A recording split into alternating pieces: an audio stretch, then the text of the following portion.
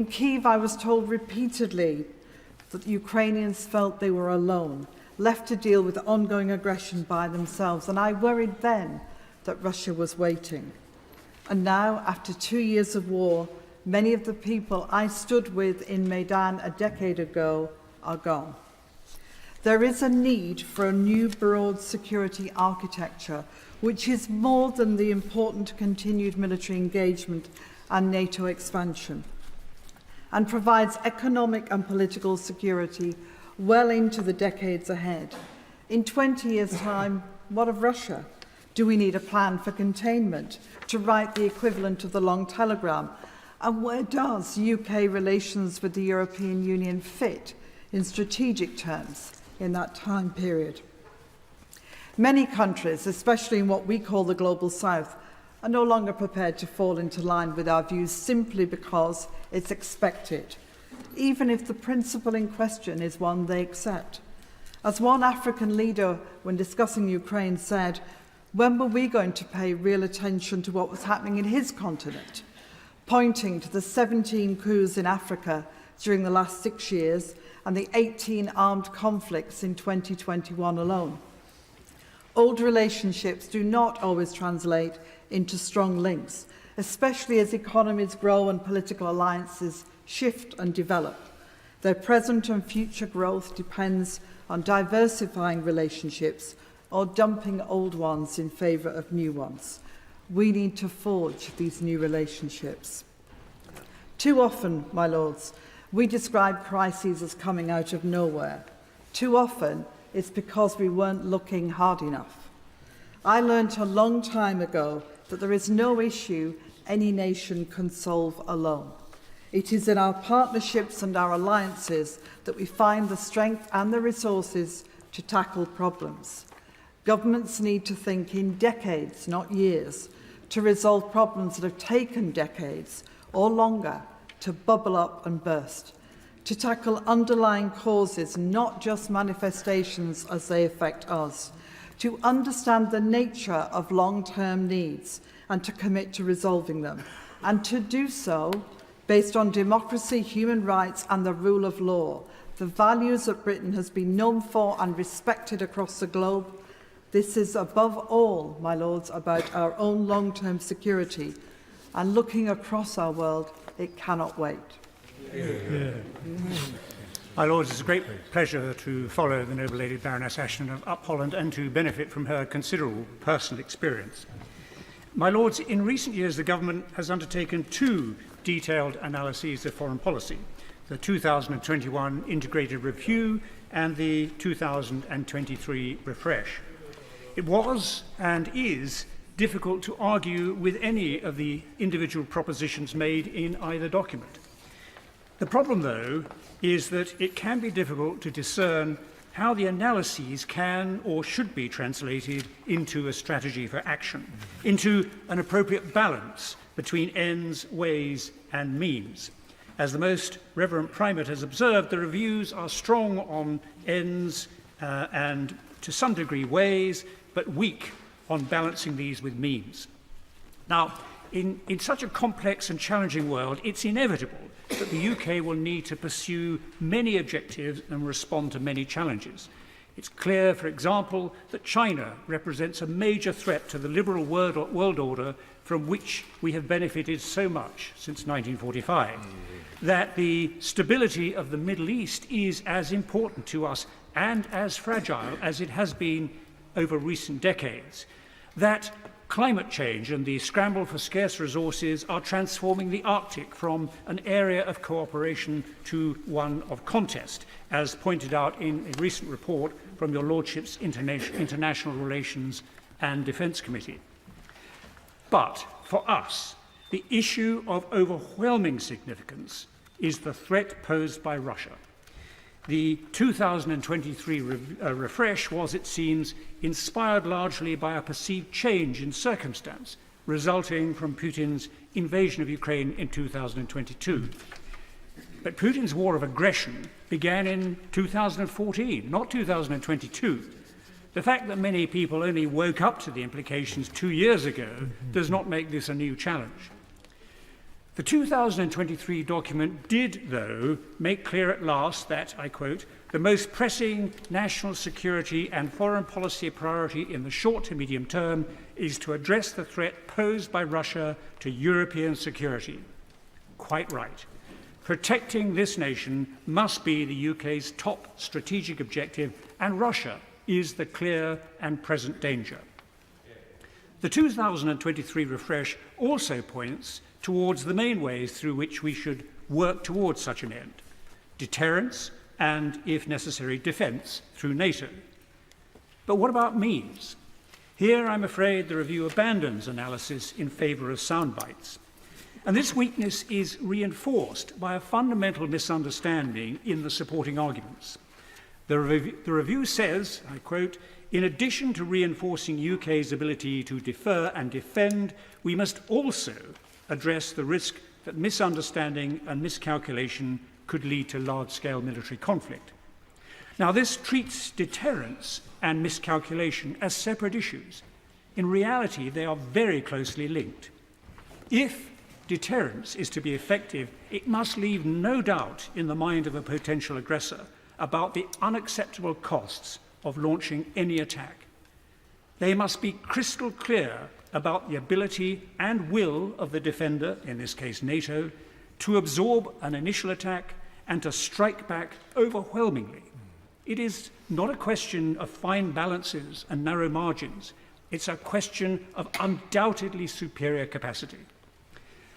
And we should keep this in mind when we consider what the 2023 refresh has to say about means. It talks about recent increases in UK defence expenditure in cash terms, but we all know how little meaning that has in the face of inflation, let alone when set against previous large reductions. As far as future increases are concerned, the government has said that it aspires to increase defence expenditure to 2.5% of GDP over time and as fiscal and economic circumstances allow. My lords, this is like someone muttering about one day taking out adequate insurance while their house burns down around their ears. If the noble lord, the Foreign Secretary, thinks this is somewhat extreme, let me quote his own wise words. He said, "The lights are absolutely flashing red on the global dashboard." And he added, "It is hard to think of a time when there's been so much danger and insecurity and instability in the world." Spot on. But does he really think that a vague aspiration to increase defence expenditure to a level still far below where it stood as recently as 2010 is an adequate response to such a dire but undoubtedly accurate analysis? The Economist magazine said recently that European leaders, including in the UK, need to raise defence spending to, I quote, a level not seen in decades, to restructure their arms industries and prepare for a possible war. It concluded that this work had barely begun. I look to both sides of the chamber when I say that we'd better get on with it before it's too late. My lords, after these wise speeches, with no doubt more to come, what can one say in 5 minutes about the boiling turmoil of the world today, and about the crises and the pessimism with which it is riddled? And in particular, what can one say that is at all optimistic in all this scene? Well, one positive optimistic note I strike straight away is this.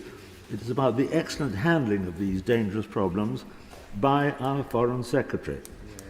My noble friend has kept us, and your lordships in particular, extremely and continuously well informed. And all I can say to him is that is very much appreciated.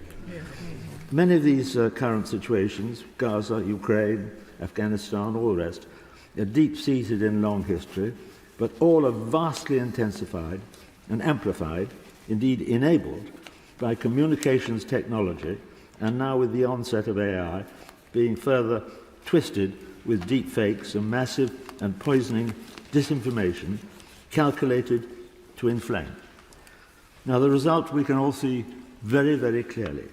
If not, we're not so clear often about the deeper causes. And just as I say in parenthesis, that should, if the Labour government is going to take over, if it does, I do hope they have on board a real Ernie Bevin who understands the realities, the real fundamental realities of the modern situation. The trust and mutual respect have dwindled. Polarized abuse has taken center stage internationally, as well as, of course, internally within our own society. Deliberative diplomacy has been pushed aside, killing the areas of compromise and the middle ground on which international cliff-edge crises in the past, or some of them, have usually been resolved. And as the noble Lord Kerr, I noticed the other day, observed, we are seeing the collapse of the international rule of law before our eyes. My Lords, my noble friend, the Foreign Secretary, has more than once made the strong point that all the democracies and responsible nations of the world who are directly endangered by current world crises should step up much more strongly to the plate and work together and not just leave all the heavy lifting to us and to the Americans. The UN was founded, wasn't it, by our forefathers in 1946, but it was in entirely different global conditions from anything we face today. So the question now that we must address is what new structures, independent forces and alliances of the like-minded should we be beginning to think about building anew on or even replacing the post-war global architecture of the last century? How, for instance, do we give the UN new life and effectiveness? Or do we just shrug our shoulders and instead develop multipolar forums and overlapping alliances with the new Asia and the new Africa, or at least as long as the UN, despite its excellent agencies, remains paralyzed by Russian and Chinese domination, as my noble friend Baroness Goldie was reminding us just now?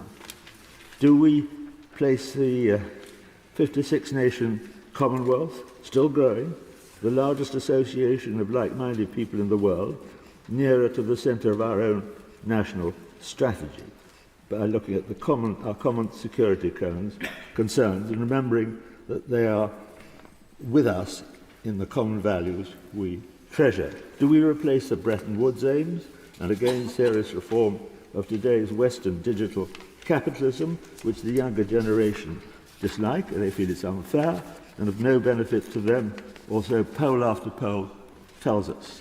My Lord, should we work out a cleverer China approach of containment, or modernise the outdated UK-US special relationship, which is absurdly out of date? Do we devise a new pan-European security system and further restructure NATO in the age of hybrid wars, and now that a possible Trump administration is going to turn America away from NATO altogether? There are currently no answers to any of these concerns, my Lord, and almost no sign of any common ground on which they could be pursued.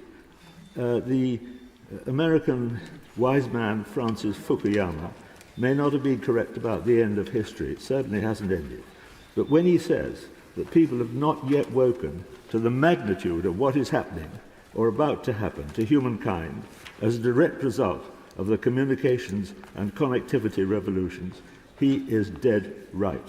My Lords, perhaps this is one area in which our nation and our foreign policy thinking really can begin to take an enlightened lead. Yeah. My Lords, the noble Lord, the Minister, in his characteristically powerful speech, reminded us of the importance of the UK championing the flourishing of democracy. Those were his words. The noble Lord, Lord Howell, reminded us of the need for us to wake up. And we certainly do need to wake up to what is happening to democracy in the Sahel, what is happening to democracy throughout Africa at this time, and the danger of democracy and democrats finding themselves very much on the back foot. My Lords, I grew up in the Commonwealth. I grew up in Ghana, in West Africa, in the 60s. Many of us here are childs of the 60s. And we know that the 60s were characterized by global competition between West and East. And no continent suffered more, frankly, from that competition than the African continent. There's a proverb in Africa that when the great elephants fight, it's the grass that suffers. And that's certainly what occurred in Africa. And during that period, between 1960 and 2000, coups in Africa averaged 4 a year. There have been 200, it is estimated, successful or attempted coups in Africa since the 1950s. Up until relatively recently, democracy seemed to be flourishing in Africa. And there were more people who were able to cast their votes at a ballot box and cast it safely than had hitherto previously been the case since the early days of independence. Sadly, my lords, that is now in decline. In Mali, there have been 2 coups, in 2020 and in 2021. In Guinea, in Sudan, in Burkina Faso, again twice in 1 year in 2022, in Niger in 2023, and in Gabon in 2023. The Sahel is threatened with a contagion of coups and Islamist insurgency on a par that we have never seen before. And added to that is the growing destabilizing factor of the intervention of Russia on the continent through the Wagner Group, which has reinvented itself in ways that mean, I'm afraid, that it's directly linking its commercial interests in mineral extraction with military intervention in order to create the context in which that extraction to the benefit of Russia can take place. And in the same time, it is selling arms. It is the single biggest supplier of arms in the Sahel as we speak. My lords, we have to have a response to that. For democracy to flourish, there is a need for jobs, an end to instability, and an end to hunger. The reality, my lords, for Africa and Africans is far from that. There's a growing humanitarian crisis. Armed conflicts have worsened human suffering and forced millions to flee. Roughly 2.7 million people have been displaced by coups and armed insurgency. That's the reality. I know what it is to be a displaced person. I'm ever grateful to the people in the community in Hemel Hempstead who welcomed me and my mother and my sister when we fled the coup in Ghana in 1966. It's no easy thing. And linked to that, 2.7 million people displaced, 1.6 million children are now malnourished, and those are on last year's figures, and the most recent indications make it look like there'll be more than 2 million children undernourished in this year. My lords, we need to have a response to that, and it needs to be a response, surely, that links support for democracy and civil society through institutions like the Westminster Foundation for Democracy, giving them the capacity to operate on the ground. It means creating jobs through support for the Africa Free Trade Area, and it means expanding in answer to the desire of China and Russia to create bases, more military bases, more naval bases. Naval bases China has now in West Africa as well as East Africa. Russia is seeking a base in the Sudan. We have to have a response to that is led by military diplomacy. And there has to be an investment in military diplomacy on a scale that we have not seen for very many years. My lords, we have an opportunity with the reputation this country has in Africa, the people of this country have in Africa, to make a difference so that democracy flourishes. But it flourishes because democracy is seen to provide jobs, to provide security, and to provide decent health and well-being for all the citizens in democratic countries. My Lords, the Noble Lord the Minister is used to being on the global stage, and he may have just a few months to make a difference now. So what might he and his very able colleague, Lord Ahmad, focus on? And like Lord Ahmad, I was a junior minister in his administration, so fancy me having this opportunity now. So, first and foremost, there's climate change. Perhaps his main aim here should be to stop the UK going further backwards. We were a world leader, and that's not our message now. Then there's the rise of authoritarian and populist regimes, bolstered by misinformation, the undermining of international law. A key actor here is Putin, with his aggression against Ukraine. Maybe the greatest contribution the Noble Lord can make is to work very closely with European allies. Those European leaders have welcomed him with a sigh of relief. And it is Europe that is at most immediate threat. Then the Noble Lord could argue for the restoration of the aid budget. But something tells me that the budget tomorrow will not restore this, and he would waste his breath here. Might he do more in relations with Africa?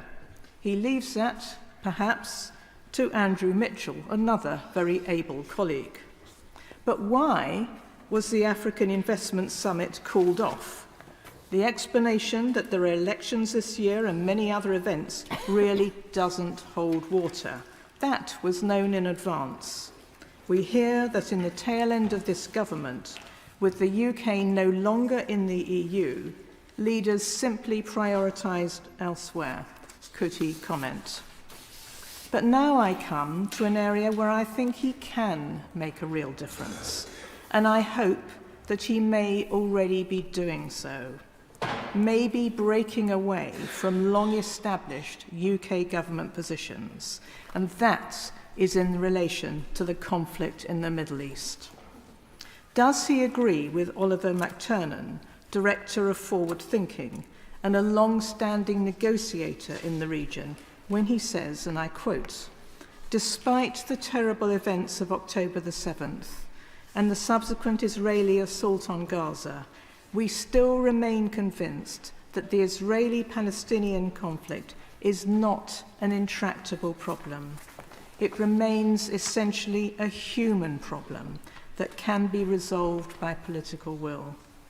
In some ways self-evident, in some ways a pipe dream.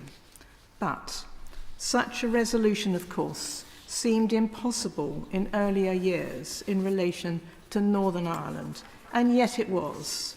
And that was a conflict on which the whole world seemed to have a view, just as they now do on the Middle East. Does he agree that what is happening now has to be a turning point, both for Israel and the Palestinians? Violence cannot be the solution.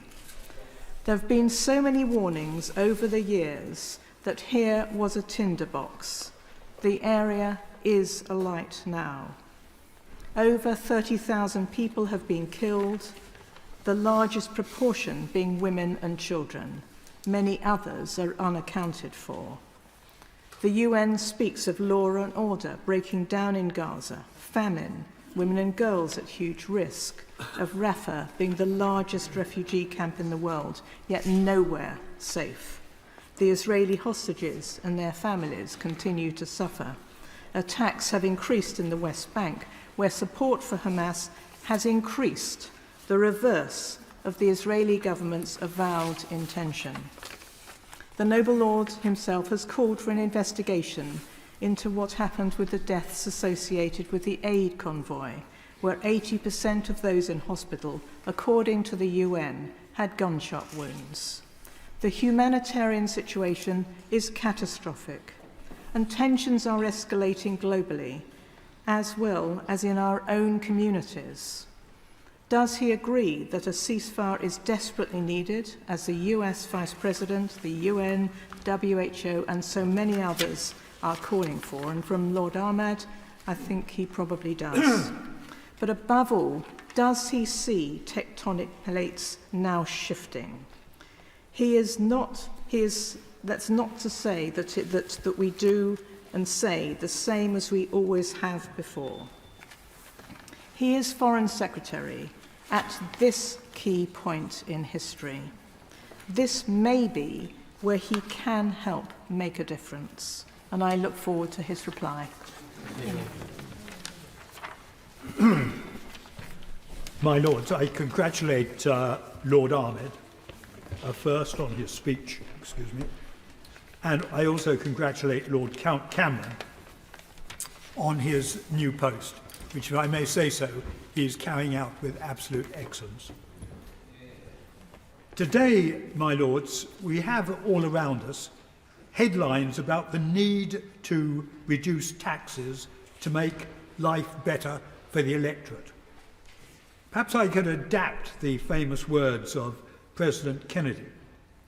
We should think not just about ourselves, but also about the needs of other peoples around the world. There is the perilous position of the position of the Palestinians. There is the poverty in Africa and a host of other nations. But I would suggest that what we have to decide is where today we can exert the most influence most quickly to improve the position. And I would suggest that at this moment, this is in Ukraine. I remember being in Kyiv in the winter of 2013, just before Christmas. In the central square, there was a crowded demonstration of several thousand supporting closer links with Western Europe and protesting at the then government's refusal to do this in the face of Russian threats. The crowd was enthusiastic but peaceful. There was no hint of violence. But later, when the television cameras had stopped transmitting, the demonstrators who remained were beaten back by riot police and the square cleared. It was the immediate prelude to the Kyiv Revolution. It is fair to say that since then, the government of Ukraine has received a great deal of verbal support from other European governments, Britain, France and Germany. The question really is, and this has been touched on by a number of speakers, most of all perhaps the Archbishop, the most reverend prelate. The question really is whether the tangible support has matched the rhetoric. In 2022, the Russians invaded, and few of the commentators gave much for Ukraine's chances. We have now passed the second anniversary to the resistance of that invasion. Thanks to the courage of the armed forces, the determination of the people of Ukraine, and the leadership of President Zelensky, Russia has been held back. But the question is, for how long? To put it bluntly, Ukraine needs more help now. In Germany last month, President Zelensky made an urgent appeal for more weapons to avoid and I quote, a catastrophic situation in Europe. That was a strong warning. We should listen, but above all, we should respond. Countries like Britain are giving, but the truth is that we must give more. I am not a completely uncritical supporter of Margaret Thatcher, as my recent book perhaps shows. But I should say, and she certainly was not a world leader on AIDS, but I should say on her central aim that government must pursue a strong defence policy, coupled with insisting on law and order at home, she was absolutely right. I'm not so hopelessly optimistic that anything we say in this debate will influence the budget tomorrow, much of which has already and totally regrettably been leaked already to the press. Nor do I pretend that spending more on defence is an easy message. It means scaling back on other projects, but it is the right thing to do, and we should pursue it. We cannot afford a further part of Europe to slip under the power of Putin and the Russian government. Ukraine deserves all our support, and that support is what we should volunteer.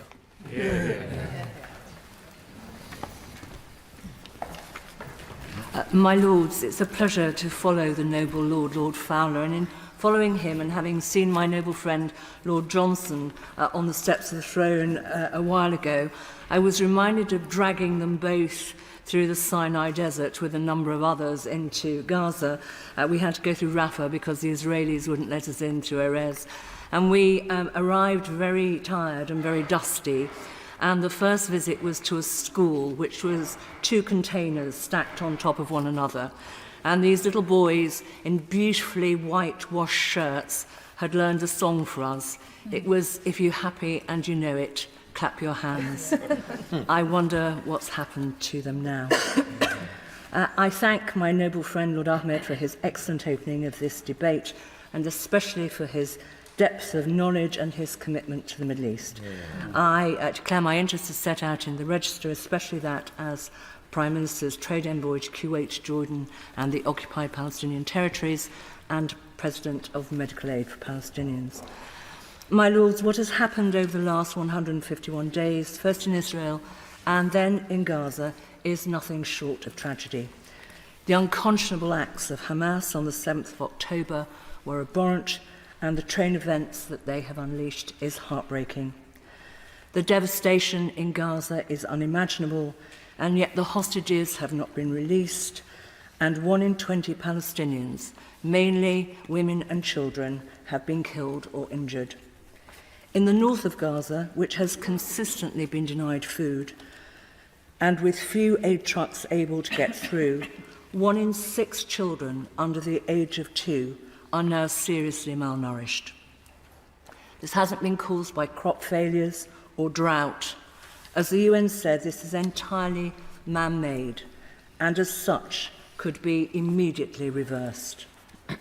I would like to pay great tribute to my noble friends, the Foreign Secretary and Lord Ahmed.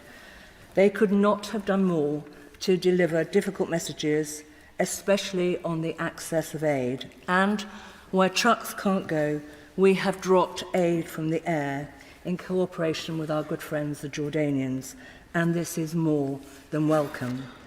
But aid dropped from the sky doesn't always reach those who need it most.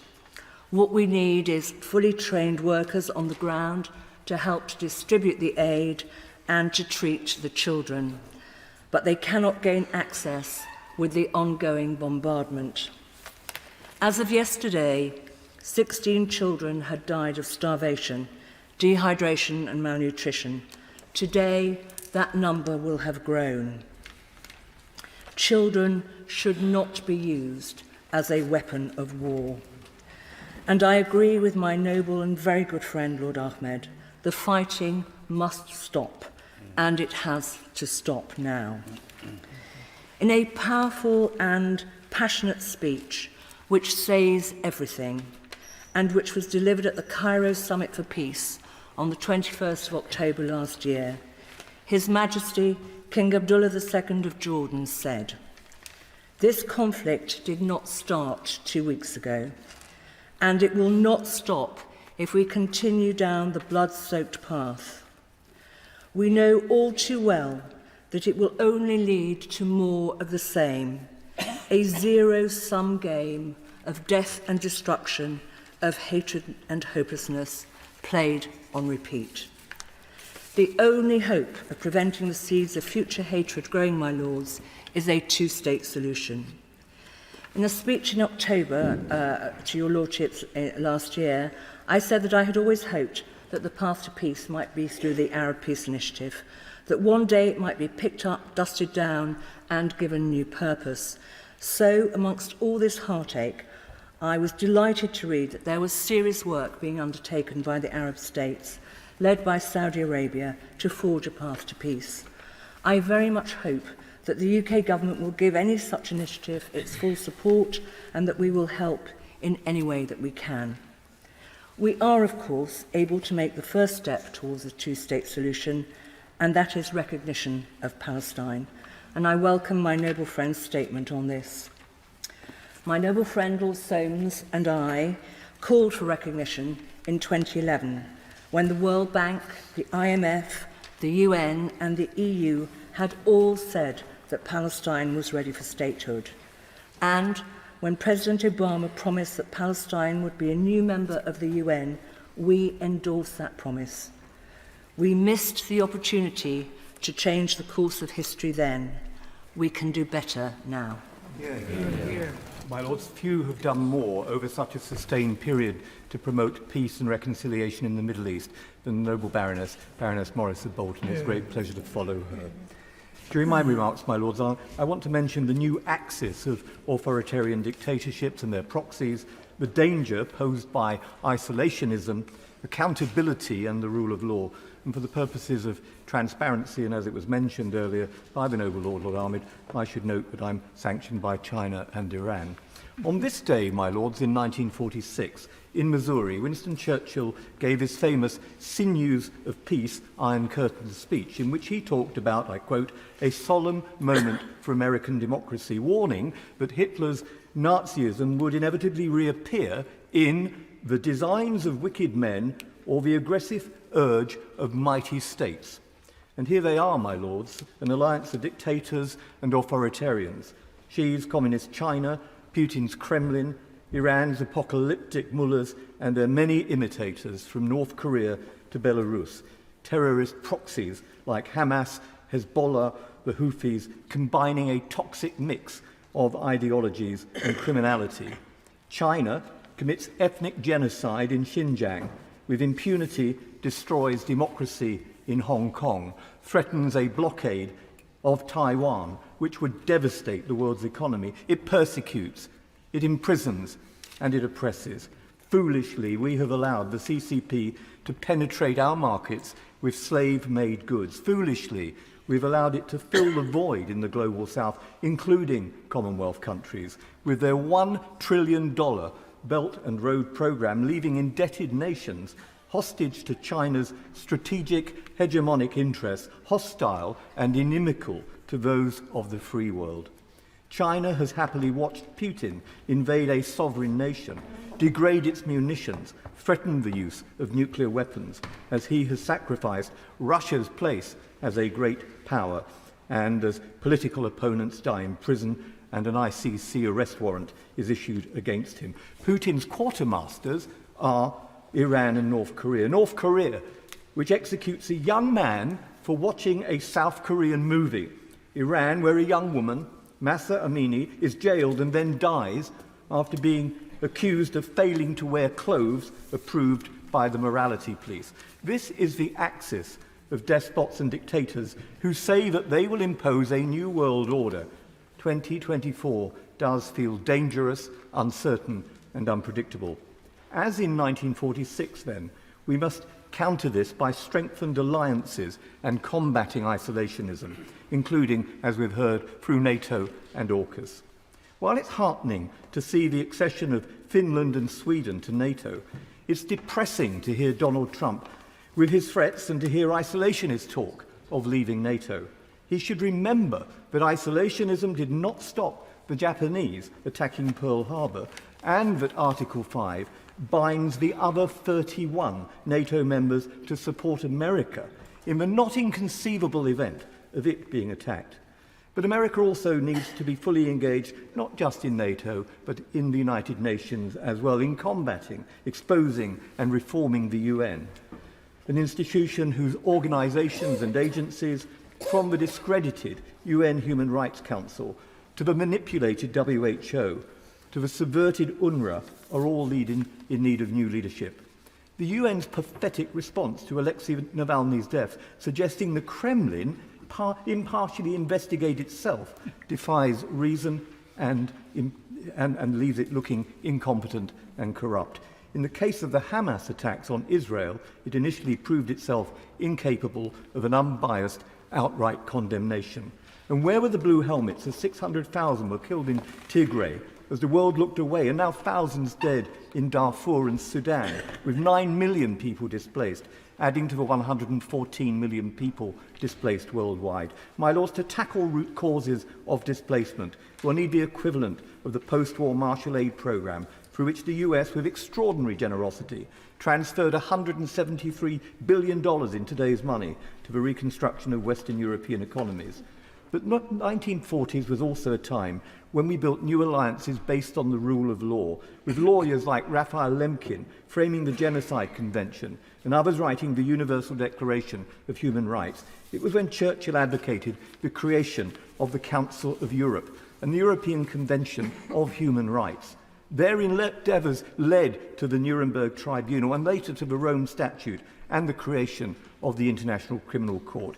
I hope that when he comes to reply, that the Foreign Secretary will tell us how in our generation we will ensure a tribunal is established to prosecute the crime of aggression in Ukraine.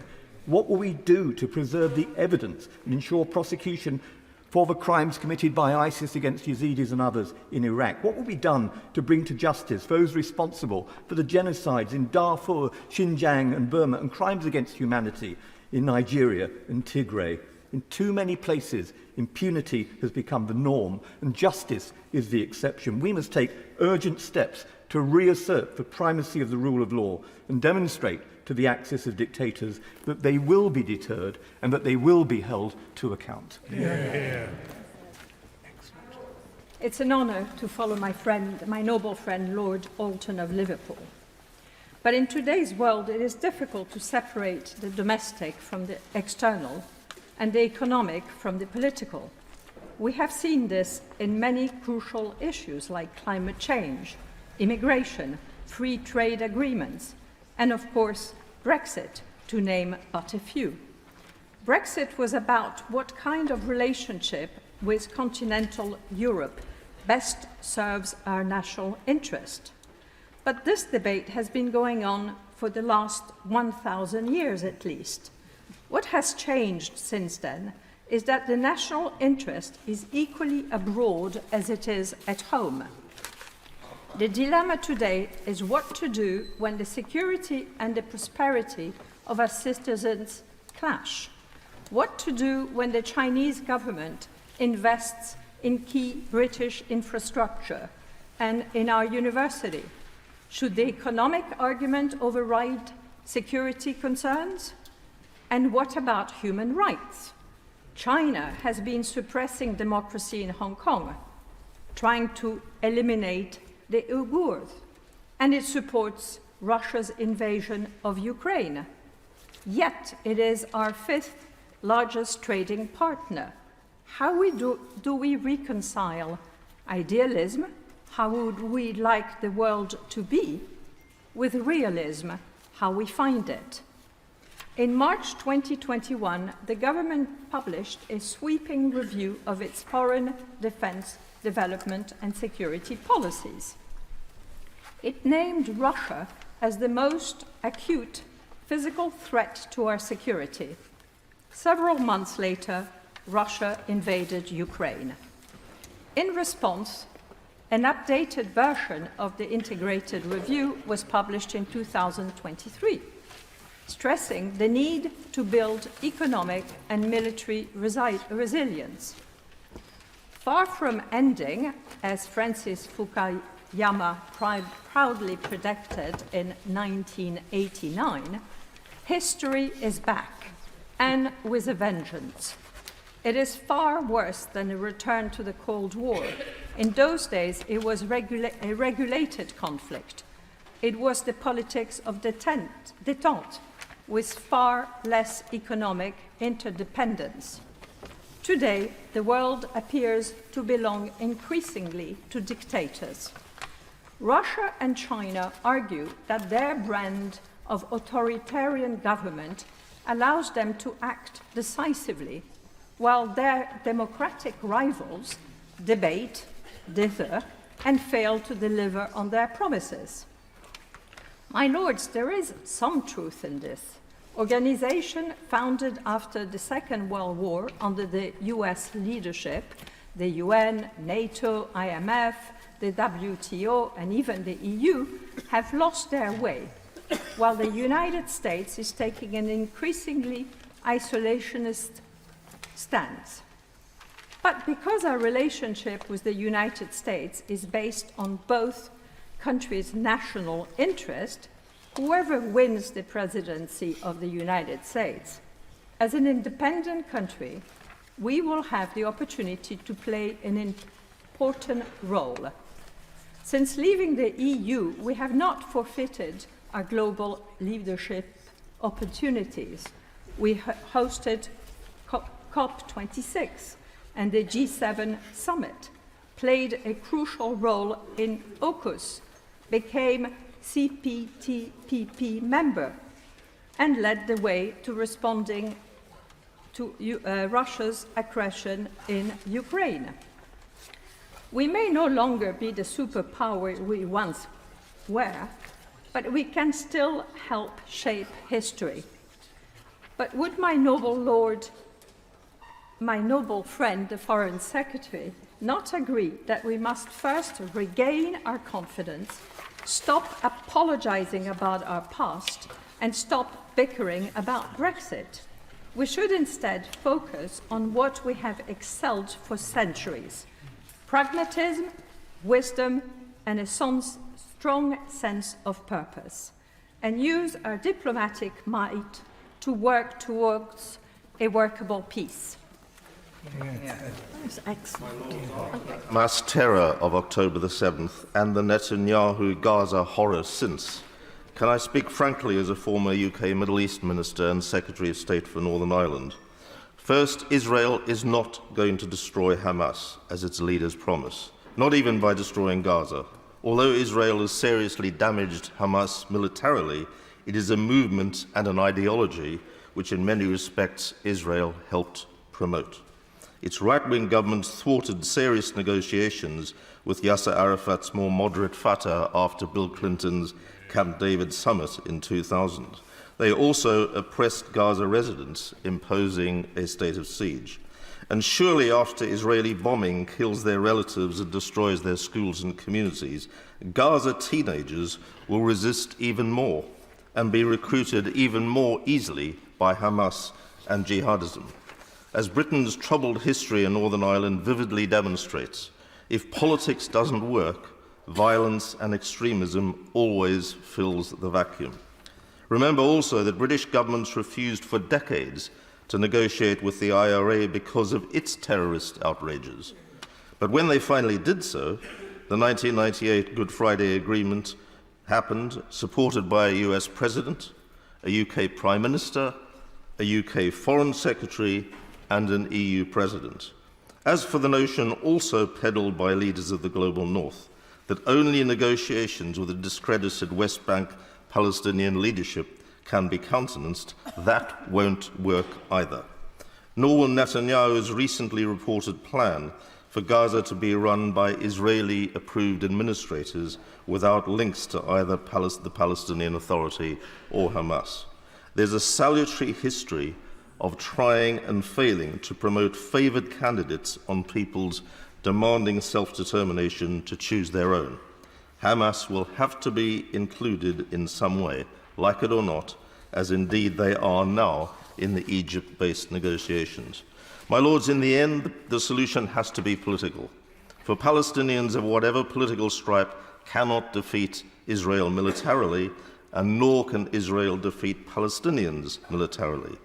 As Jonathan Powell, Tony Blair's Chief of Staff, wrote compellingly in his book Talking to Terrorists, such conflicts can only be resolved by negotiation. By the way, Arafat had previously been labelled a terrorist with whom Israel would never deal, as also had Nelson Mandela by apartheid rulers. Yet Israel's right-wing leaders have been hell-bent on turning Palestinian territories into occupied dependencies. The West Bank, small islands of which are nominally administered by Fatah, but in practice controlled by Israel, now contains 500,000 Israeli settlers, East Jerusalem nearly 250,000. UK ministers wring their hands, pointing out that such settlements are illegal, but do nothing. And where's all this got Israel? Not more, but less security, as the October the 7th pogrom palpably demonstrated. Yet the flat rejection of a two-state solution by Netanyahu means permanent Israeli domination, with escalating violence and regional instability. Can I suggest to the noble Lord the Foreign Secretary that beyond the current talks, he supports a regional summit involving Israel, Egypt, Saudi Arabia, and yes, Iran too, along with Jordan, Qatar, and the UAE, for there will be no stability in the region unless all parties are included. Many in the global south, my lords, are contemptuous of what they see as profound double standards by global north leaders, including the UK, wanting backing for Ukrainian self-determination, quite rightly, but being complicit in the denial of Palestinian self-determination and culpable in the Gaza horror. The geopolitical breach with the global south is deepening and will cost Washington, London, and Brussels dearly in an increasingly turbulent world. Meanwhile, my lords, I remain a friend to both Israelis and Palestinians, and that's no sellout of either, but a recognition that they share a future together or they share no future at all worth having. My lords, it's always a pleasure to follow the noble Lord Hayne with all his experience. My lords, 5 minutes and 2 points, and a part of the world that hasn't yet been discussed in this debate. My first point is about Central Asia, where I believe increased investment in soft power now could make a very real difference, and where there is a clear appetite for greater engagement from the United Kingdom. And I refer, noble lords, to my interests in the Register, my work in Central Asia since 2017, and more recently as a trustee of the John Smith Trust. I believe the UK should be both a reliable long-term partner and a critical friend to Central Asia. Geopolitically, it is an important region with a young and dynamic population where, for example, in Uzbekistan, over 60% of their well-educated population are under 30 years old. Younger people in Central Asia want an alternative to both Moscow and Beijing. They want greater access to our English language, our universities, and they want to strengthen their civil society and free media. The noble Lord the Minister will also probably know that currently many Uzbek workers help every autumn with our cherry harvest in Kent. People I speak to in Central Asia would also like greater assistance in establishing a genuinely independent judiciary and modern legal structures. This would assist in the fight against corruption and help to embed reforms. I know many in Kyrgyzstan in particular would welcome this. We should learn, I believe, my lords, from the lessons of the recent past and from some of our mistakes in the region. After the breakup of the Soviet Union in 1991, Putin and the current Russian leadership were able to adopt a pick and mix of unregulated free market economy with pretend so-called managed democracy without ever actually allowing genuine democratic structures and the rule of law to take hold. Our soft power influence through BBC World Service as well as through leadership and critical thinking programmes such as the John Smith Trust and the British Council are absolutely key. For example, having a British Council staff member in the British Embassy in Bishkek in Kyrgyzstan would make a very real difference very quickly. Kyrgyzstan has just chosen, I understand, to invest in a 30-year contract with Cambridge University Press for its core school textbooks. We should, I believe, my lord, celebrate this. I know the noble lord, the Foreign Secretary, clearly has many, many calls on his time, but I would strongly recommend a visit to Central Asia. My second point, my lords, is one that has been mentioned by many other noble lords already. This is a critical year ahead for Ukraine, especially in the context of the elections in the United States.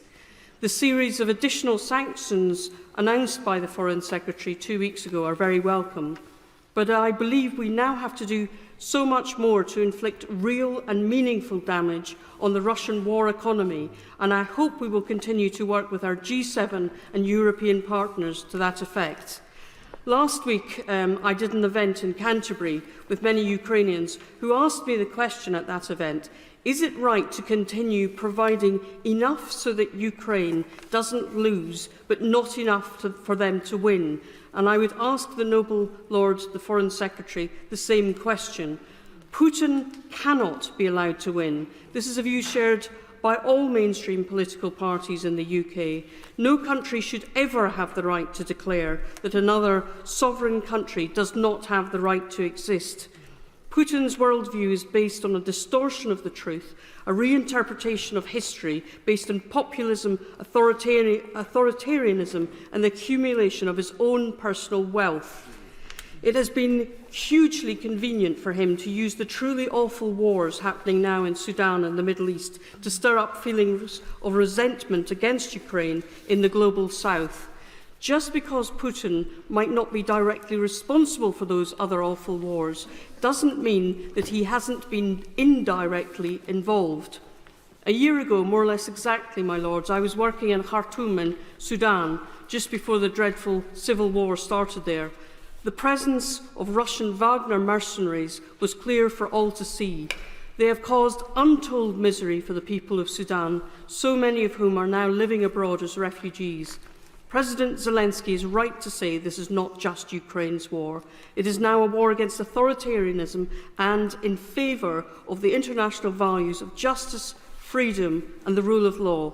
We must, my lords, keep supporting Ukraine in this war, however long it takes. Yeah. It's a pleasure to follow the Baroness Suti, and I refer the House to my registered interests as President of Conservative Friends of Israel and Director of the UK Abraham Accords Group. Some 3 months ago, my noble friend, the Foreign Secretary, said, and I quote, "If we leave Hamas in charge of even a part of Gaza, there will never be a two-state solution, because you can't expect Israel to live next door to a group of people that want to do October the 7th all over again." I'd be grateful if the Foreign Secretary would confirm that this continues to be his position and the position of Her Majesty's government. Whilst asking questions, I would like the Foreign Secretary, if possible, to comment on the deeply worrying FCDO seminar that took place last Wednesday, the 28th of February, entitled Israel, Gaza, What Next for Hamas, with 100 people with speakers who were clearly at odds with government policy. Of the 5 points, I'd like to highlight 3 of the points which are paramount in achieving regional peace. No ceasefire can be achieved until all hostages are released. Like other noble lords, especially the Foreign Secretary and Lord Ahmed, I've spent time with families of hostages in both Israel and here in the UK. We recoil in horror at the witnessed testimony about those held hostage, especially, my lords, the plight of the young women of the tunnels who are subject to unspeakable horrors as sex slaves. They must all come home. Having returned from 2 recent visits to the region, one in the UAE and Bahrain and the other to Israel, it seems to me that the Abraham Accords represent a beacon of hope. And the Accords have shown promise, but their full potential remains untapped. Less than 1 month before October the 7th, on the 14th of September, I initiated a debate on the 3rd anniversary of the Abraham Accords, and I asked His Majesty's government, what role is HMG playing in the Accords? What proactive steps are we undertaking? What conversations are we having with other Arab states? And I asked how many officials in the FCDO were engaged in the Abraham Accord activities. I say to my noble friend, the Foreign Secretary, and the Minister for the Middle East, we really, really have to do better. And on the 15th of January, I paid tribute to the Kingdom of Bahrain for playing an important role in the coalition against the Houthis in the Red Sea. My lords, the security and the stability of the Red Sea is vitally important for the UK and all our global allies. This last weekend, the UK-registered carrier, the Rubimar, was sunk off the coast of Yemen by Houthi terrorists who have vowed to continue to target UK shipping. The Deputy Foreign Minister in the Houthi-led government, Hussein al-Ezi said, and I quote, "Yemen will continue to sink more British ships, and any repercussions or other damages will be added to Britain's bill." Now, my lords, a very short distance from Yemen's violent and chaotic coast lies Somaliland. Somaliland has 850 kilometres of Red Sea coastline, which has no piracy, and this can be attributed to the pro-Western democracy that is Somaliland. And on January the 1st, Ethiopia, a key partner to the UK, signed an MOU with Somaliland in which Ethiopia formally recognises Somaliland in return for Somaliland giving Ethiopia naval and commercial access to the Red Sea. This has been ratified by the Ethiopian Parliament, and other prominent African nations are seriously discussing this. My lords, I urge my noble friend the Foreign Secretary to look at these positive developments with a sense of urgency. My lord, what has been abundantly clear is the energy that my noble friend the Foreign Secretary has put into the areas of foreign policy in Ukraine, the Middle East and beyond. It's a dangerous world, as we've all heard, being made more dangerous every day by the actions of the regime of Tehran and its proxies, whether Hamas, Hezbollah or the Houthis. But, my lords, there appears to be an opportunity for the UK to play a significant role in the Horn of Africa. My noble friend, the Foreign Secretary, has a unique role after hosting the Global Somali Conference in 2014. The UK is also the penholder at the UN on Somalia and Somaliland, and therefore is perfectly positioned to take a lead. My lords, putting Somalia back together has not worked. The world has changed, and it's moved on since our One Somalia policy, which was born in 1961. And it's time our policy changed too. And I hope my noble friend, the Foreign Secretary, will find the time to recognise and uphold Somaliland's contributions to regional stability and security, ensuring that its vital role is not overlooked and undervalued. My Lords, next Monday we mark Commonwealth Observance Day, and we look ahead to the biennial meeting of the Commonwealth Heads of Government in Samoa this October. It's no secret that the Commonwealth was an organisation close to the heart of Her late Majesty the Queen, and indeed also to her son, now our King, both of whom I was privileged to accompany on many Commonwealth Heads of Government meetings, visits over the years in my role as Private Secretary. The late Queen put it in a typically enigmatic way when she said, "It is easy enough to define what the Commonwealth is not. Indeed, this is quite a popular pastime." Nonetheless, my Lords, I would like to make two brief comments about the UK's present relationship with the Commonwealth. Firstly, I believe Samoa represents a great opportunity for the Commonwealth to rekindle its sense of purpose, and the UK can play an important role in assisting with that. The fact that world leaders will, in October, gather in this Polynesian island country is a fitting illustration of the geopolitical importance of the Commonwealth, not least as we contemplate a growing Indo-Pacific focus. One country that certainly got this message is China. Beijing has reportedly invested more than £685 billion across 42 Commonwealth member states since 2005, and many of your lordships will have seen first-hand evidence of major Chinese infrastructure projects when visiting Commonwealth countries. There is much that the UK can do in the run-up to Samoa to influence the Commonwealth's future trajectory, including in the areas of intra-Commonwealth trade and investment, tackling climate change and biodiversity, youth opportunity and education, and promoting our shared democratic values. There is huge inherent opportunity in an organisation which can tap into the ingenuity and imagination of a third of the world's population, including 1.5 billion people under the age of 30. It's the global strategic equivalent of sending a space probe to Pluto, powered just by 2 Duracell batteries, using the gravitational force of the planets to slingshot us on our way. And I do detect an increasing appetite within the Commonwealth countries for fresh and equitable relationships, which in the long run improves us all. It's an opportunity too good to ignore. Secondly, I know I'm not alone in my concern about the current status of the Commonwealth Games. We all know that these so-called friendly games have the benefit of being less commercial than other international contests, give non-Olympic sports like netball a place on the world stage, and allow smaller countries, including the UK's home nations, a chance to get their athletes on the scene. In the immediate term, I hope the United Kingdom is doing all it can to encourage the Commonwealth Games Federation to work out a viable resolution for 2026 and 2030. For the longer term, perhaps now is the time to start exploring fresh ideas for the staging of the Games. Perhaps, as has happened recently with other contests, different countries or cities or states holding different sporting events during a given year.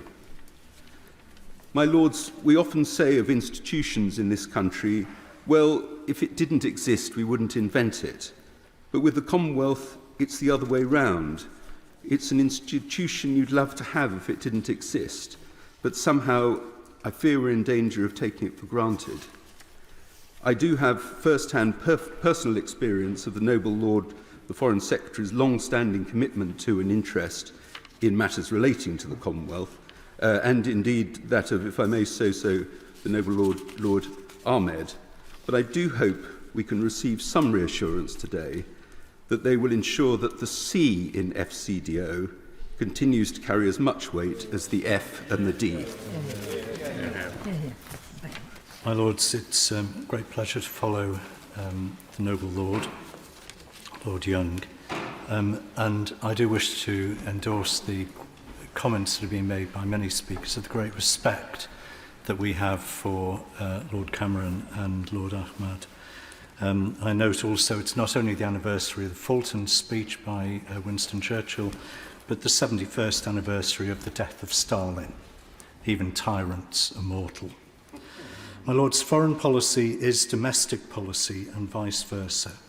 What happens in Gaza hits the streets of Leeds. What happens in Kashmir directly affects attitudes and events in Bradford. It's impossible to put foreign and domestic policies in separate compartments, which is why it's vital that the UK does not create a credibility gap when thinking that what we do in London is not noticed in places beyond these islands. In the last 10 years, we have seen the absurdity of speaking of our neighbours as if they couldn't understand us. I witnessed Brexit. And secondly, of demanding adherence by Russia, China, Sudan, and so on to the rule of law, whilst being ready in this place to drop commitments made by us. I think there are now 3 bills that have come to this House with a cover note saying that the Secretary of State cannot guarantee that our obligations under human rights legislation, for example, are being met. This country has achieved a credibility over decades, especially in the 80 years since the end of World War II, for honest diplomacy and pragmatic integrity.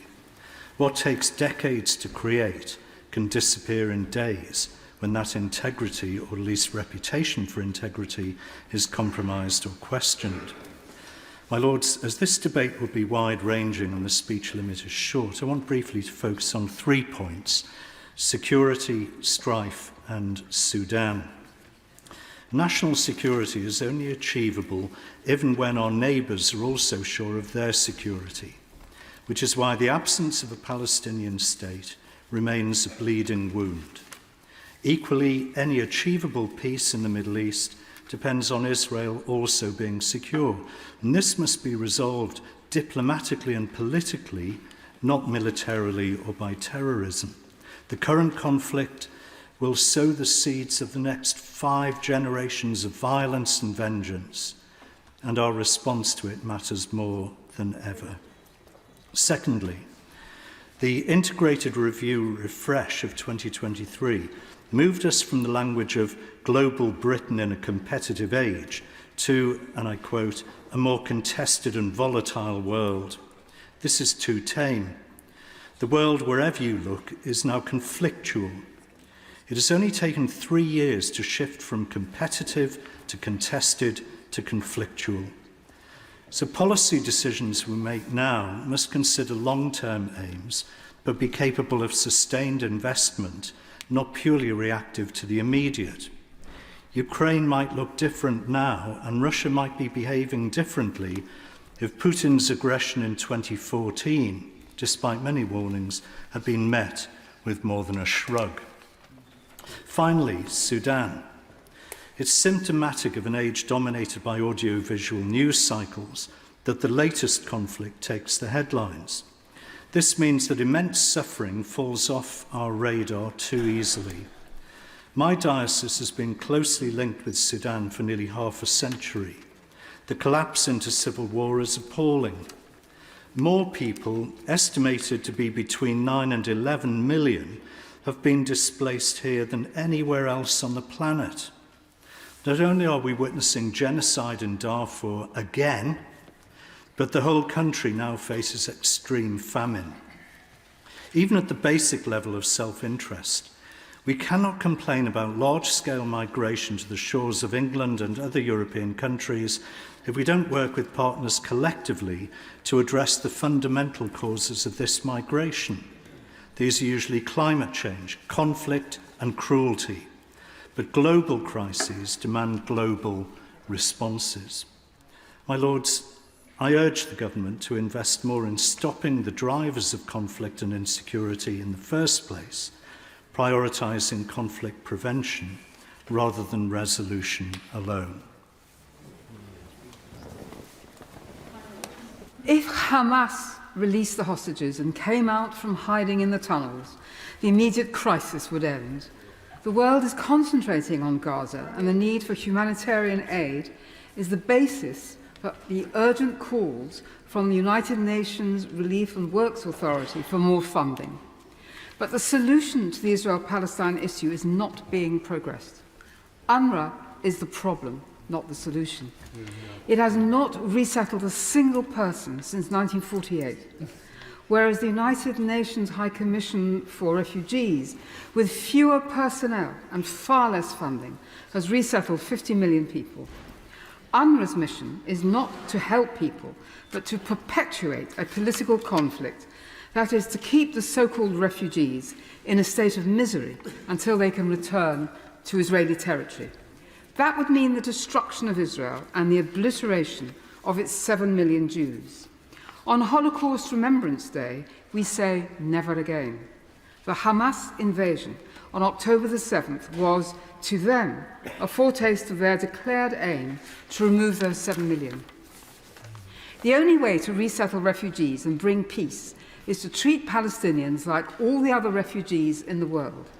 As with millions of others post-war, there was upheaval and new national boundaries. They cannot return any more than Jews can return to their former homes in Syria and Iraq and elsewhere.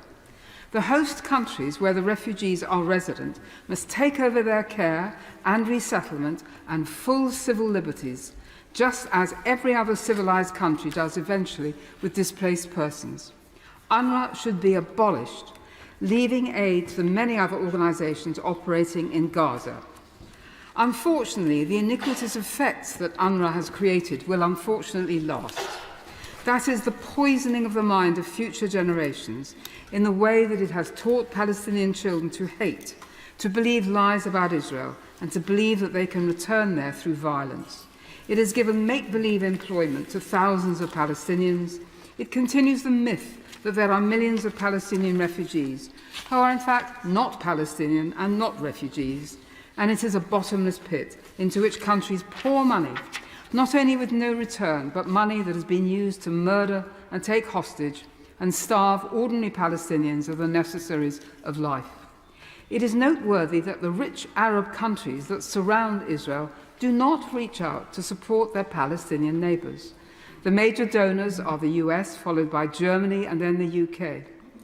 Where have the millions, indeed billions of dollars gone? They have gone directly to Hamas to build tunnels, secure armaments, and keep Hamas leaders in luxury. The ordinary poverty-stricken Palestinian has seen none of it, and the state's donors are curiously reluctant to follow through to see where their dollars are going. By funding UNRWA, the international community has freed Hamas to spend on terror rather than health and education. UNRWA has no financial control, no audit. It suffers from mismanagement, sexual misconduct and nepotism. Support for UNRWA contradicts the UK's policy of a peaceful two-state solution. UNRWA employees were undoubtedly involved in the horrific attacks on Israel on the 7th of October. Some of those employees were members of Hamas or Islamic Jihad. At least another 1,000 UNRWA employees have ties with Hamas. Even more of them have praised the 7th of October attacks and expressed anti-Semitism and praised terrorism. What should be done? The UN Refugee Agency should take over the settlement of Palestinians in the countries where they live, and the right of return should be abandoned. The millions who live in Syria, Lebanon, Egypt and elsewhere should have citizenship and full rights in those countries, as would be the case for refugees in any other country of refuge. They are not refugees in any case, being neither born nor driven out of the land of their birth. Will the Minister accept that the continued existence of UNRWA fuels terrorism, twists the mind of future generations and perpetuates the refugee illusion, rather than putting an end to it? The end of UNRWA would be the beginning of peace. My Lords, it's a genuine pleasure to follow the noble Lady Baroness Deach, about whom I agree with a great many things, including what she's just said. I'm also pleased to see my right honourable noble friend, the Foreign Secretary, Lord Cameron, in his place. It's rather too late for me to welcome him here, but I do welcome somebody of his stature representing the United Kingdom abroad. Now, perforce, I will be short.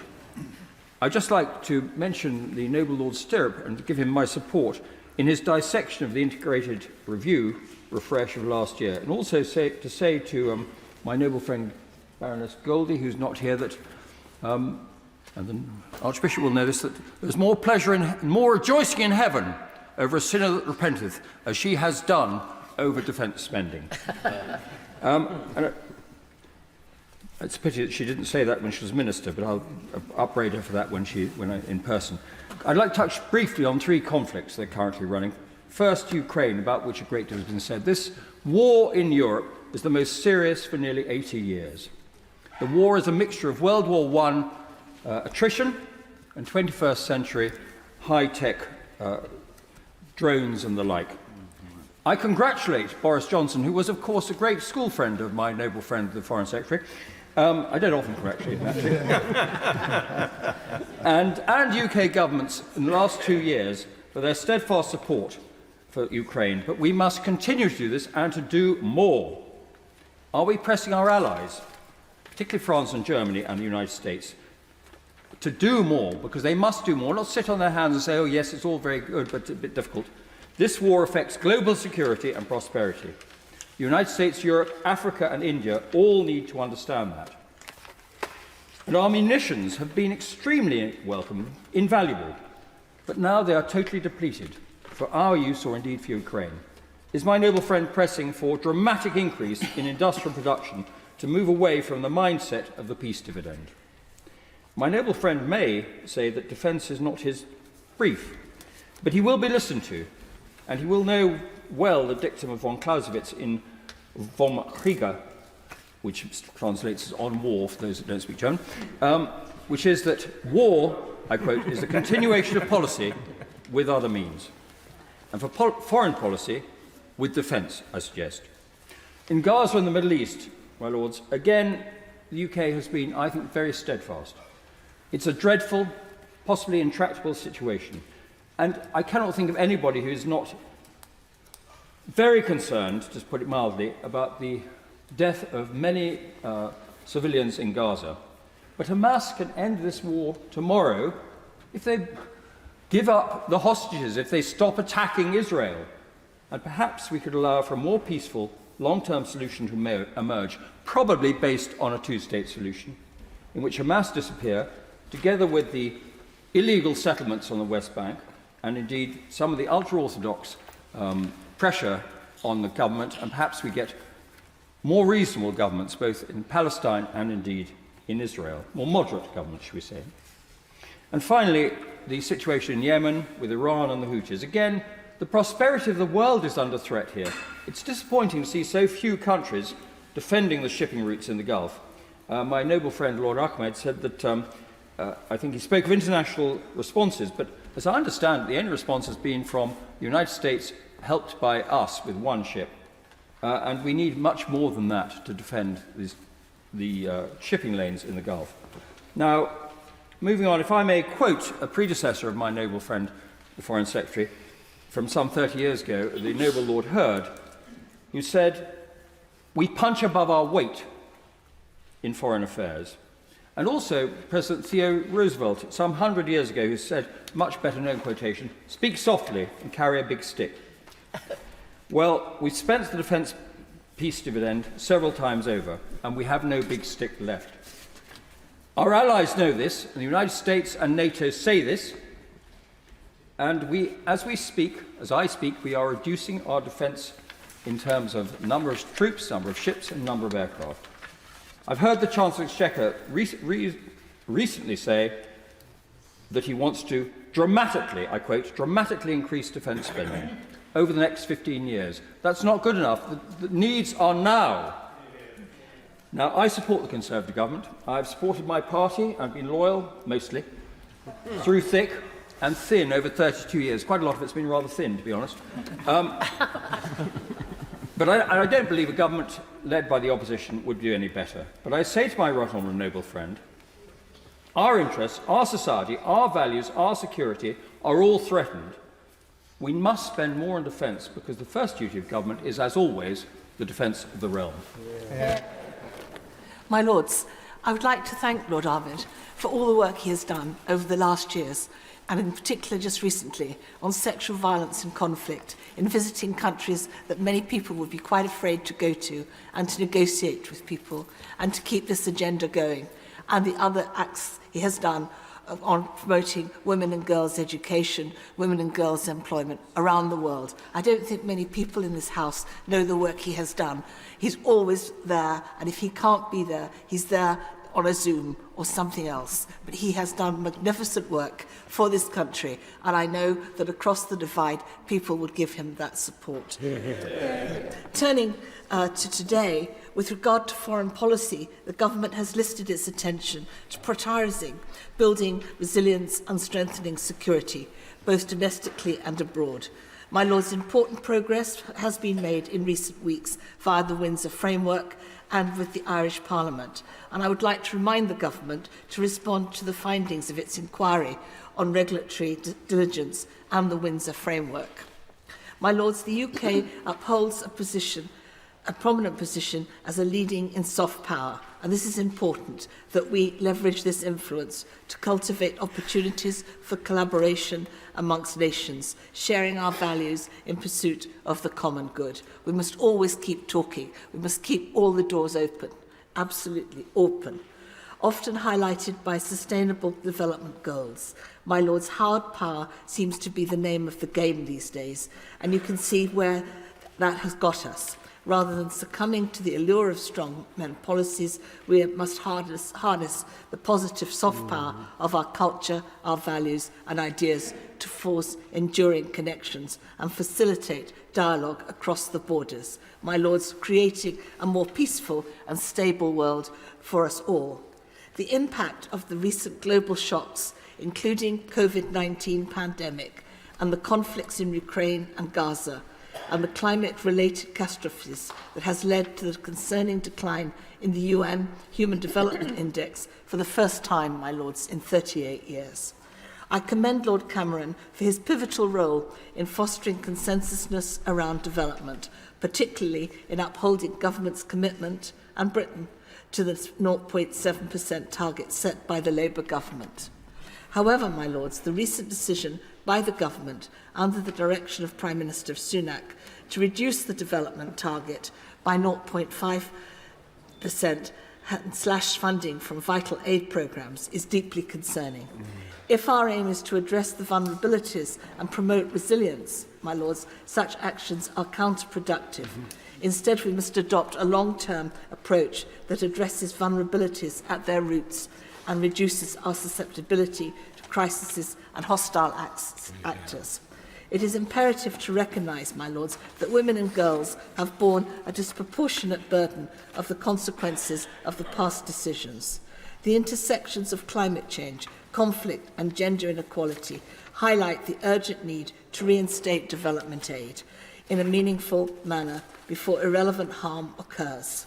While there is growing acknowledgement of the unique vulnerabilities faced by women in environmental and humanitarian crises, their voices continue to be marginalised in decision-making process, and I ask the government to continue that no decisions of any type should be made without women at every table. Conflict exacerbates existing inequalities within society, my lords, and breaks down social networks, making women more vulnerable to sexual violence and exploitation. Research shows that in fragile and conflicted countries, only 44% of women are likely to be paid in paid work, compared to 66% of men. Globally, women are less likely to have a bank account, less likely to participate in the labour market, and less likely to have access to social security, less likely to be entrepreneurs, and are paid less than men. My lords, however, they are more likely to work in informal and in vulnerable labour markets, and more likely to undertake unpaid work that is vital for a working economy. We cannot forget the women of Afghanistan, especially those who are subject to the cruel form of gender apartheid.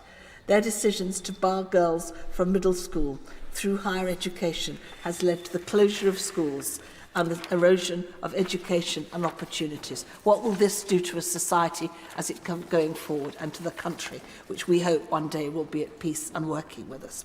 Movement restrictions and lack of access to healthcare facilities and legal safeguards are all left women at risk of serious harms, especially in the terms of maternal and reproductive health, and women vulnerable to violence and abuse.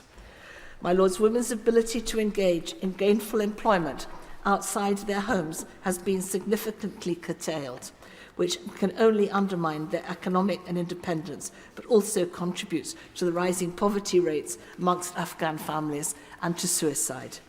When women in emerging settings are held back, the entire process of peace building and reconstruction is jeopardized.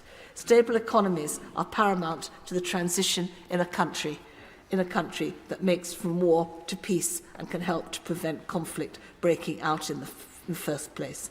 I ask the Foreign Secretary to outline the steps taken to ensure the meaningful inclusion of women in every aspect of decision-making regarding Britain's overseas involvement and development spending.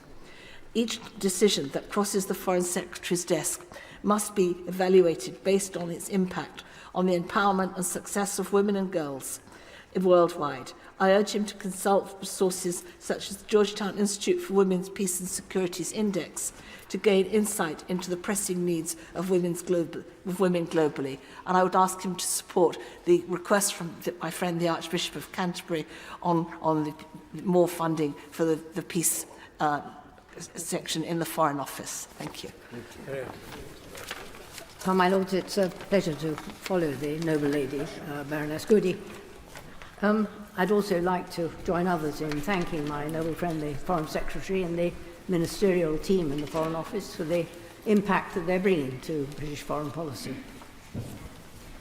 We've been asked to keep it short, and I want to make just 2 points. The first is about the increasingly turbulent and risk-laden era in which we live, and which shows no sign of abating, on the contrary, and the social and economic disturbance that Western societies, and others indeed, are encountering as a result of the major technological revolution that we're undergoing, compounded by the aggressive challenge from ideological competitors, and has been said as a result that we're in a pre-war situation. Now, that description certainly has the effect of waking people up to the dangers of the highly unstable situation which we now confront. And it also recalls, and with some perhaps justice, the folly of delaying and producing inadequate responses which characterized the 1930s. But I have to say but I don't think it's wise to talk about a pre-war world.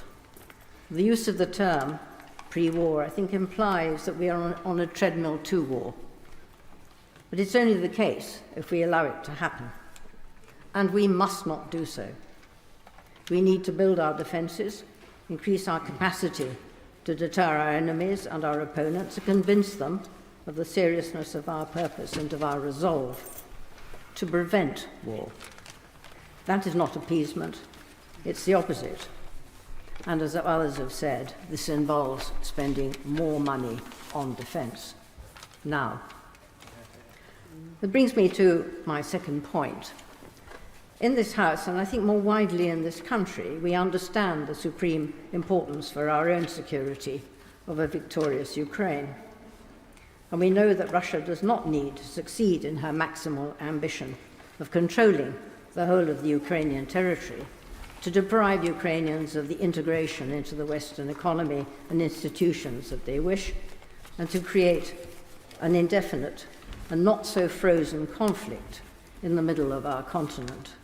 I can't imagine much more dangerous than that. And while I have great respect for the noble Lord Ricketts' judgment, I have to say I do disagree rather strongly with the notion that actually it would be good to accept a so-called armistice in the middle of Europe.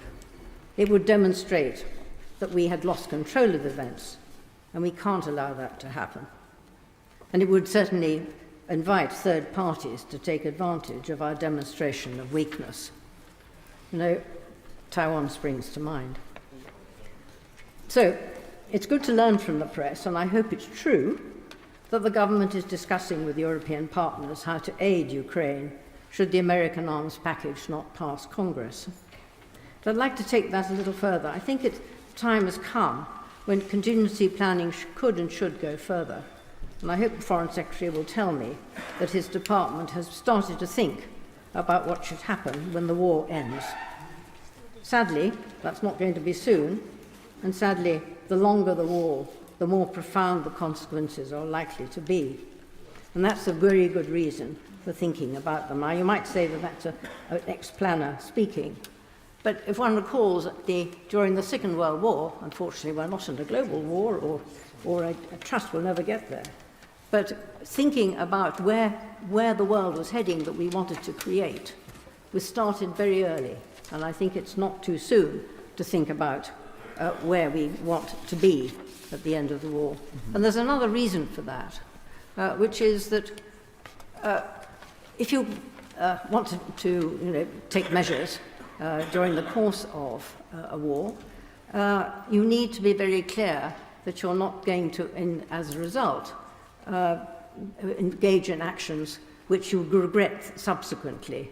And with the wisdom of hindsight, you should have realized, would work to your disadvantage.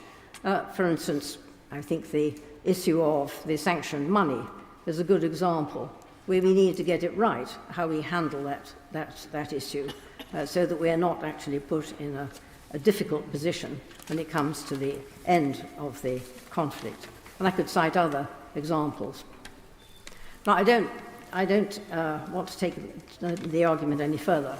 And my point is, in any case, a general one. It's not too early, I think, to go beyond the slogan of supporting Ukraine, whatever it takes, which is what we've been saying, to thinking through our post-war aims, what they ought to be, and how to realize them.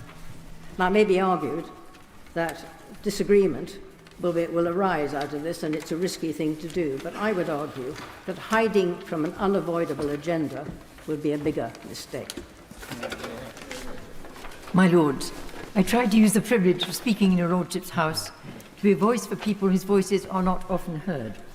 And it is with a very heavy heart today that I will speak a little about one of the world's forgotten crises, or largely forgotten crises, Nigeria. In central Nigeria, millions of people have been displaced by intercommunal violence. The death count has risen to 22,000 in 15 years, with countless others suffering life-changing injuries. Many children cannot go to school, have no education. Families have been torn apart by insecurity and fear. The crisis is not often reported in our news media, but militias drawn from the Islamist Fulani ethnic group, I must emphasize that not all Fulani are Islamist, for the Islamist Fulani ethnic group are now very well armed. Their cache of weapons includes automatic weapons, laser sights, machetes, petrol bombs, and incendiary chemicals used to burn houses.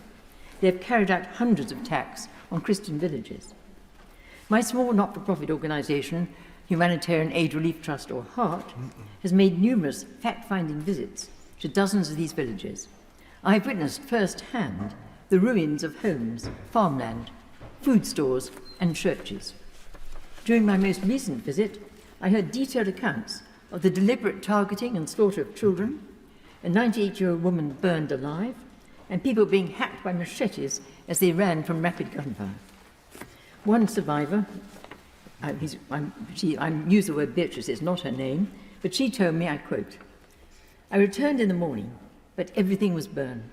I went to my home and saw my mother and siblings butchered and burnt." My lords, despite the scale and nature of the killings, victims receive almost no support from the Nigerian government or the international community. Neither the UK nor the US government, nor any member of the EU or African Union, nor UN refugee relief agencies operating in Nigeria have provided adequate humanitarian assistance to central Nigeria. Aid for Nigeria is directed mainly to the northeast and the northwest of the country, so displaced families across the Middle Belt are often left to fend for themselves. As HEART's local partner, Reverend Canon Asan John told me before today's debate, I asked him what his views were. I quote his words, "I can say categorically that none of those villages have received security or humanitarian assistance from the government of Nigeria, the UK government, or anywhere else. Victims of conflict are forced to rely on aid from local churches or small NGOs, or they receive no aid at all." I'm told that the Foreign Commonwealth, the FCDO, has responded to the crisis with support for a handful of small projects to promote interfaith dialogue. It has also launched a 5-year spring programme to assess the root causes of violence. My lords, these are steps in the right direction. However, my lords, such a tiptoe response from the UK does not reflect the urgency of the crisis in central Nigeria. The rate of killings, abductions, and land grabs are escalating fast. The longer we tolerate those atrocities, the more we embolden the perpetrators. We give them a green light to continue their killings with impunity. May I therefore ask the Noble Lord the Minister whether Her Majesty's Government will encourage the Government of Nigeria to respond more effectively to protect the civilians in their own land, suffering so horrendously, in the Nigeria's Middle Belt region, and in other parts of Nigeria too, where sadly I do not have time today to identify their problems. My Lords, nearly 3.5 years after the ratification of the Trade and Cooperation Agreement with the EU, we're at a critical juncture. It's a moment for reflection and, more importantly, for constructive engagement between the United Kingdom and the European Union, still our nearest ally and largest trading partner. The intervening years have regrettably been marked by disagreements and a palpable erosion of trust, but this trajectory is beginning to change, and I wish to commend the Prime Minister for his role in the Windsor Framework Agreement. His success exceeded expectations and stands as a testament to what can be accomplished through negotiations marked by sincerity and a willingness to compromise. This framework not only addresses the immediate concerns of the people and businesses of Northern Ireland, but also safeguards the integrity of our Union and the Good Friday Agreement whilst respecting the EU single market. The Windsor Framework allows us to embark upon a new chapter characterised by closer cooperation and renewed trust. We have already associated with Horizon Europe, the EU's flagship research programme, and Copernicus, but there is, of course, more to do. I greatly welcome the refresh of the government's integrated review this last year. It addressed the Europe-shaped whole. The previous version reaffirmed the Euro-Atlantic region as the core priority and significantly talked openly about the benefits of working with the institutions of Europe. However, the TCA is not without its shortcomings. Negotiated under time constraints, it necessitated the disentanglement of complex political, economic and legal ties, At its core, it is a free trade agreement, yet it largely omits provisions for services and foreign policy cooperation, areas where there is considerable scope for enhancement, where we here have much to offer. The forthcoming review is scheduled for 2025. This period coincides with the renewal or review of key provisions, including those related to data adequacy, fisheries and energy. This is an opportune moment to re-evaluate and enhance our partnership. We must approach this review with ambition, aiming to strengthen cooperation for the mutual benefit of UK and EU businesses and consumers alike. But this cooperation requires realistic and politically viable proposals. Although there are merits in rejoining a customs union or single market, there is currently little willingness on either side for the UK to do so. Europe and the Western world are contending with instability and geopolitical challenges, with Russia's aggression towards Ukraine serving as a reminder of the critical importance of European unity and cooperation.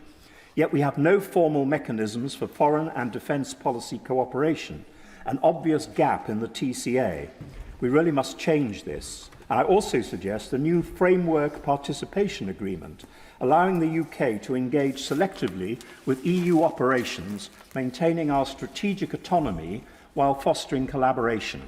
Additionally, a strategic partnership agreement, like that between the EU and Canada, would formalise areas of consensus and provide a structured basis for cooperation. Outside the EU, but with European partners, we should expand the UK-led Joint Expeditionary Force to include like-minded nations such as Poland. Horizon Europe runs until 2027. The successor programme, FP10, is already being discussed in Brussels and capitals in Europe. We have no role in the decision-making process, but that should not stop us from working with like-minded EU member states to try and influence that programme. Regrettably, the Partnership Council has convened only twice since its establishment. Given the dynamic and important nature of our relationship with the EU, more frequent meetings are essential to address emerging issues and find new opportunities for working together. In terms of trade, our businesses continue to grapple with a plethora of non-tariff barriers, further exacerbated as they now have to deal with 27 jurisdictions. And in the services sector, particularly for professionals undertaking short-term work in the EU, the current patchwork of regulations presents significant obstacles, and I believe both sides should revisit the TCA to see if we can offer more flexibility, as the current list of activities not requiring a work permit or visa is narrowly drawn.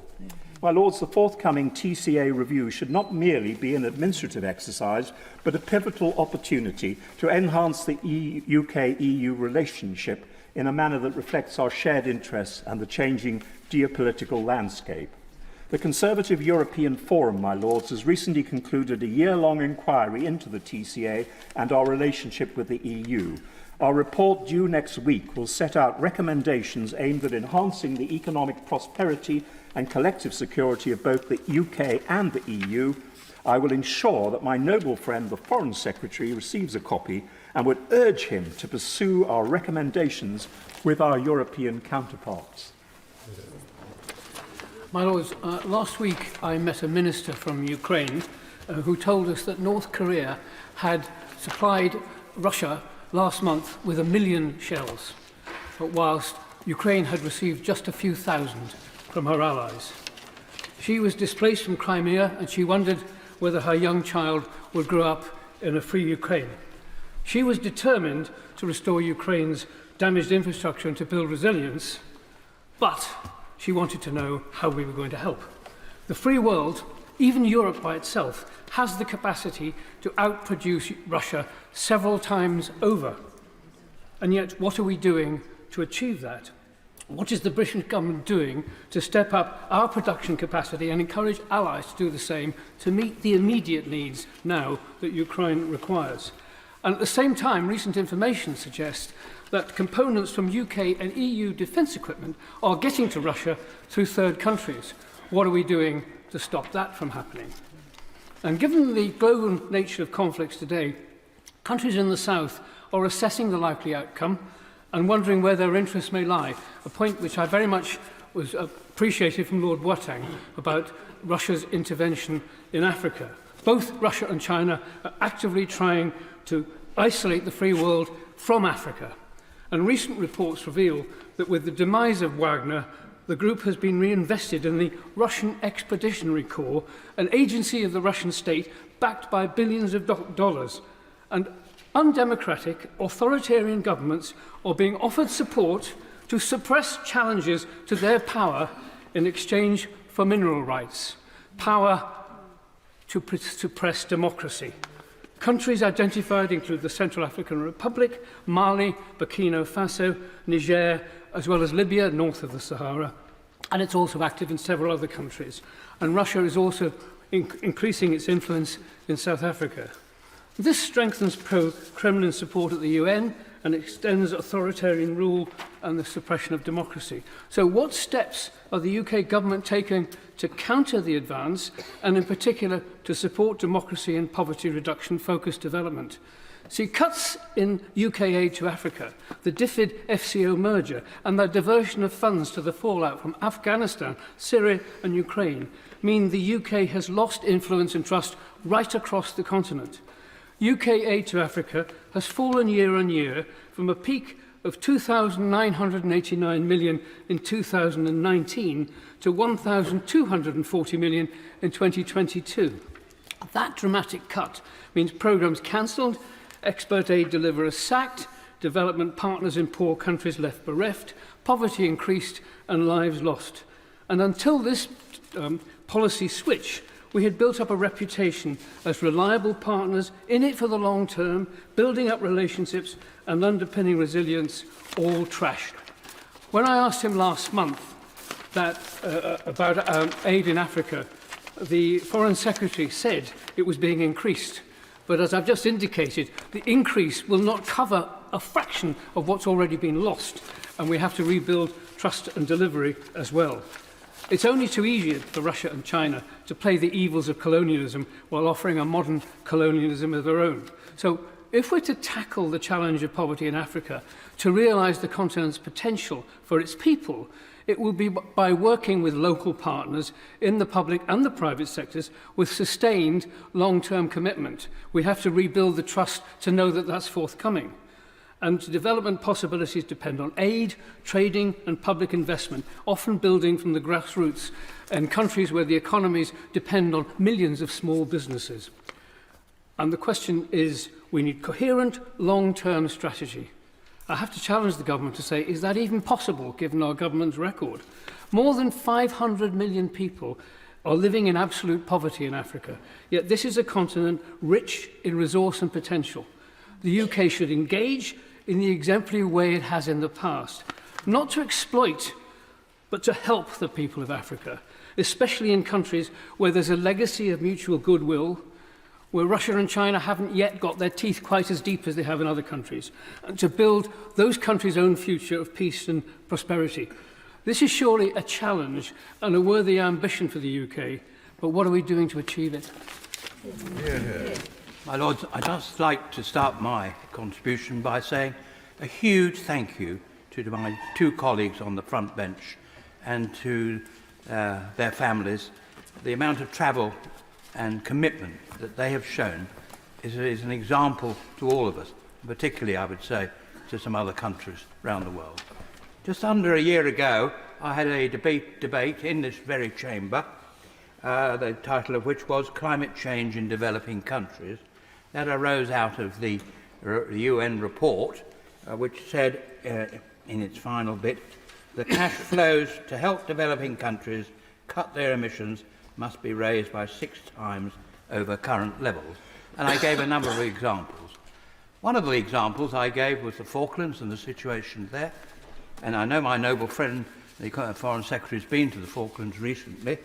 And in fact, I read in The Independent, and I quote, Lord Cameron stated, if they can responsibly extract hydrocarbons, which is a project called Sea Lion, that can be part of that zero because, of course, we're still going to need oil and gas in the short term while we transition.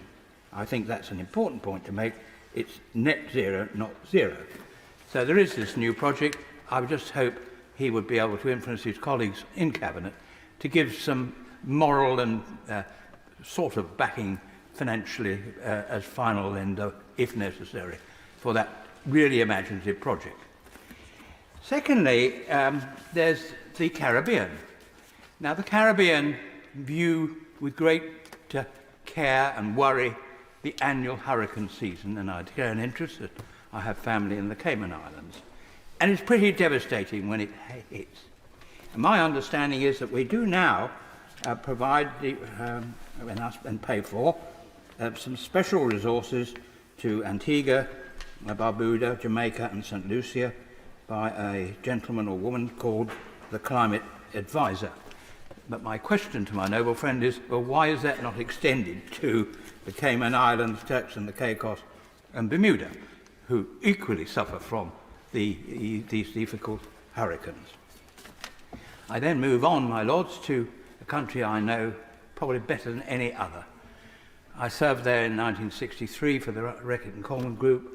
I started the Parliamentary All-Party Group, and of course I refer to Sri Lanka, a country that's been in incredible problems faced. On the climate side, it was a tsunami hitting Sri Lanka and the Maldives really hard. I remember Boxing Day, my wife and I watching it, and a few days later we were out there trying to help them deal with that problem. Over 1,000 people killed on one railway accident, or not accident, the tsunami, and huge numbers killed.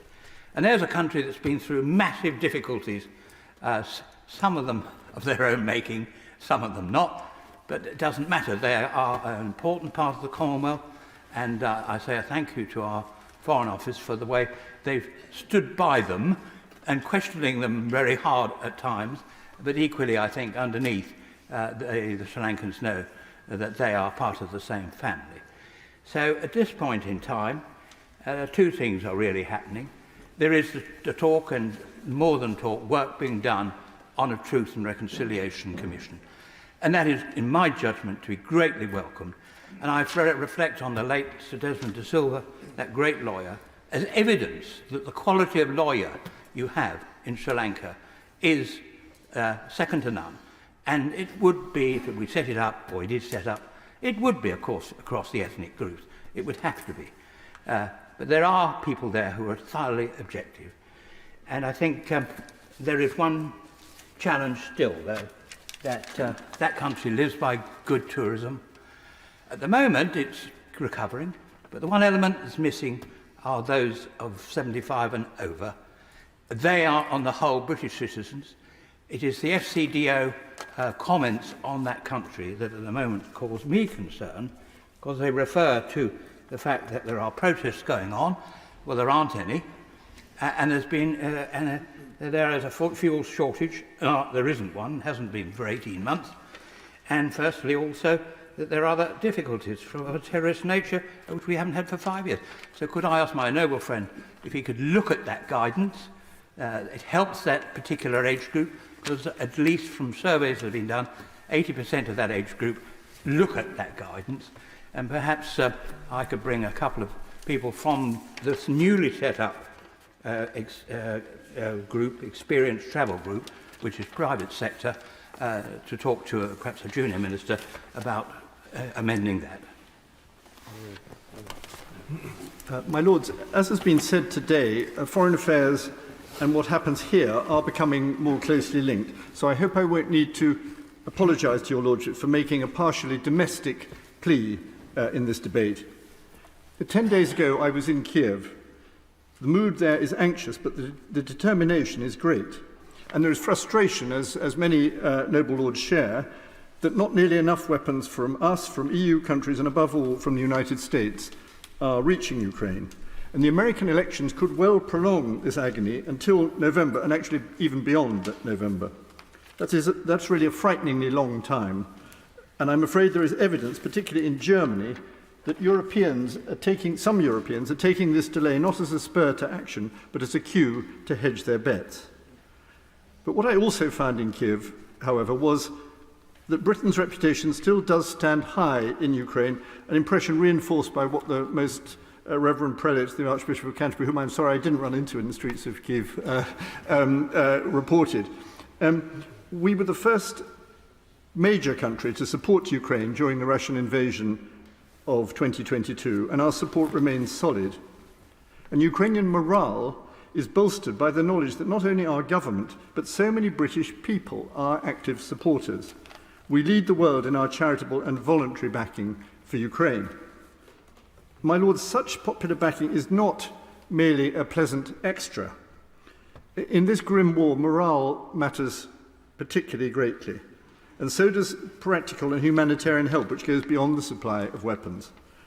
So I think as a matter of policy, not just of decency, our government should actively assist the voluntary efforts which so many of our citizens are making. And I'm sorry to say that this official backing is not in practice very warm, though I should say to the noble Lord the Foreign Secretary that I'm not referring to his department in this respect. We fly the Ukrainian flag over our public buildings, but what goes on inside those buildings can be maddeningly obstructive. And I want to give two examples from campaigns in which I'm involved. The first is the supply of weapons to Ukraine. Sorry, not weapons, I'm so sorry. Vehicles to Ukraine, chiefly 4x4s, repurposed as field ambulances. With missionukraine.uk, I helped deliver one such vehicle to the front last summer, and I saw how they can save lives. In these ambulances, the wounded are pulled out of the line and taken to the nearest stabilization point. Without such transport, many more die. Now, more than half of those vehicles which originate outside Ukraine come from Britain, usually delivered by British volunteers. British number plates are a frequent sight near the front, and I have here on my phone, which obviously I can't really show all your noble lordships, a new picture of a British plated pickup beside the ravaged town of Avdiivka. I'm delighted to report that now, after months of prevarication, the Mayor of London has at last backed the proposal of the umbrella group ULEZ for Ukraine. As from the 18th of March, all vehicles destined for scrappage under his controversial ULEZ scheme can, if the owners wish, be handed over to the charity British Ukrainian Aid. Now, the ULEZ scheme attracts 100 vehicles a day, so it seems a reasonable guess that 3,000 vehicles from it could ultimately end up in Ukraine. And such numbers would represent a breakthrough in a war where the average lifespan of a field ambulance is 4 to 6 weeks. As I say, my lords, this has been hard work, but there is real progress. The other task, less far advanced, is boats for Ukraine. Their purpose is to cross the Great Dnipro River, and they are at present the only means by which troops and supplies can reach the potential bridgeheads which have been gained and held by Ukrainian forces on the eastern bank in recent months. These little ribs and dinghies, which the narrow channels require, have been making this almost unprotected passage, reinforcing their comrades and bringing back the wounded, and it really is one of the bravest things that is happening in this war. British organisations have been assisting for 6 months, but as with the 4x4s, my lord, the task requires scale. Before Christmas, some volunteers in missionukraine.uk had a brilliantly economical idea. In Dover, they observed, there's a big pound of small boats seized from illegal immigrants as they arrive. Why not turn this waste to good, they thought. The small boats should become, because they know a bit of British history, the small boats should become little ships for Ukraine. This is a resonant scheme, my lords, and perhaps as a result, it is being stolidly resisted by the bureaucracy. On the 31st of January, the Home Office refused a direct request for help. One of its lines is that the boats are not seaworthy, to which comes the simple reply, we know that, it is our job to make them fit for their task. Please just hand them over and we can do the rest. Hundreds of boats and engines are wanted by the Ukrainian Ministry of Defence. Unless the border force has secretly destroyed these boats, my lords, such numbers are currently idling beneath the white cliffs of Dover. I hope your lordships will wish to urge the government that the little ships be released for a last and better voyage. It's a great pleasure to welcome the noble Lord Cameron to his position as a Foreign Secretary. He's a rare example of somebody who has been Prime Minister and come back as a Foreign Secretary. Aren't we all lucky? But I have to warn him that he has landed almost immediately upon arrival in a problem created by another Prime Minister who became Foreign Secretary, and that is Lord Balfour. And so we have the Israel-Palestine problem, or the Israel-Hamas problem, did not start in October 2023. It started in November 1917, and we still have it. And I think, in a sense, as Arthur Koestler, whom some people may remember, who was a communist, then became an ex-communist, but he was one of the few people who had gone and worked in a kibbutz in the 1920s. He said, one country gave away to another country a third country which did not belong to them. And that was very much the message that before Palestine had fallen from Ottoman Empire, it was signed over to welcome Jews from all over Europe and America to come and make a nation.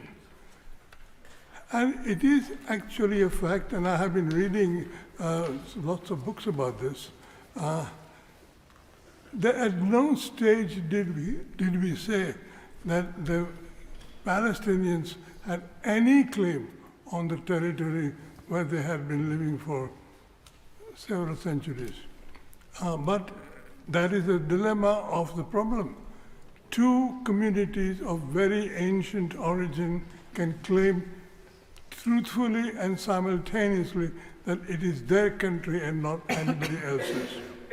And we have taken 100 years to prove who's right, and neither is right.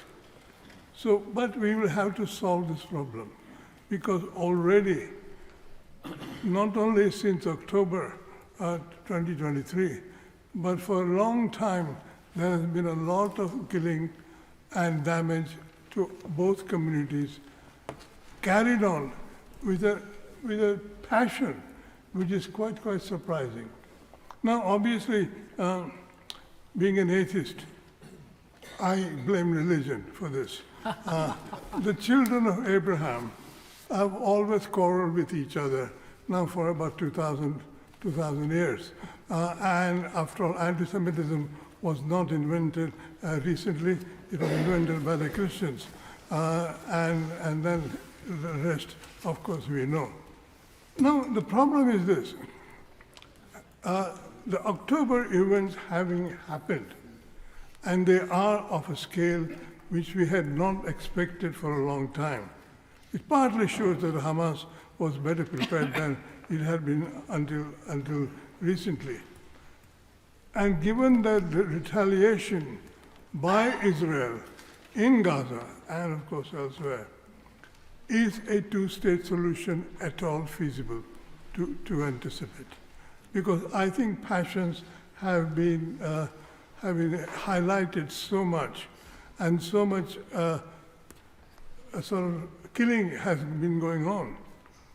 1,200 people captured or killed by Hamas in October, 300,000 people, 30,000 people killed, men, women, and children. That's 25 Palestinians per each Israeli. And I think things are getting completely out of control.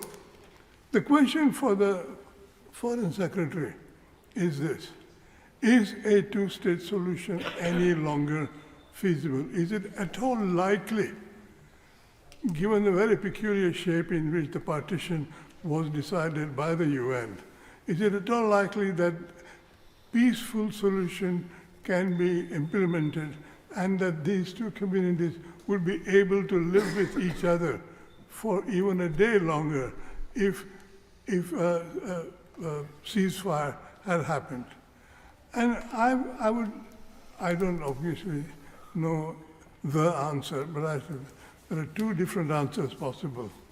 One is that this territory can only belong to one country. and we have to find another solution for the refugees and the people living on the Palestine side. I mean, I'm presuming that the Palestinians will lose. I don't desire that, but that is currently the situation. Where would the Palestinians go? There are millions of them to resettle. And if they can't resettle in Palestine, where do they go? And I think that is the sort of problem that we are facing in terms of climate change for other communities, which are being made homeless because the sea level is rising or whatever it is.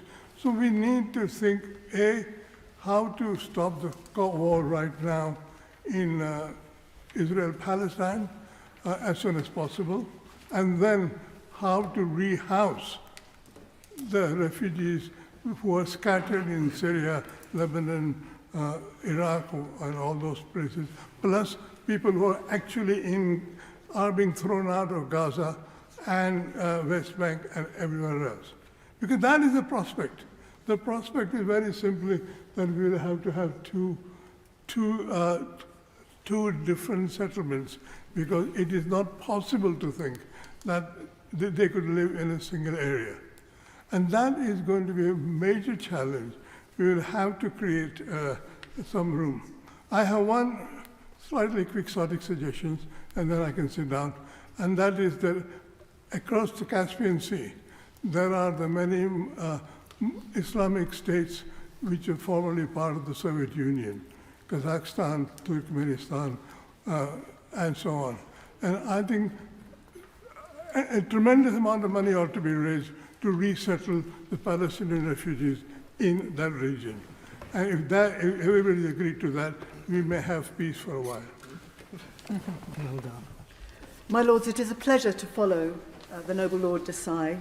I would like to focus on two important allies, Ukraine and Israel, who are battling forces intent on undermining the democracy and the protections on which our way of life depend. I commend and congratulate my noble friends on the front bench, both the Noble Lord Ahmed and, of course, my noble friend, Lord Cameron, who I'm delighted to see return to government, for our country's strong support for both of our allies. The noble Lady Baroness Suttie encapsulated ideally all the reasons I would mention why we must not waver in our support for Ukraine, even to step up further support, which is essential so that Russia does not prevail. Ukraine is fighting on the front line for Western European democracy, especially after the appalling death of Alexei Navalny, to whom I pay the highest tribute. We must stand firm. Today marks 150 days that the Palestinians have been holding the Israeli hostages. No Red Cross access, despite promises of such in the last humanitarian pause. No willingness to even confirm who is alive. This is the other major threat to our national security and our democratic norms, and is demonstrated by the reaction to the Hamas murderous, barbarous attacks on Israel. Islamist fanatics and threats have been excused or appeased. The Western pullout from Afghanistan may have emboldened the Taliban ideologues and others seeking to establish a caliphate. Iran and its satellites in Syria, Yemen, and Gaza are determined to spread their hate across the Western world and undermine our security. But turning a blind eye to Iran's preaching of medieval jihad, as it has slowly taken over these countries, now extending to Gaza, as we see, is a threat to us all. UNRWA has held a mandate for education and social care for the Palestinian people. However, it has actually engaged in an extreme form of child abuse. And I agree with the Noble Lady Baroness Deitch in all that she has said to call out the problems created by UNRWA. In UNRWA schools, There is glorification of jihad. The teaching materials encourage violence and martyrdom, and the content promotes anti-Semitism, demonization and delegitimization of Israel, making the Jewish state full of subhumans. It is part of the problem, and UNRWA should be replaced. Glorifying martyrdom as an essential part of the Islamic faith should not be accepted or tolerated. Hamas and the Palestinian Authority's stated aims are the eradication of the Jewish state. Recognition of a two-state solution while this indoctrination persists and Palestinian leaders refuse to accept Israel's very existence would be a reward for murder, terror, rape and hostage-taking, and an indication, I fear, of Western weakness in the face of threats that require strong, determined support for those who believe in our own values. Support for Hamas and the Palestinian terrorists calls for a ceasefire, and chants of From the River to the Sea amount to support for terrorism and ideological hatred. My lords, they amount to anti-Semitism.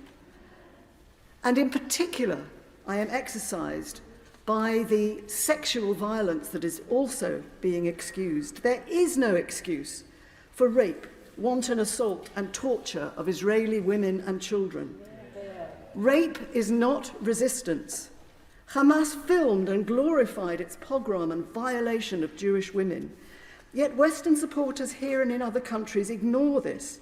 Sisters Uncut claimed report of Hamas sex attacks amounted to Islamophobia and racist weaponization of sexual violence. Women's groups who rail against such attacks on all other women have stayed silent. It seems it is me too, unless you're a Jew. Western leaders fail to recognize at our peril what a major challenge the current wars in Ukraine and Israel-Gaza pose to the enlightened values we claim to hold dear, and I urge my noble friends to please stand firm on the right side of history against the forces of anti-Semitism and anti-democracy.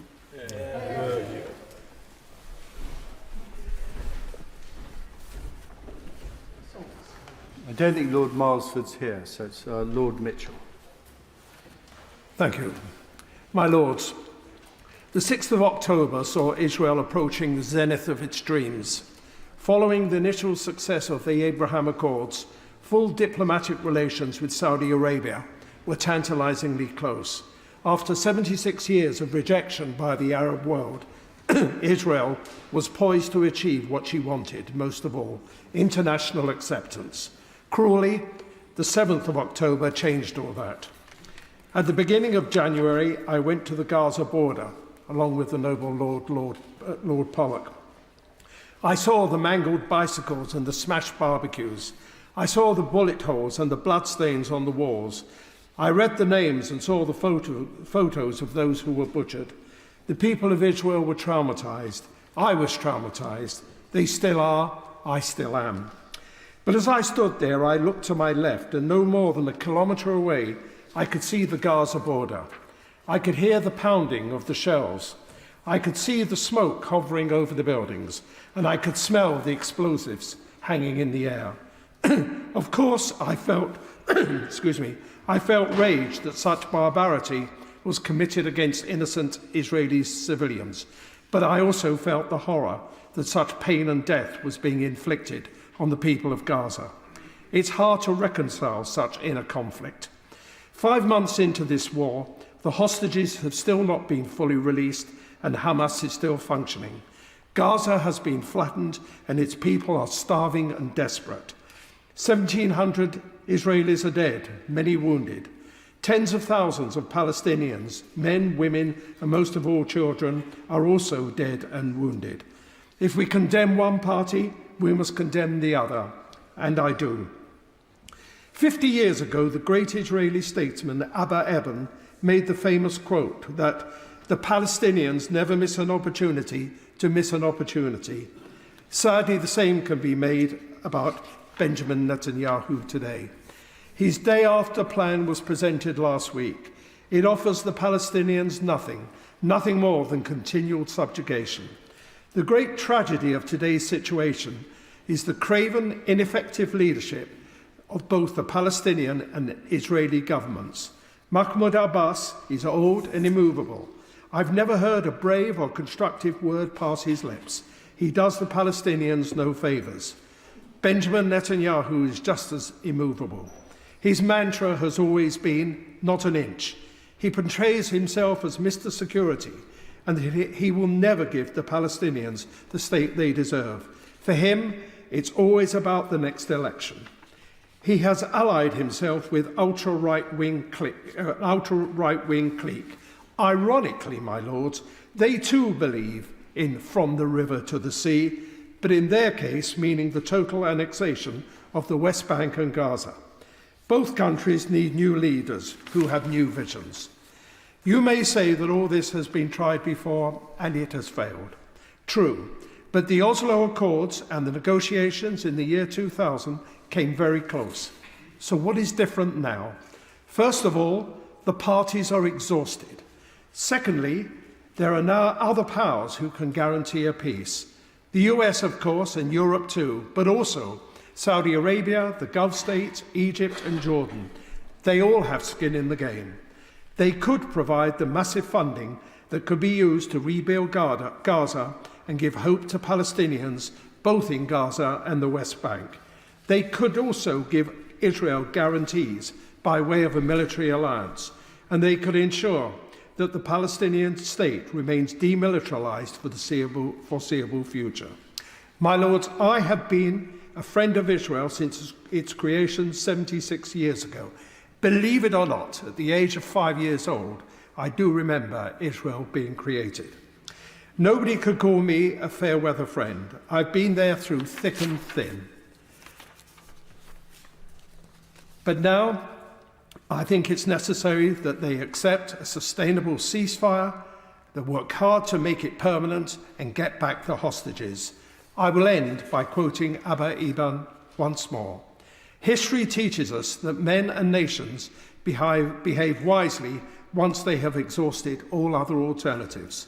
We saw that in Northern Ireland. Surely, my lords, that moment is now. 2024 is turning out to be every bit as challenging and volatile as expected. Of the three most pressing geopolitical issues of the day, Ukraine, Middle East and China, two are live, kinetic even, and China in the waiting room. Meanwhile, half the world is going to the polls, elections which will profoundly affect us all, from Taiwan at the beginning of the year to India and, of course, USA towards the end of the year. Elections which also drive a degree of introspection, which is difficult at a time when global leadership is so needed.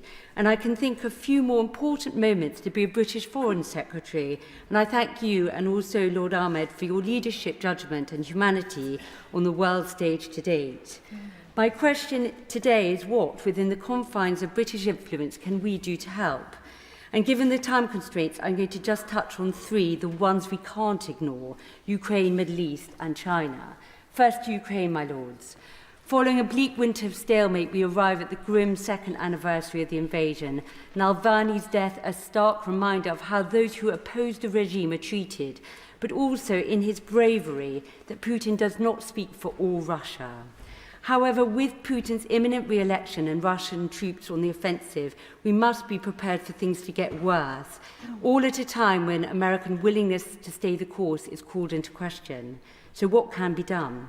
First, hold fast. Remember, Putin is fighting a costly war, which he had hoped to win in just a few months.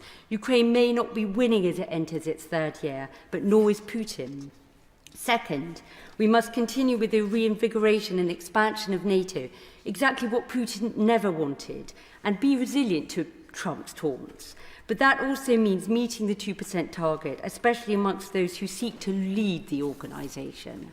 Third, Europe must be wary of losing heart and fast fixes. It has been a while since we paid the price for peace. There is a danger that those who might seek a Finnish-style resolution, for example, just enable Putin to pause and then come back for more.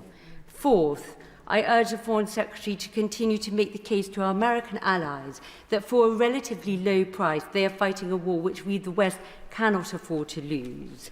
But we must build our resilience, my lords, and be prepared to step up if needs be. I turn next to the Middle East, and I wanted to commend the Foreign Secretary for the steadfast support for Israel following the terrible atrocities of the 7th of October, but also for being the first to call for a sustainable ceasefire, urging caution and prioritising humanitarianism. In this, we have acted as a trusted friend to Israel, one who can always be counted on, but also who doesn't fear to flag concerns. And surely Rafah is one such. We have a 2-week opportunity before Ramadan, and this is a moment surely to use our influence and urge Israel not to move into a tiny area inhabited by so many with nowhere to go. I also urge the Foreign Secretary to continue work with Americans to have the hostages released and to bring radical improvement to the humanitarian solution, and that a two-state solution is kept firmly on the table as a long-held British foreign policy objective and surely the best hope for securing long-term peace and security for Israel in the region. Finally, a brief word on China.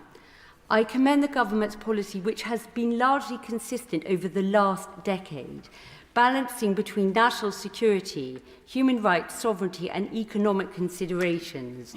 The variable here has been Xi's trajectory, which has hardened in recent years, and we are right to be vigilant. But I would say, alongside building a credible deterrent to China, we should also be mindful to keep channels of communication open. The episode of the spy balloon showed us that whereas with the Soviet Cold War we had a red phone to pick up, we had no such device for Beijing. This is dangerous, especially when some of the world's most pressing problems like climate do require some sort of cooperation. I end, my lords, by saying we come to the US elections. We must always remember that we work with our allies, whoever they choose as their leader. But we also should be building our resilience and preparing for the unpredictable as we come to the end of the year. My lords, understandably, immediate crises have been a major part of the debate this afternoon. But what I want to concentrate on is our significant role in maintaining and promoting values to strengthen democracies and rules-based international system, and the importance of necessary investment in nurturing old and new alliances, engaging with countries not necessarily within the current conflict areas, a number of which have been mentioned by a number of the noble lords today, in order to build long-term relationships, trust and influences. In the current context, it may seem naive to talk about these issues, but my lords, in an increasingly complex and unstable world, winning hearts and minds is even more important than ever before, as has powerfully been demonstrated in the Russian-Ukraine war. My lords, in an increasingly volatile world, we need to renew our commitment to rules-based world order, double our efforts with the old and new alliances in order to restore declining confidence in liberal democracy. New and formal alliances are challenging the existing multilateral institutions, becoming more assertive, and questioning the efficacy of democracy.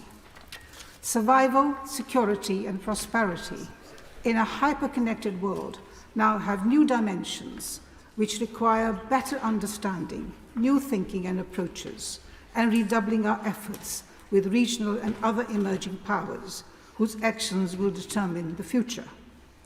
This, my lords, will require strategic thinking, holistic and nuanced approach to international affairs. My lords, our foreign policy narrative to date has been shaped around our liberal values, a reflection of the values we uphold. They have influenced how others see us. Sadly, my lords, this positive perception is getting slender by the day. And if we want to continue to be an influential voice and strong player on the world stage, both as a force for good and for national interest and security, then what we do and how we behave at home and overseas has to be consistent with our values.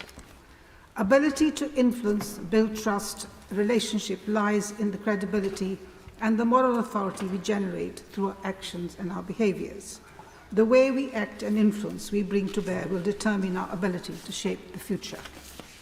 My Lords, it will take persistence and courage to develop strategies to win minds and hearts.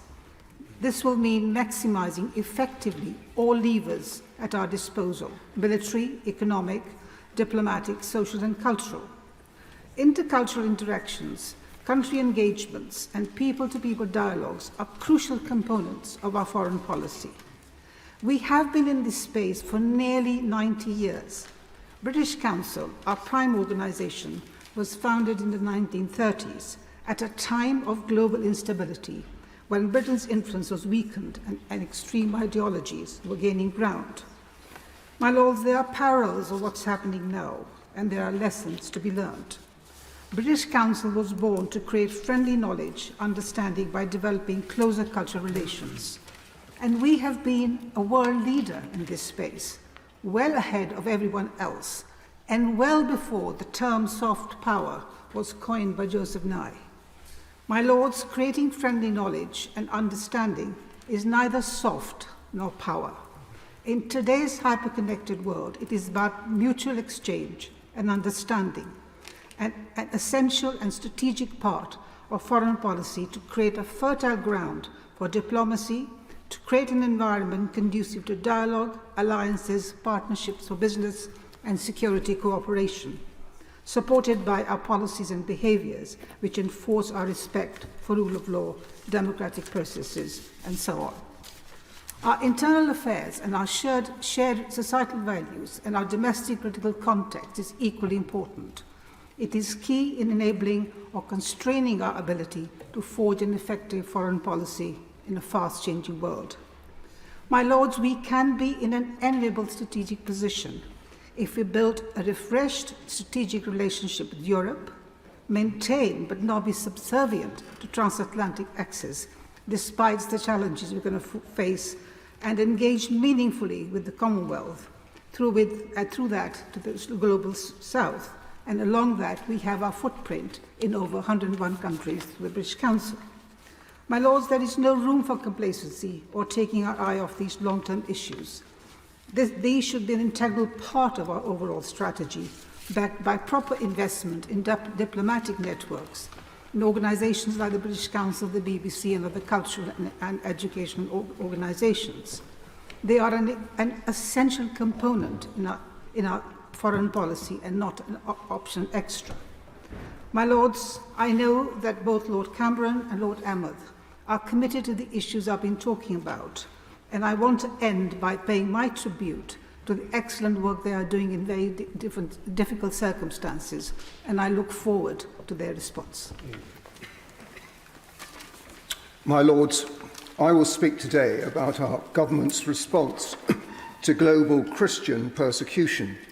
In 2019, the Bishop of Truro, now Bishop of Winchester and a member of this House, highlighted in his review the near abandonment of the world's most persecuted religion by Western powers. By the UN's definition, levels of persecution of Christians around the globe were close to genocidal. Their extinction was imminent in the Middle East. In Iraq, the number of Christians is now 10% of what it was 20 years ago. Christian persecution is now even worse and still the worst of any religion in the world. 1 in 7 Christians, 365 million, face high to extreme levels of persecution for their faith. 80% of all acts of religious persecution are against Christians, which is a staggering proportion. Nearly 5,000 Christians were killed for their faith last year, compared with nearly 3,000 in 2019, when Truro was published. And twice as many Christians were forced to flee their homes in 2023 compared to 2022. Any concerted effort to secure freedom of religion or belief barely scratches the surface if Christians are ignored. This is not just because of these numbers. As Truro states, the persecution of Christians is a bellwether for repression more generally. I need to mention two major areas, Northern Africa, including Nigeria, which the noble Baroness Cox, her speech was very eloquently describing what's happening there, and the Sahel, and the Indian subcontinent, where Christians are routinely targeted, terrorized and killed, in countries which aspire to be, or already are, major trading partners with the UK. Nigeria is the 6th worst country to live in as a Christian. More are killed there for their faith than in all other countries combined. Armed groups like Boko Haram or Islamic State West Africa Province burn churches, target Christians for rape, murder and kidnap. Terrorism cannot be solely blamed. Deborah Yakubu was murdered in 2022 after expressing concerns in a college WhatsApp group about discrimination against Christian students. She was stoned, beaten, then burnt on a pile of tyres by a mob. Yet the UK signed a $7 billion trade partnership with Nigeria a matter of weeks ago. So may I ask my noble friend, the Foreign Secretary, if such abuses were raised at any point in negotiations? My lords, in the Indian subcontinent, persecution against Christians is rising and rising fast. Speaking about your faith is hazardous in most of India, where Christians can be arrested and subjected to physical violence on false charges of forced conversions. Acid attacks, so-called honour killings, mob beatings and executions happen regularly, as do arson attacks on churches. Again, can my noble friend confirm that this government will use the lever of trade to improve rights to religious freedom?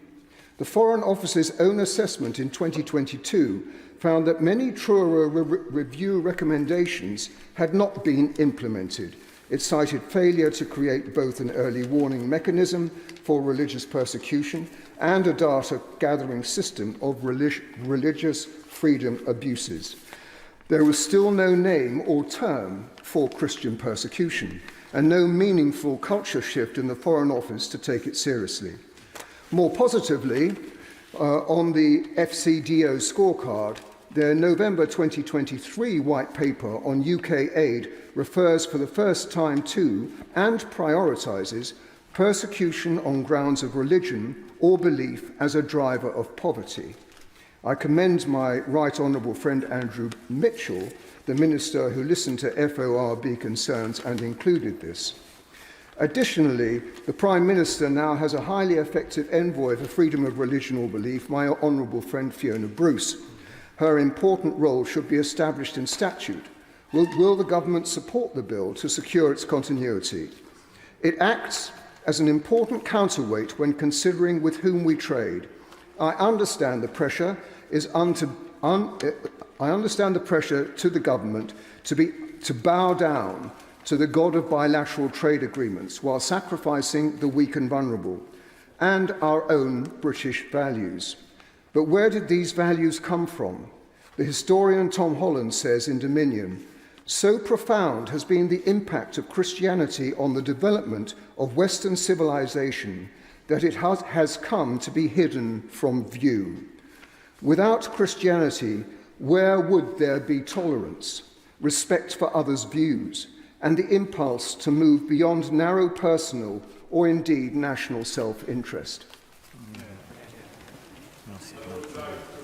House of my interests in the Register, especially as Executive Chairman of the Changing Character of War Centre at Pembroke College in Oxford and as Founding Chairman of the Concord Foundation, an independent peace-building organisation. My Lords, as others have commented, our world is spinning into increasing turmoil. It's not just the spreading violence and war. People across the globe believe they can no longer trust the institutions they depended upon for stability. They see widespread corruption and incompetence in their political, faith, intellectual and even sporting and cultural elites. They see the galloping extension of disruptive technologies they do not understand, and they believe their leaders neither understand them nor know how to control them. They fear the existential threats of climate catastrophe and global, perhaps even nuclear war. Addressing these complex issues meaningfully in 5 minutes is not possible, so I will focus on just 3 questions for the noble Lord, the Foreign Secretary. First, on the Russia-Ukraine war. I'm rather proud of the role that our country has played to date in the war effort, going back long, long before the February 2022 invasion. While our military, intelligence and political contributions have been and continue to be significant, we do need, as the noble and gallant Lord Stirrup has pointed out, that there is a real problem of replacement of our stocks of weapons and ammunition. However, whatever the outcome of the war, and we don't know what it will be yet, there will come a stage, and I fully recognise that now is not the time, but there will come a stage for negotiations that bring it all to a negotiated political conclusion. Does His Majesty's Government agree that meantime it is important to ensure that there are some protected channels of communication with Russia which can be of use when the time comes? On Israel-Gaza, we all agree that the Hamas attacks of October the 7th were utterly appalling and unforgivable. But we all know the problems between Israel and the Palestinians did not start in 2023. And it's my view that the military actions that have been taken by Israel after the immediate response are not defending Israel, but harming Israel. The noble Lord Ahmed of Wimbledon is a wonderful minister and representative of our country at home and abroad. But I have to disagree with any suggestion that the international community is united in support of Israel. On the contrary, the actions of the IDF, with the deaths of thousands upon thousands of women, children, babies, sick people in hospitals, elderly people, all starving and terrified as they're caged in and unable to escape these horrors, this is undermining the moral standing of Israel in many parts of the world. Outside of Western Europe and North America, the perspective is completely different from it is here. Indeed, our own standing as a country is being affected. In any situation of violent political conflict, and I'm fairly familiar with them, however tempting it may be to back one side or the other, when you do that, you simply become part of the conflict. Sometimes there's absolutely nothing else that you can do. You have to back one side. But the consequence is a very limited role in brokering peace. If and when this war ends, there will need to be someone who will ensure the security of Gaza. And despite what the current Israeli Prime Minister says, that's not a role that will be able to be taken by Israel. And I rather doubt that our own country or our US ally can undertake it either.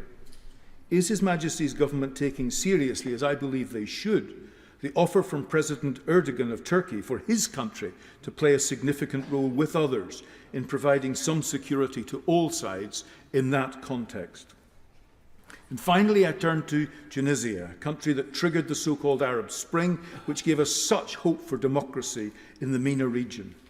How is His Majesty's Government responding to the suspension of democratic structures and the imprisonment by the current President, President Said, of many elected representatives, including the former Assembly Speaker, Sheikh Rashid Ghannouchi, who had been working against the odds to build a pluralist and Muslim democracy? And I emphasise Muslim, not Islamist. What is His Majesty's Government going to do to press the President of Tunisia to release democratic politicians of all parties and allow them to build a new pluralist and democratic Tunisia that can give hope again to all of us for democracy in that region?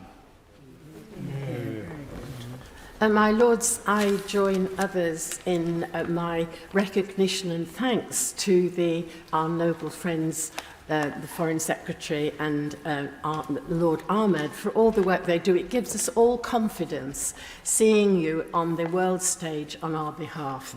And thank you very much indeed. My Lords, it's not an exaggeration to say that the United Kingdom currently faces the most serious and sustained threat to its international relations position since the end of the Cold War, in the context of our position as a prominent member of the free world. We face emboldened aggressors and multiple threats. How we respond to these will be a defining moment for British foreign policy.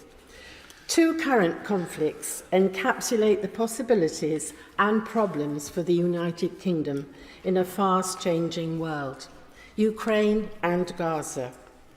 While at first they do not seem connected, they in fact share a common pattern and, even more importantly, a common message. that if the free world does not stand up to aggression until it has been defeated, then we can only bring further aggression upon us to follow. This is an obvious lesson from history, notably the history of the 1930s and what it teaches us, and which His Majesty's government would be wise to understand. We are now in the third year of a war visited upon Ukraine solely by Russian aggression. For all Vladimir Putin's fictions about why he started this war, none of us in this chamber should be under any illusions that it was anything other than an old-fashioned land grab. We are having a conversation about Ukraine today because Ukraine did the incredible. It stood up to the Russian steamroller and stopped it in its tracks through the bravery and commitment of its own people. Since then, in addition to Ukraine's admirable courage, the country has been emboldened in its defence by the staunch support of its allies. But now we face a troubled year ahead in Ukraine, with crucial supplies stalling from the United States and debates abounding about whether and for how long Ukraine can survive without our full-throated continued backing. The cold-blooded murder of the largest number of Jews in one day since the Holocaust was always going to elicit a severe response from the Israeli government, and rightly so. For no democracy, even our own here in the United Kingdom, could turn the other cheek to such atrocities without seeking to prevent those who committed the crimes in question forever being able to do the same again.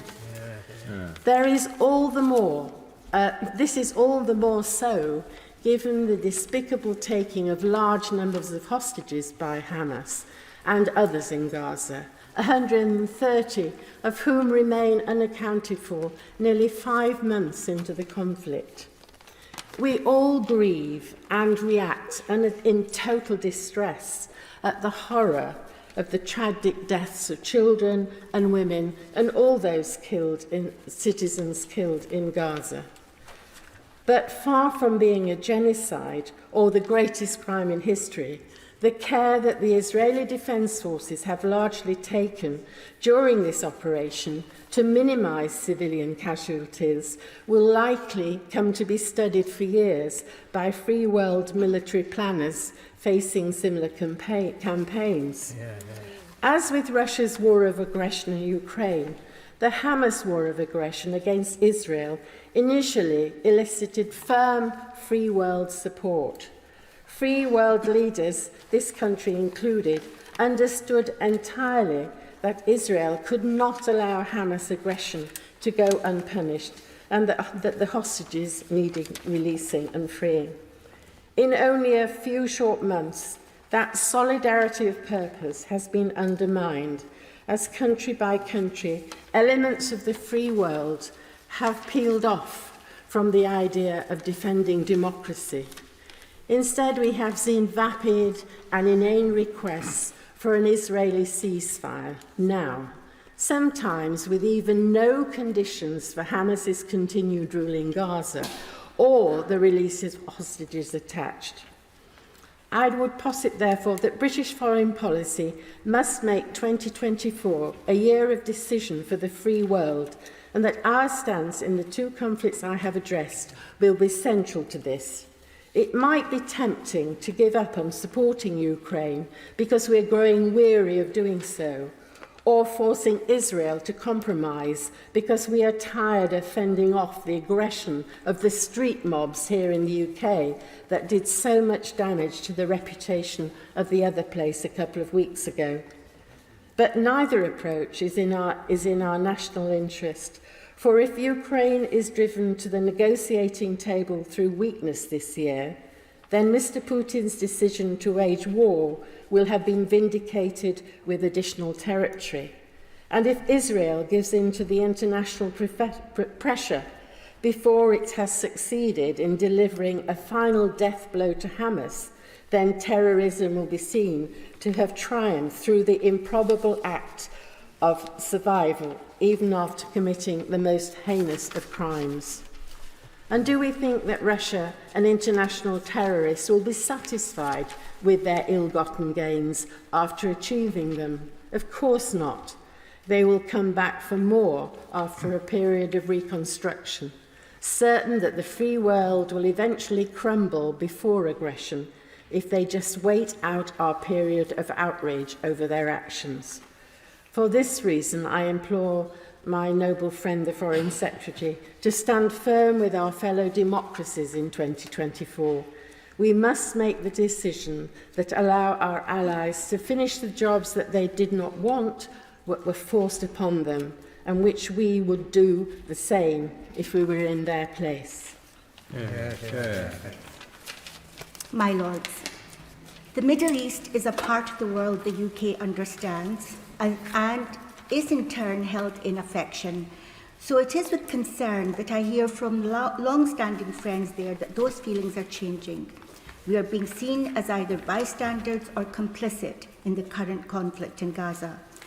My noble friend, the Foreign Secretary, however, deserves appreciation for his leadership in expressing that the state of Palestine be recognised and calling for the accountability of crimes committed by both sides in Gaza. The change of tone from the United States is an indication of the noble Lord's influence. The dream of the Palestinian people is the same as all people: freedom, security, food and shelter, some degree of hope for a better future through education and employment. I condemn the Hamas terrorist atrocities of 7th of October in the strongest possible terms. But the indiscriminate killing of so many innocent Palestinian civilians is causing such outrage, anger and sorrow across the region and throughout the world that Britain's ongoing support of Israel's war in Gaza is damaging our equally important relationships with other allies in the region. It is as if the Palestinian people have been dehumanized to such a degree that some in this place and in the other place are not even recognizing the enormity of the injustice being committed against the Palestinian people. So many of them children, bombed and starved for crimes they did not commit. International humanitarian law does not permit collective punishment, but that is what is happening in Gaza. It is wrong and it must stop. We proclaim the rights of the child. When it comes to the rights of Palestinian children, our lack of action these past 5 months makes a mockery of that declaration. How many potential artists and scientists have been simply eliminated? So much talent is literally being killed. If we wish to generate a better future, then this is not the way of doing it. Our credibility, our legitimacy, our role as central to the contemporary global world order is because of our adherence and support for the rule of law, both domestic and international, and for justice and fairness. And the British people are fair and expect their representatives here in the Parliament to be fair and just on their behalf. Even if we were simply to consider our own interests in much of the Middle East, we have to show ourselves as fair brokers. Making every effort towards bringing this ghastly situation to an end is vital, and I know my noble friend, the Foreign Secretary, is working tirelessly to do this. The United Kingdom has a legal, moral and historical obligation to make every endeavour to help both sides make peace a reality. But the process for a lasting peace cannot be ambiguous. There are no partial solutions. Our support for international efforts for a full, immediate and permanent ceasefire from both sides is essential, not just the 6 weeks stipulated by the United States, the safe delivery of aid without obstruction. And I ask if the Foreign Secretary can say why medical equipment such as ventilators and anaesthesia machines are being refused entry by Israel. The immediate exchange of Israeli hostages and non-Hamas Palestinian detainees. The forcible displacement of people to stop. There are now 1.5 million in refugee camps in Rafah. The reconstruction of Gaza to start, and ultimately those displaced able to go back to where they once lived. The illegal occupation by Israel of the West Bank and East Jerusalem must end. Hundreds have been killed there since January of last year. And as for Gaza, in 2010, the House of Commons Hansard shows that my noble friend, then the Prime Minister, said, "We are not going to sort out the problem of the Middle East peace process while there is effectively a giant open prison in Gaza." Yet Israel has recently stated it wants to remain in overall security control of Gaza and select the Palestinian technocrats they choose to run it. Can the Foreign Secretary say if he believes that this would be in any way acceptable or have legitimacy in the eyes of Palestinians? Most would argue that two independent, separate states is the only solution. It is a right of the people of Israel to have peace and security, as to the people of Palestine.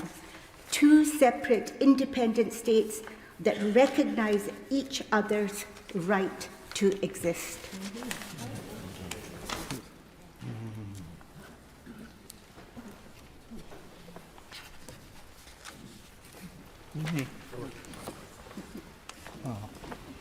My Lords, it's a rare privilege for us to have a Foreign Secretary wind up a debate on foreign policy in this House.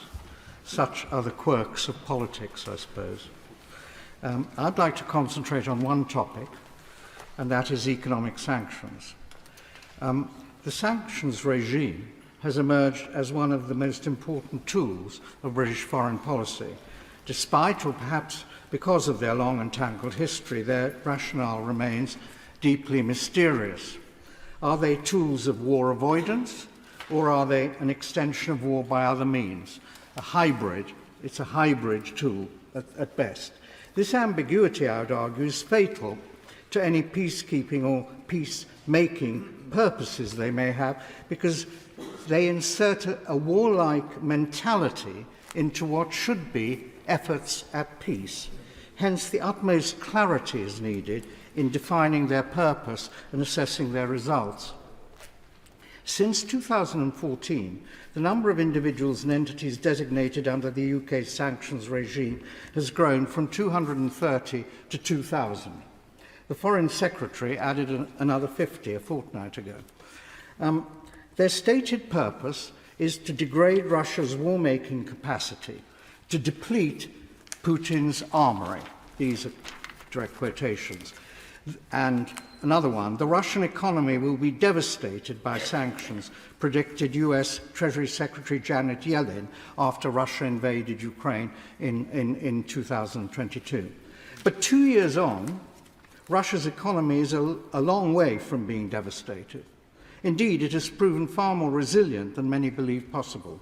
The IMF now predicts that Russian GDP will expand 2.2% this year, which is much faster than is predicted for the UK. And there are two main reasons for this. The first is trade diversification. Far from having no place to hide, as Liz Truss, then Foreign Secretary, predicted on the 31st of January 2022, Mr. Putin and his friends have found plenty of places to hide. Moscow has been able to pivot its oil exports towards Asia, now the destination for 80% of Russian crude delivered by sea. Sanctioned goods, including critical components for military equipment, continue to reach Russia via neighbouring countries. Beijing is now Moscow's main trading partner, and the yuan is one of the main foreign currencies in Russia. So that's one reason. The second reason for Russia's economic resilience is what I would call military Keynesianism. Russia has successfully converted a civilian economy into a war economy. Not only is growth positive, but a higher fraction of GDP is concentrated on war production.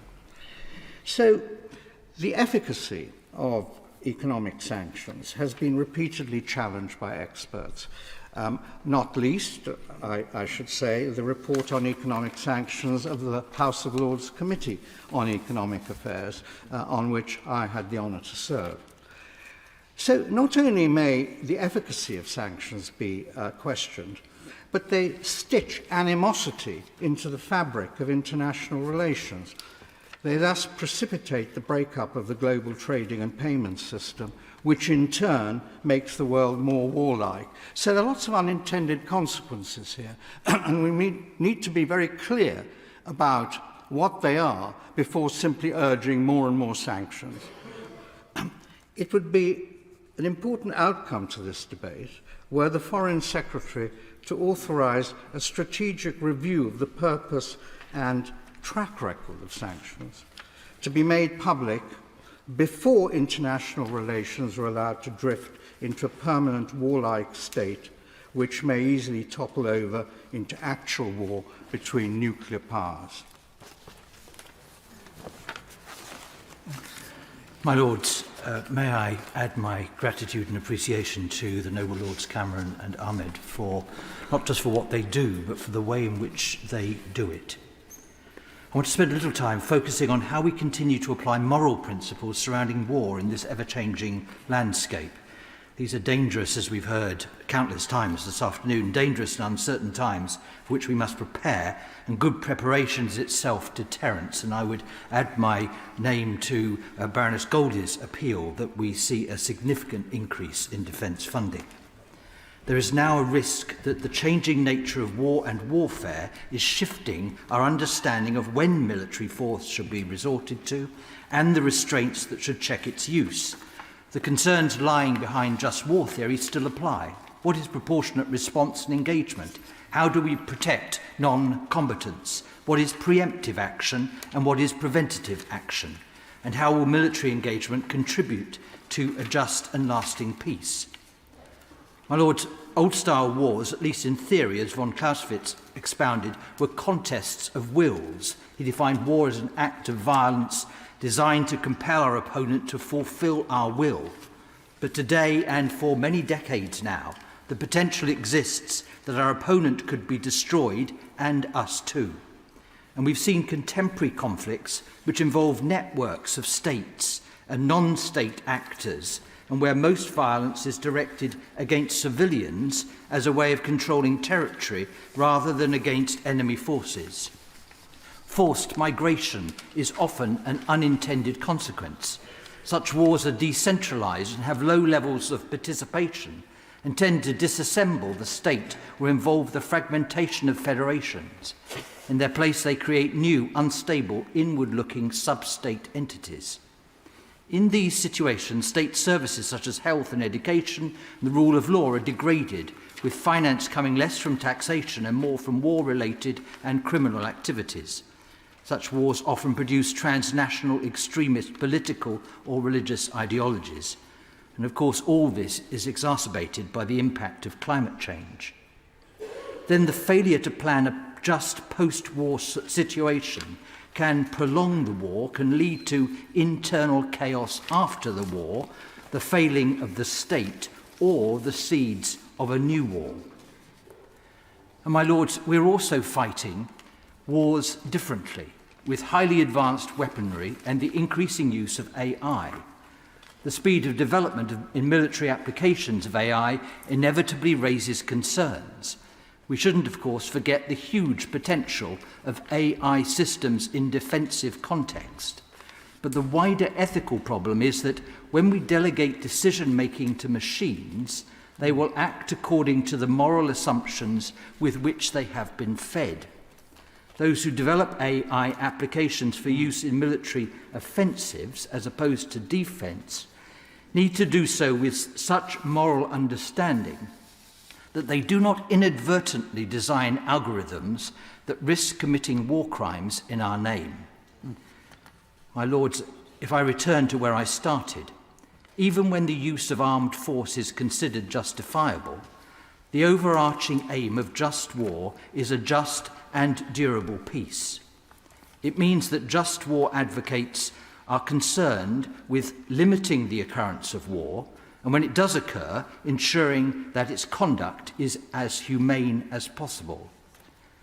And so my question to the noble Lord Cameron is whether he believes that our current understanding of the ethics of war are sufficient to deal with the changing nature of adversaries and the complex ways in which wars are now fought, and whether he will commit to exercising UK leadership with the UN and other institutions, albeit undergoing reform, as we've heard appeals to ensure that the conventions and treaties that govern our actions in war remain fit for purpose, the purpose of lasting, just peace.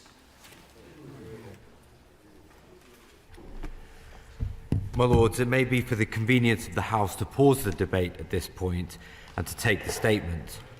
The debate will then resume with my noble friend Viscount Trenchard as the next speaker after the proceedings on the statement have finished and not before 8:10.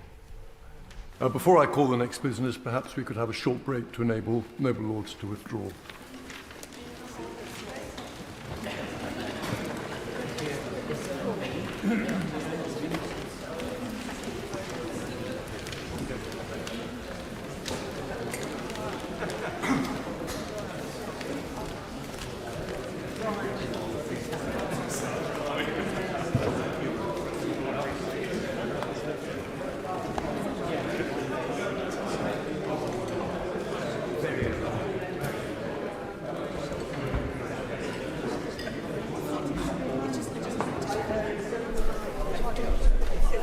Questions on a statement made in the House of Commons on Thursday, the February 19th, on the publication of the Angelini Inquiry Report.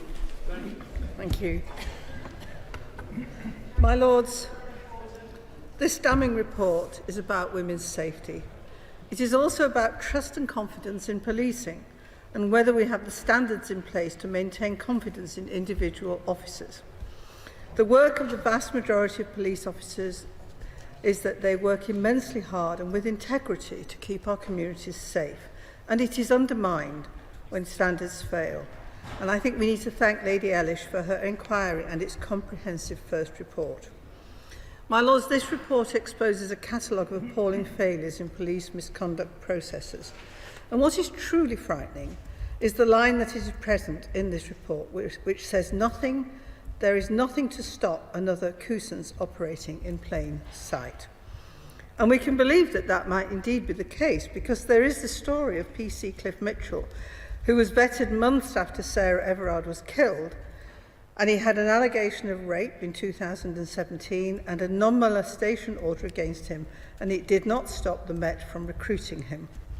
So at about the same time the Met were telling us that vetting had been tightened up, they were simultaneously congratulating PC Mitchell on passing his police entrance and handing him a warrant card, which he used to get the trust of women that he went on to abuse and rape.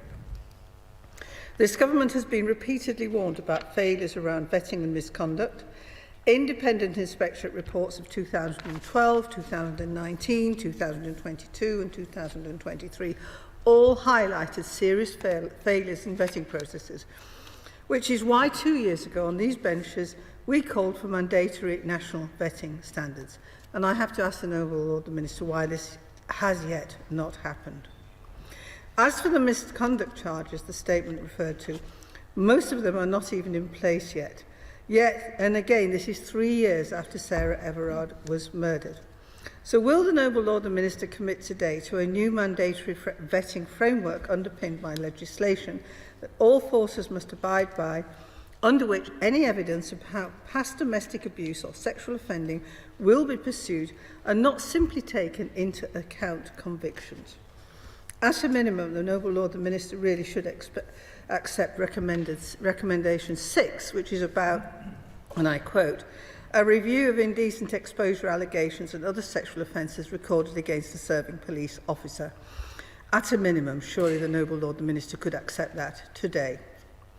The recommendations, as well as talking extensively about vetting, they also focus on indecent exposure. Indecent exposure is still treated as a joke by police, something she should not be bothered about because he is pathetic and harmless. It's seen as old men, past it, pathetic, trying to get attention. And many, if not most women, have actually experienced this at some point in their lives.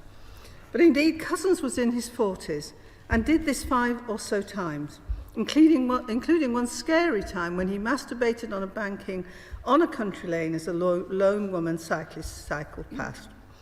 And there was an incident just before Sarah Everett's kidnap, rape and murder where he drove undressed through a McDonald's. People got the name, model and licence number of his car on that occasion. The vehicle was traced to him. My lords, nothing followed after that.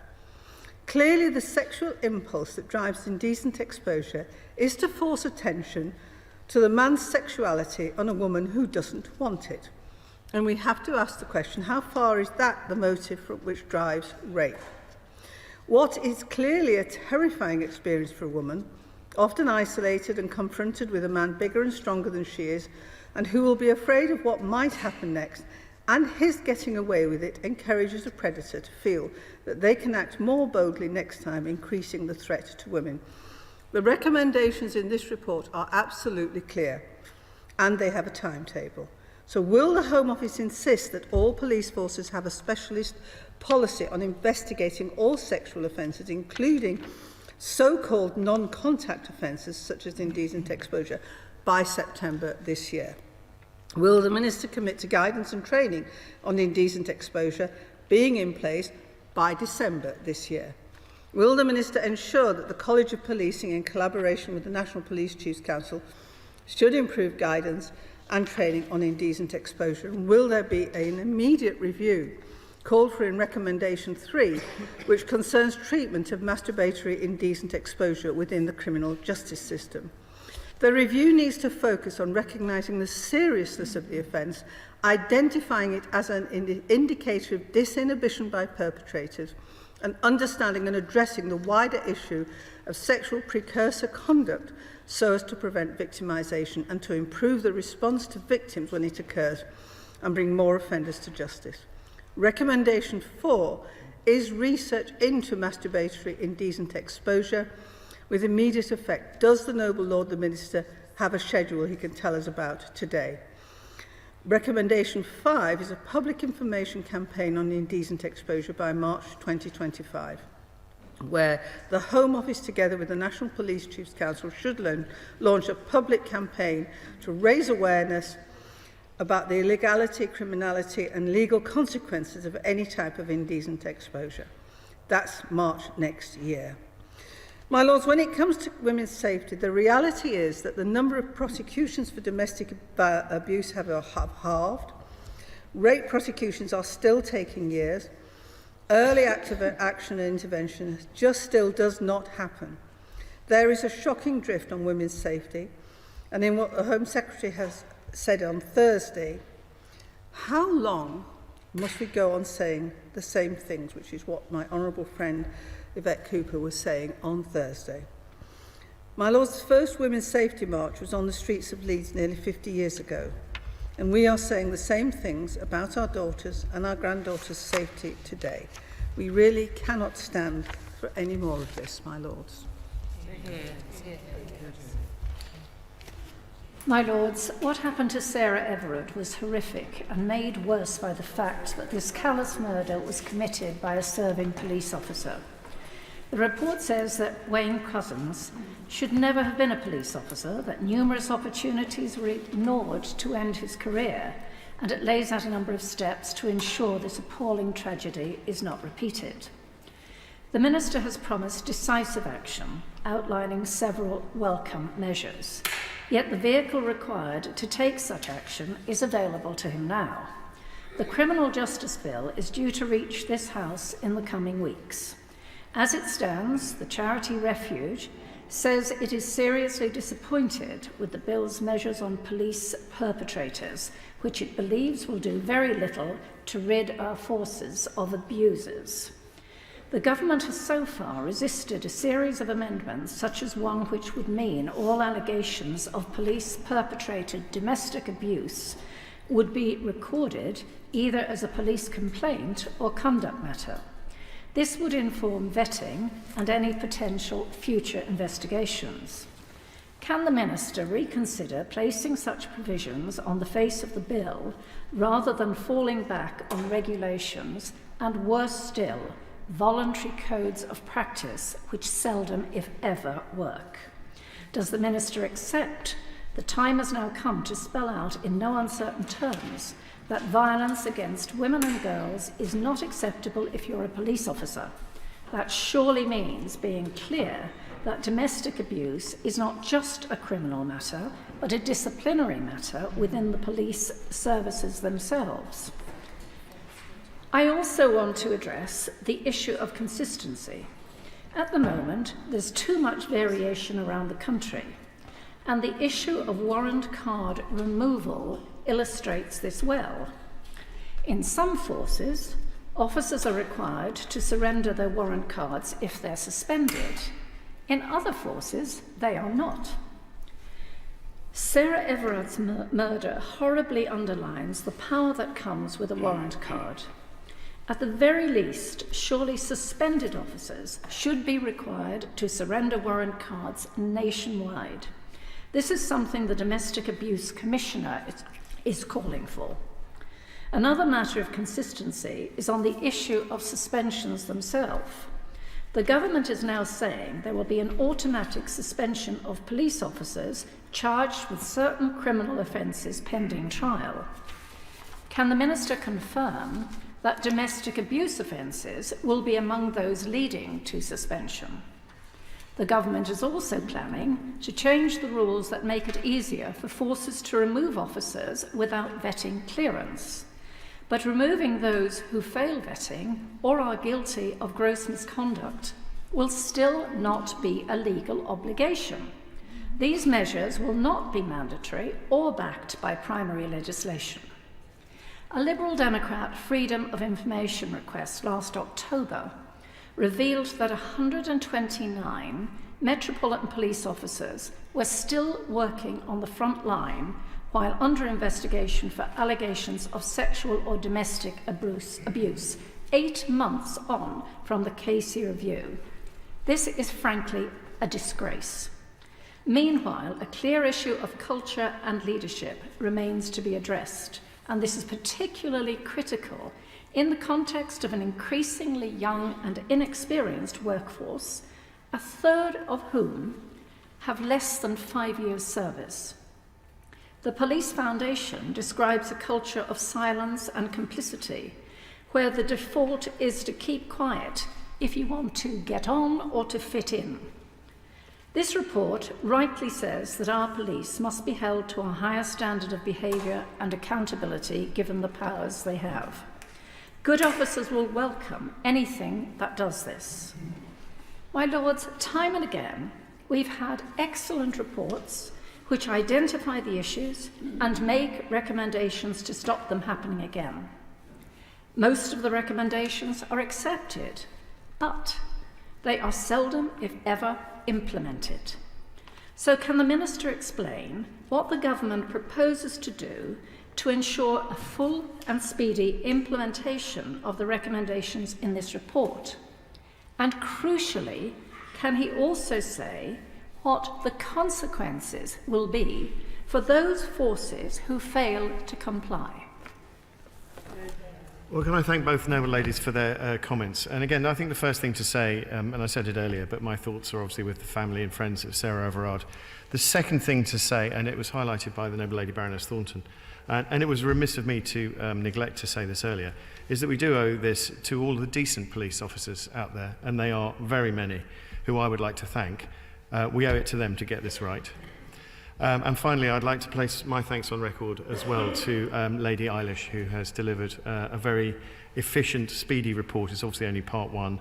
I would note that part two is considering cultural issues, which include misogyny and predatory behaviour. So there will be much more to be said on that subject, which is not to say that we shouldn't also be acting speedily and efficiently now. And we are. I will explain how. My Lords, the vetting process obviously has come in for a considerable amount of criticism, with some justification. And the noble Baroness Lady Thornton has asked me why the government isn't legislating to put vetting standards on a statutory footing. The report did not specifically recommend that the government legislates on vetting standards. And as I've just said, we know that part two will be looking at depth into vetting and recruitment amongst other cultural issues in policing. And of course, we'll consider any findings from part two in due course.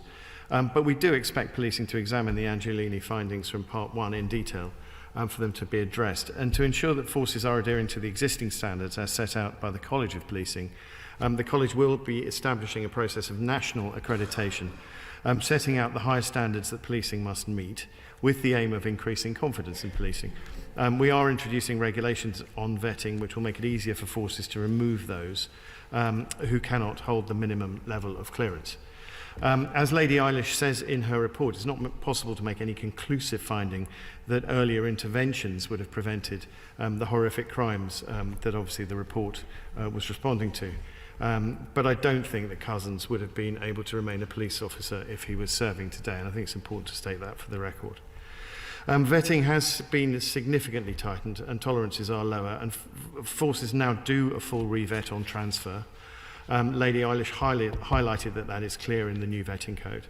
And also there was a data wash process, and we're funding policing to develop automated screening so that records added to the Police National Database, such as the indecent allegations made against Cousins in 2015, will get quickly picked up by the employing force. In January 2023, the then Home Secretary asked HMI CFRS to carry out a rapid review in response to the November 2022 inspection report into vetting. That also looked at what forces are doing to identify and deal with misogynistic behaviour. The Inspectorate did identify good process in certain areas, and in January this year, the NPCC provided evidence on the implementation of relevant recommendations across forces to the Inspectorate. We have also asked the College of Policing to strengthen the statutory code of practice, which I've mentioned, and that code was published in July of 2023. And I referred earlier to the authorised professional practice guidance that's available for public consultation. And finally, my Lords, in January 2024, the Home Office agreed to provide an additional £500,000 to policing to develop a continuous integrity screening system for the workforce, building on the data wash exercise. As regards recommendation 6, that is actually one for the NPCC, but of course I would hope they would implement it as quickly as possible, and indeed that goes for all of the recommendations. We discussed some of them earlier and they all make perfect sense to me. I hope they make perfect sense to others as well. My Lords, the Noble Lady Baroness Thornton asked about indecent exposure and whether or not the police are taking such offences seriously enough. In accordance with strategic policing requirement, we do expect that all sexual offending, including for cases where there is no contact, are taken seriously, because we want victims to have the confidence to report these offences. We need them to know that they will get the support that they need and that everything will be done to bring the offenders to justice. As Noble Lords will be aware, we have added violence against women and girls to the revised strategic policing requirement, which means that crimes that disproportionately impact women and girls, such as indecent exposure, are set out as a national threat for forces to respond to, alongside other threats such as terrorism, serious and organised crime and child sexual abuse. The strategic policing requirement is set by the Home Secretary and provides clear direction to policing, and it highlights where police forces need to work together using their local and regional capabilities. This requirement covers all forms of violence against women and girls, but we continue also to work closely with the National Police Chiefs Council Violence Against Women and Girls Task Force to drive improvements in the policing response, and they will soon be publishing an updated national framework on how policing needs to prepare, prevent, pursue and protect to robustly improve policing's response to these crimes. My Lords, the report did find that what might be considered lower level sexual offending, such as Cousins sending unwarranted pictures of himself, could lead to more serious sexual assault. And obviously, as I've said, we regard that any kind of sexually motivated crime is abhorrent and should be treated very seriously. Women do need to be confident calling the police and reporting crimes, and trust that they'll be taken seriously when they do. We, in tandem with the policing partners, as I've said as well, we'll be obviously considering Lady Eilish's recommendations very carefully, and we'll respond fully after a review of all of the contents. I'm afraid I can't give a timetable as to recommendation number 4, but as I said earlier today, we will be responding in full very soon. My Lords, in terms of women joining the police, the statistics, I was looking them up actually after Baroness Ducey's question to me earlier, and they're not as bad as perhaps I might have inferred earlier on today. The 20,000 officer uplift programme provided a once-in-a-generation opportunity to support forces. The police force is now more diverse than ever, with more female, that's 53,080 women police officers, and ethnic minority 12,086 as of the 31st of March 2023. So those numbers will have changed, I'm sure. But that accounts for 35.5% of officers being female. That's the highest number and proportion of female officers in post since comparable records began. Between April 20 and March 2023, 43.2% of new police officer recruits in England and Wales were female. And that is a notable increase on levels that we've seen in previous years. I won't go into more details, but I think that is an encouraging picture, and obviously that is an encouraging start, particularly when it comes to the cultural change that we've talked about at some length over the course of the day. Baroness Ducey also asked me a very good question, which I was unable to answer, about how officers and police staff should be encouraged to call out wrongdoing when they see it. I've gone into a bit more detail on this. It's still not as much as the noble lady would like, I suspect. But the fact is that police officers have a statutory duty to report wrongdoing by their colleagues when they see it, and not doing so constitutes a breach of their standards of professional behaviour. The noble lady referred to the Criminal Justice Bill, and of course a duty of candour is included in the Criminal Justice Bill, which will help this progress significantly, I believe. There are, however, a number of other routes, both internal and external, through which police officers and staff can raise concerns. External routes involve those such as staff associations, trade unions, the office of the relevant PCC, if the matter concerns the Chief Constable, Crime Stoppers, and the Independent Office for Police Conduct. Police officers can report wrongdoing directly to the Professional Standards Department within their force, and most police forces in England and Wales have reporting phone lines, many with protections for anonymity. There's a reporting line run by the IOPC which enables officers and staff to report concerns of wrongdoing that a criminal offence has been committed, or there is evidence of conduct that would justify disciplinary proceedings. I appreciate that doesn't fully answer the question about others who might report domestic abuse, but I am going to take those comments back and find out what can be done on that. I appreciate I'm running over time. With your indulgence, I will just very quickly finish off by talking about Recommendation 5, which is what the government has done to try and change societal attitudes towards women and girls, or should be doing to try and change societal attitudes. And I think it is important to highlight the government's programme, Enough, which is designed to deliver a generational shift in the attitudes and behaviours underpinning abuse. The campaign has a continued focus on encouraging bystanders to safely challenge any abuse they may witness and to trigger reflection amongst perpetrators and their peers. Evaluation of the campaign shows that Enough is successfully reaching target audiences, driving behaviour change, encouraging bystanders to intervene when they see abuse, helped by the creation of the Stop mnemonic, which is proving highly effective. I'll finish there for now. I'm sure there's more to be said on this subject, but I do think that Recommendation 5 makes a considerable sense, and I will certainly be taking the noble lady's recommendation back to the Home Office. My Lords, I want to raise the issue of proper accountability, because there appear to be few real consequences for police officers who grossly breach police discipline. For example, there's no legislation that prevents members of police staff retiring or resigning while they're under investigation for gross misconduct. I'm told that because of Operation Onyx, which the Noble Lord the Minister will know was commissioned following the appalling case of David Carrick, 51 Met officers had been referred for dismissal and would have been dismissed, but for the fact that they resigned and retired on full pension.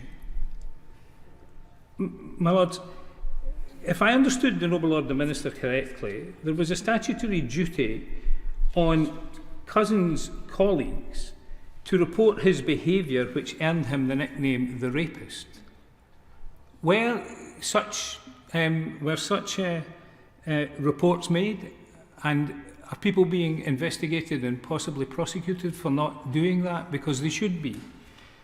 Well, Lords, if the government can legislate for public order every year, and they do, why can we not legislate for public discipline? Why, for example, is the police disciplinary rule book not in statute and therefore enforceable, and breaches of it criminal offences? That wouldn't at all impinge on operational independence. Why do we not go down that route?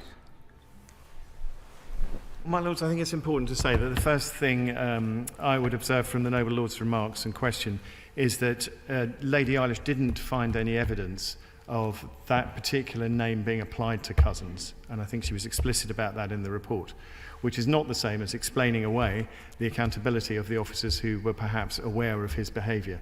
The fact is that we have launched a comprehensive review into police dismissals, as the Noble Lord will be aware. That was in January 2023, and as a consequence of that, we are making significant changes to the way these dismissals are handled. Changes to the composition of misconduct panels, which replaces legally qualified chairs with chief officers, something chief officers have asked for. That will be implemented in May this year. Streamlining the performance system to make it more efficient and effective, due to be implemented in the late summer of 2024. A new route to discharge officers who fail to maintain basic clearance, due to be implemented late summer 2024. Changes to the misconduct system, including a presumption of dismissal for gross misconduct and a presumption of fast-tracked hearings for former officers and convictions of indictable offences automatically amounting to gross misconduct, also due to be implemented in the summer of 2024. So I think the dismissals process, it has clearly been tightened up. It will be tightened up further over the course of this year. As regards the pensions issue, I can't really comment on that, but I hear what the Noble Lord says, and I'll make sure the Home Office is very well aware of his concerns. My Lords, I'd like just to refer particularly to recommendation 14, which says that with immediate effect, every police force should commit publicly to being an anti-sexist and anti-misogynist and anti-racist organisation in order to achieve, understand and eradicate sexism, racism and misogyny and contribute to a wider culture. And this includes properly addressing and taking steps to root out the so-called banter that often veils or excuses malign or toxic behaviour in police ranks. What concerns me, my Lords, is that this kind of finding, has been now repeated in more or less every investigation, every inquiry, every report into police malpractice for decades now. And yet here we are again, with this report concluding that police leaders whose responsibility it is to address these issues, have not taken a stand on these issues and stamped it out. And in many instances, the unacceptable behaviour of individuals, as my honourable friend has just pointed out, is in plain sight amongst their colleagues and has gone unchallenged. So my concern really to the Minister is the process by which the detail of the responses, which my noble friend here and the noble lady on the other benches referred to, how the detail of those responses will be decided. Because I don't feel, in terms of the history of this, it can be left to individual chief constables or even just left to police organisations like the College of Policing, much as I respect them, to come to the conclusions which are necessary. And I'd like to ask the Noble Lord, the Minister, how he, because I think there needs to be an absolutely transparent process for the public to feel confidence in it and for the other police officers that are referred to. So I'd like to ask him how he would intend to involve people with lived experience of these kinds of behaviours of the police and the organisations that represent, particularly women, but other people who've been discriminated against. And secondly, to take up the point my noble friend just raised, he referred to the question of the statutory duty to report wrongdoing. What is wrongdoing? It clearly doesn't include, it would appear at the moment, the kind of vile behaviours and comments, the verbal comments that we've seen in relation to Cousins and elsewhere. So I would like to see, if there is a requirement, the government commit to strengthen that requirement of police officers and staff to report anybody who expresses discriminatory, sexist, misogynistic statements. And that should definitely be included in the definition of wrongdoing. Thank you.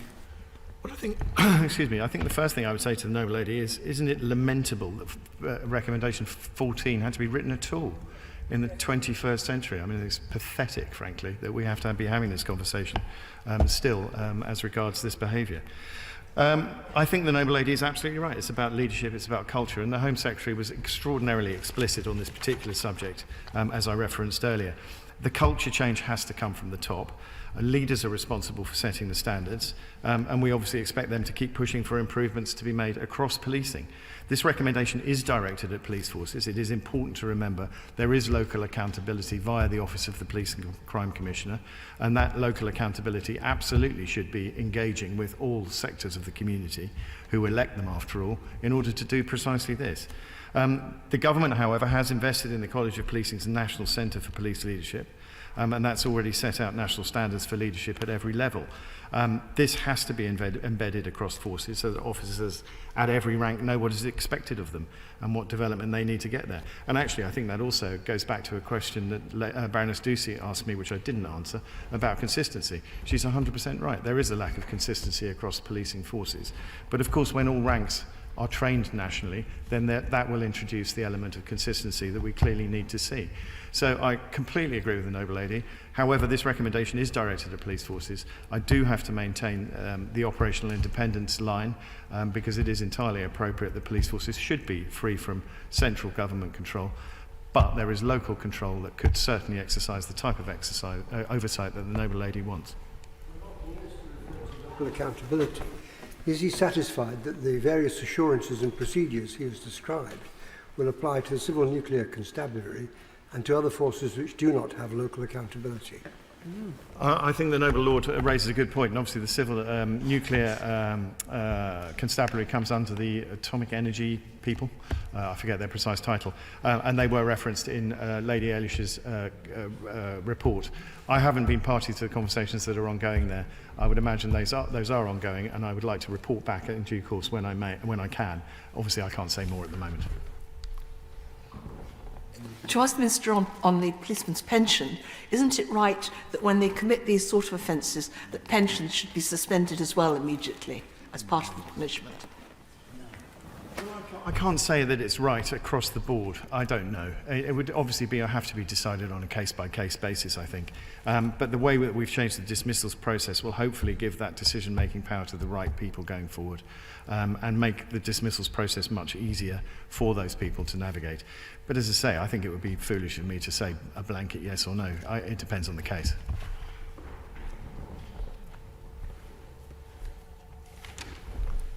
My Lords, I beg to move that the House adjourn during pleasure until 8:10 p.m. As many of that opinion say content, contrary not content, content said it.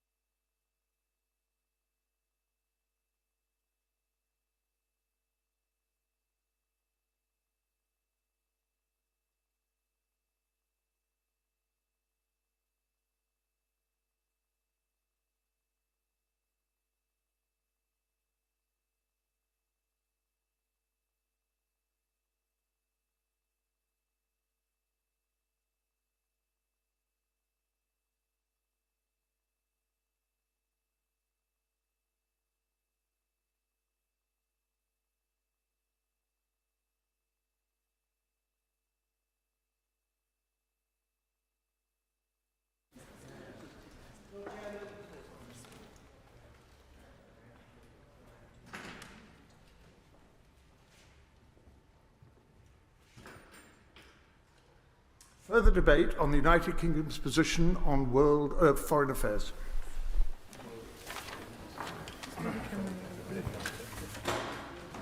My Lords, it's my privilege to start the second half of this debate, and I trust your Lordships are suitably refreshed in spite of the limited time made available for that purpose. I thank my noble friend Lord Ahmed for an excellent introduction, and I thank him and my noble friend the Foreign Secretary for giving us this opportunity today to debate the UK's position on foreign affairs in a world that has become less stable and events harder to predict than any of us had expected even before COVID. It is, of course, excellent for global Britain that a former Prime Minister with much international experience and one who is held in high regard abroad has returned to government as Foreign Secretary. But it is also very good for your Lordship's House that once again the holder of one of the great offices of state is accountable to Parliament in this place. I do not agree with those who say that my noble friend should be made accountable also to another place, because it would be most time-consuming for him to have to account to both houses, and it would diminish the significance of his contributions to your Lordship's deliberations in this place. It is apparent that following Brexit, the United Kingdom's voice in world affairs has remained significant. We are the only G5 country that can develop a new independent trade policy, and as such we are able to contribute positively to the further adoption of free, rules-based trade throughout the world. We need to restore the position of the WTO and to act as a force for good through our newly acquired membership of the CPTPP. It is interesting that 7 of the 12 members of this partnership, following our accession, are Commonwealth countries. I would like to ask my noble friend if he thinks it is possible for the Commonwealth itself to develop a more active role in supporting free trade and upholding the international order. What is also interesting is that the largest economy in the CPTPP is Japan. Our Japanese friends have been very active for several years in encouraging the UK to apply for accession, and have effectively helped to persuade those members who were sceptical about the value to the partnership of the accession of a non-Pacific country. Japan understands and shares this country's strong commitment to the international order and welcomes our tilt to the Indo-Pacific and our renewed commitment to defence and security across the world, not by imagining we are any longer a great imperial power capable of unilateral action, but by using our hard and soft power in conjunction with our friends and allies where we can make a useful contribution. In that connection, I must record my great regret that the FCDO has disposed of a large part of our Tokyo Embassy estate, which at a stroke lessens the ease with which we could effortlessly project soft power in the minds of the Japanese people. That was a mistake, but I am nevertheless happy that Her Majesty's government now recognises clearly that Japan is our most important friend and ally among Asian nations. It is also a pity that we allowed 2 major gigawatt nuclear power station projects, one with Toshiba, one with Hitachi, to crash, and I would ask my noble friend to give his support to seeking changes to the government's current nuclear policy so as to accelerate the commercialisation of another nuclear technology which we desperately need to roll out much sooner than currently envisaged. I refer to Japan's high-temperature gas-cooled reactor technology, which can make an enormous contribution to our total energy capacity, not just the electricity grid. My Lords, I would also mention the enormous significance of the agreement announced in December by the UK, Japan and Italy to work together to create a new 6th-generation fighter jet, the Global Combat Air Programme. I would ask my noble friend, bearing in mind that the RAF's order for GCAP aircraft may need to be much bigger than he had expected, whether he agrees there is a clear and urgent need to increase defence spending to 3% immediately and probably to a much higher level within a year or two. I would also ask my noble friend what he thinks about the interesting idea proposed by my noble friend Lady Goldie to issue a kind of defence bond in these deeply troubled times. We surely need to think outside the box. My Lords, as the death toll in Gaza now tops 30,000, we reflect on the catastrophe that continues to unfold since the horrific Hamas attack on 7th of October. I too pay tribute to the noble Lords the Minister for their work and commitment to achieving a resolution, but the impact of their efforts may be less as a result of the unconditional support that they have given to Israel since the events of October the 7th. In Gaza, the death and destruction continue and have not resulted in the freeing of the hostages. At least 30,200 people have been killed in Gaza, including more than 12,300 children and 8,400 women. More than 71,300 have been injured, including at least 8,600 children and 6,300 women, and there are more than 8,000 missing. In the occupied West Bank, more than 500 Palestinians have been killed, including more than 108 children, and more than 4,600 injured. As Lady Morris, President of Medical Aid for Palestinians, told us, a quarter of people are at risk of imminent famine, and 1 in 6 children in the north are acutely malnourished. Gaza's children are being starved at the fastest rate the world has ever seen. And I'm sure she would testify that, unlike has been said earlier, in Gaza there are no places of safety for the protection of the civilian population, which is why the fatalities and injuries are so high. The Executive Director of UNICEF said last week, horrific news out of Gaza that at least 10 children have reportedly died of malnutrition and dehydration so far, while many more are on the brink. 1 in 6 children under the age of 2 in North Gaza are acutely malnourished. Over 500,000 Palestinians in Gaza are at starvation level. Does the noble Lord the Minister agree that starvation as a weapon of war is actually a war crime? Infectious diseases are also spreading rapidly, and there's little access to medical care. No hospitals are fully functioning across the territory. At least 90% of children under 5 are affected by one or more infectious disease. Does the noble Lord the Minister agree that an immediate permanent ceasefire is even more desperately needed now? The UK government has so far refused to halt arms exports to Israel, despite the risk that these weapons pose to civilians. Special rapporteurs, independent experts and working groups issued a statement on the 23rd of February. It warned that the transfer of weapons or ammunition to Israel to be used in Gaza is likely to violate international humanitarian law and must stop immediately. Further, the Dutch Court of Appeal order on the 11th of February required the Netherlands to halt its export of F-35 fighter jets parts to Israel because the clear risk that they might be used in the commission of serious violations of international humanitarian law in Gaza. The UK's own arms criteria established the very same obligation, and yet the UK produces 15% of the parts of all F-35s being used in Gaza.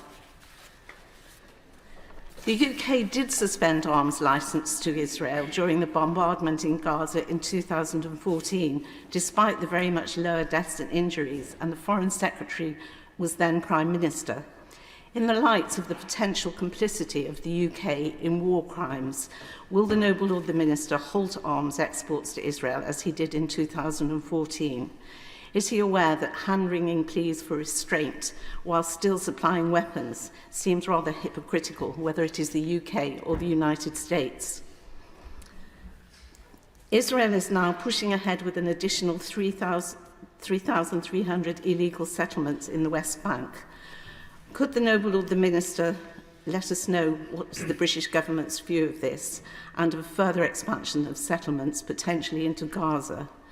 And will it ensure the rights of the Palestinian people to return to their lands, as is their right under international law? My Lords, the Noble Lord the Minister has spoken about a two-state solution. If he truly believes in this, then time is very short and action must be taken now by making Hamas and Israel accountable, releasing the hostages and showing to all the parties a commitment to a different vision of peace and justice, with security for Israel and Palestine, and starting with the recognition of the Palestinian state. My Lords, I have three quick questions for my noble friend, the Foreign Secretary. Do you agree that for centuries, freedom of the press has essentially meant freedom from the control of governments, both foreign and domestic? I've an interest to declare here, as I've been writing for the Telegraph and the Spectator for over 30 years. Although actually they pay so little, I wouldn't really call it an interest so much as a mild or passing interest. And I don't want that in any way to be taken as a criticism of Lord Moore of Etchingham, owing to the fact that he was only obeying orders. My second question is a follow-up to that of Lord Ricketts. What is Britain doing, Foreign Secretary, to persuade the G7 to give the $300 billion of frozen Russian assets currently held by Euroclear in Brussels to the Ukrainians in their entirety for the defence and reconstruction of Ukraine? We sequestered funds, huge amounts of them, in both the First and Second World War, as did the Americans. There's plenty of precedent for this. And the moral case is obviously clear, especially after the death of Alexei Navalny. And the legal and economic arguments against it have been comprehensively demolished in a recent article in the Financial Times by Bob Zellick, the former president of the World Bank. And he wrote, "Policymakers rarely find opportunities based on sound policy, good politics, and compelling ethical values. The G7 and other friends should quit dithering." Foreign Secretary, you've done a wonderful job in Washington trying to persuade Congress to part with the 66 or so billion. But this would be almost 5 times the amount, and obviously would set the Ukrainians up extremely well in the event of a Trump presidency.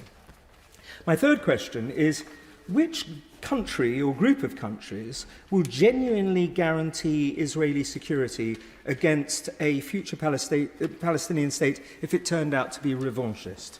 There are 15 demilitarized states in the world, none of which is in a conflict zone. No countries intervened when Hamas overthrew Fatah violently in Gaza in 2007. Who will step in when the so-called police force of a future Palestinian state starts to acquire heavy weaponry and armour or attack drones? The chronically anti-Israel United Nations, the G7, the Arab League, Britain and America have the dubious fact of having guaranteed Ukraine in 1994 after they got rid of their nuclear weapons. Surely Israelis are right to fear that any security guarantees will not be worth the paper on which they are written, at least while Palestinians still harbour these ludicrous dreams of expelling the Jews from the river to the sea. Thank you, my Lords. My Lords, I would like to make just 2 points here. And like everyone else, I wish there were no wars in the world. And I wish we could all live in peace and harmony. And I wish we did not have to watch on our TV screen night after night humanity tearing each other apart around the world. But that, my Lords, is just a wishful thinking. So let me return to the real world.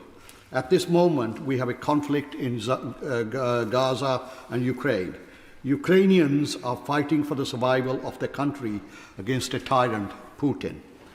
And we, along with the US and other European countries, are standing with Ukraine. And the way the things are going, in spite of all our help and effort, it looks as if the tyrant might prevail. President Macron alluded to the fact that NATO may consider sending troops to Ukraine, and the proposal was immediately shot down by everyone, including our government. So our government and NATO considered another option, which is something that the NATO did in the Balkan War in the 90s to bring another tyrant to his senses, President Milosevic of Serbia. Can I suggest that the NATO consider air cover on the Ukrainian soil only on the Ukrainian soil only, to protect the troops on the ground, to keep the Russian troops away from the Ukrainian borders? Like I said, the NATO done it before, so why not consider it again in Ukraine? Bit drastic, but a thought, my lord. I'm going to move on to Gaza now. I'd like to move on to Gaza, my lords. And what happened on Israel's soil on October the 7th was horrendous. And my heart goes out to all the victims of the Hamas, a terrorist organization. A state of Israel has a right to protect its border and its citizens. And what Israel is doing in Gaza now to men, women and children is beyond description and is disproportionate, and I totally condemn it. My point here is historical, my lords, and I don't mean to stir up old colonial wounds here, but the British government, after the First World War, had a Palestine mandate from the League of Nations to sort out the questions of Palestine and leave peacefully both communities, Jews and Arabs, living in harmony side by side.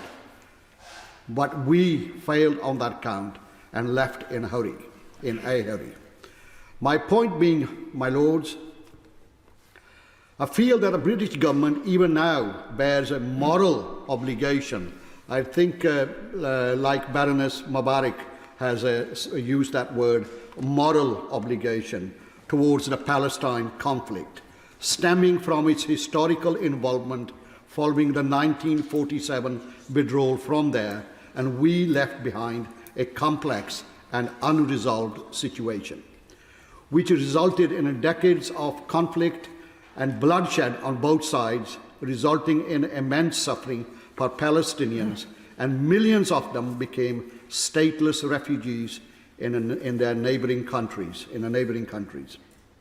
As a former colonial power, Britain has a moral responsibility, again I say, a moral responsibility to advocate for just resolution, acknowledging the consequences of its past action and engaging in diplomatically as the main power, and providing further humanitarian and supporting peaceful resolution. Addressing this long-standing issue aligns with the British values of justice, compassion, and international responsibility, fostering stability and hope in the region. Thank you. My lords, at a recent meeting, Xi Jinping said to Vladimir Putin, "Right now, we are witnessing changes the likes of which we have not seen in 100 years. He was referencing the change in the balance of power. It sounds like grandstanding, but what if he's right? Today's debate comes at a very important time. If the events of 2023 and 2024 tell us anything, it is that for the first time in a generation, there is a genuine global challenge to our way of life in the West and to the international rules-based order. The geopolitical dynamics are changing, and we need to wake up if Britain is not to be caught in the crosshairs of increasing competition between great powers. The gathering of the BRICS in 2023 was perhaps the most important gathering last year that nobody was talking about. Neil Ferguson talks of an axis of ill will, comprising nations that are hostile to the West, hostile to the liberal democratic rules-based system. We should take his words seriously. This gathering is not just a talking shop, it is underwritten by China, a global superpower which is intent on rebalancing the geopolitical dynamics. To see this, look at three nations: Iran, Russia, and Saudi Arabia. Iran's economy has grown faster than Western counterparts despite US sanctions. Why is this?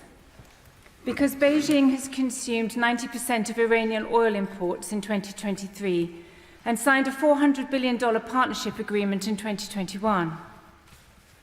Secondly, Russia's GDP is growing faster than any country in the G7. Why is this? Because Beijing is now their main export partner for gas and other commodities. Beijing has ensured that sanctions against Russia have hurt Germany far more than they have hurt Putin. Meanwhile, the Chinese have poured $17 billion in investment and construction into Saudi Arabia in the last 3 years, changing the balance for Sunni states too. The aggression of the Houthis against Western nations only started once Beijing had brokered rapprochement between Saudi and Iran in that nation. Furthermore, we would be naive to think that the wars in the Middle East and Ukraine are purely isolated incidents. They're emblematic of the shifting of geopolitical tectonic plates. The odds that a third front opens up in Taiwan or the South China Sea grow sadly shorter by the day. Xi has consistently stressed that the Taiwan issue cannot be passed on from generation to generation. And US intelligence sources and the Taiwan foreign minister have said 2027 is the year they are concerned about. If Britain is to stand tall and be resilient in the coming years, it is essential that we prepare now. There are three principles which should govern our actions. First, we must set our economy and society onto a resilient footing. Geopolitical risk should be run through our every decision. If this means directing investment into local and reliable supply chains, then that may be necessary. If it means increasing military spending, then we should do that too. If it means adjusting our net zero targets to avoid critical dependencies on China, then we need to consider this as well. We urgently need to know how a crisis in Taiwan would impact us. A recent study by the Rhodium Group forecasts that a conservative estimate put the damage at $2 trillion globally. Given that our trade to GDP ratio is 70%, and given that the odds of the US, who are far less vulnerable than us to these shocks, using the full force of economic statecraft in the context of any confrontation are high, we should be making this a priority. I would ask my noble friend, the Foreign Secretary, what assessments has His Majesty's government made of these risks, and would he make any such assessment public? Second, we must work with allies to strategically prioritise the maintenance of the international rules-based order. The liberal democratic world, underpinned by the West, has provided for greater prosperity worldwide than any other system. If we don't understand this, and if we don't invest in this, we will be handing over the rules-based order to nations who play by different rules. And finally, we must take a step back and ask ourselves, who are we and what are we building? Confidence in our identity and character as a nation matters. In a time of shaking, will Britain allow itself to be riven by division internally, or will we stand tall? In the early 20th century, we were resilient in crises and came out stronger on the other side. Our current internal weaknesses and lack of confidence in our own civilization leave us vulnerable. We must remember who we are and why our way of life is worth defending. If we fail to do this, we may not like the world order our children inherit. But if we succeed in doing this, then not only do we still have an important role to play in the world, but we also will have the resilience to stand in a time of shaking and a clearer identity as to who we are as a nation. Yeah. My Lords, it's a pleasure to follow the noble Baroness Lady Stroud. I note that with Baroness Hellett, who follows me, we form a wedge of former coalition advisers on the order paper, perhaps placed there as a reminder to the Foreign Secretary of calmer, gentler times when Prime Ministers lasted their full 5-year terms and parties cooperated to solve problems in government rather than tearing themselves apart. But, my Lords, I declare my interests as CEO of United Against Malnutrition and Hunger, Trustee of the Royal African Society and Chair of the Africa APPG's Inquiry into Just Energy Transition. I want to associate myself with the excellent speeches of my noble friend Lord Bruce and Lord Boateng, highlighting the need for a total refresh of UK policy towards Africa. I want to focus most of my remarks on the implications of climate change for our foreign policy. But first I want to say a brief word on Gaza. Over a quarter of Gaza's population are said to be one step away from famine. Almost the entire population is in desperate need of food, and child malnutrition is at catastrophic levels. This cannot continue.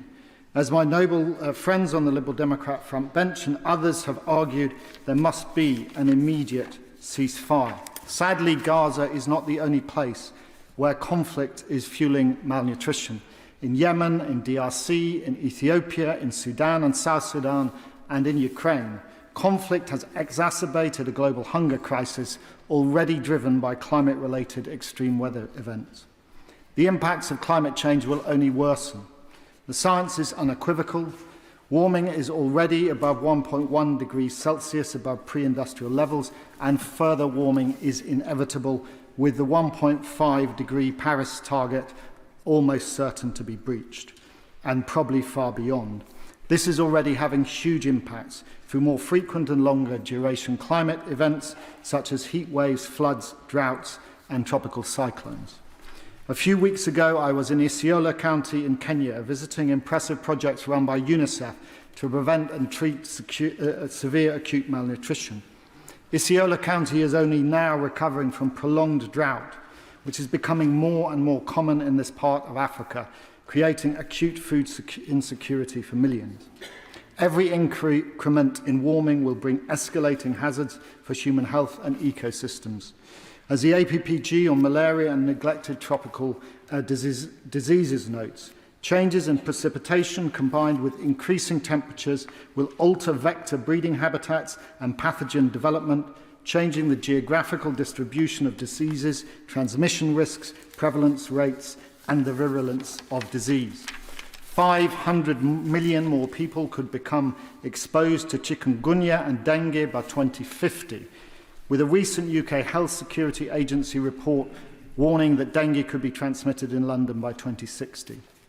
Warming is being accompanied by unprecedented biodiversity loss, by increasingly desperate competition for resources, and by rising sea levels that threaten massive human dislocation.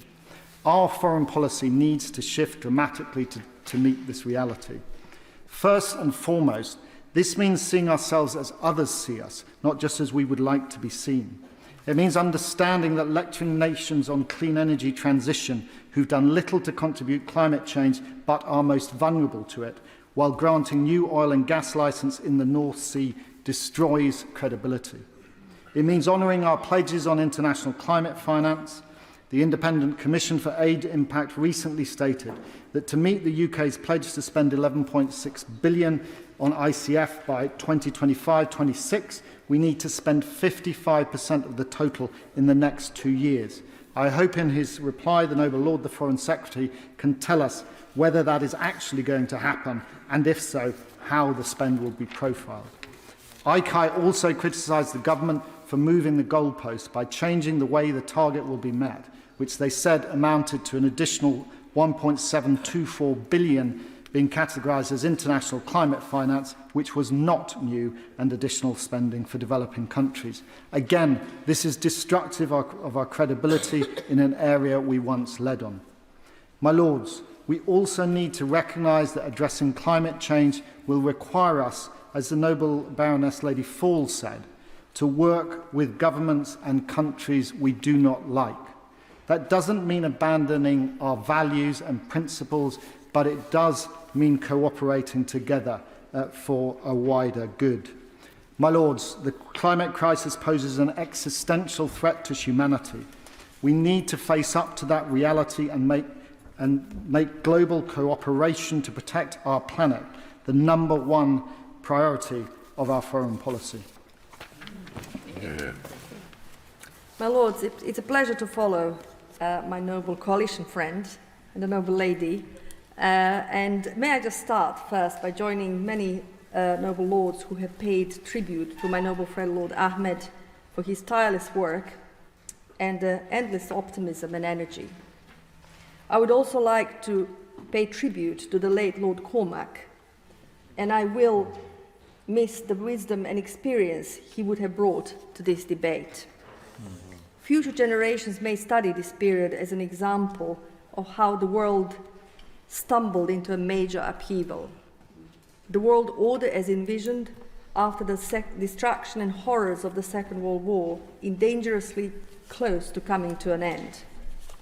There has never been a greater need for our foreign policy to be strategically and morally consistent and aimed at unifying rather dividing our society.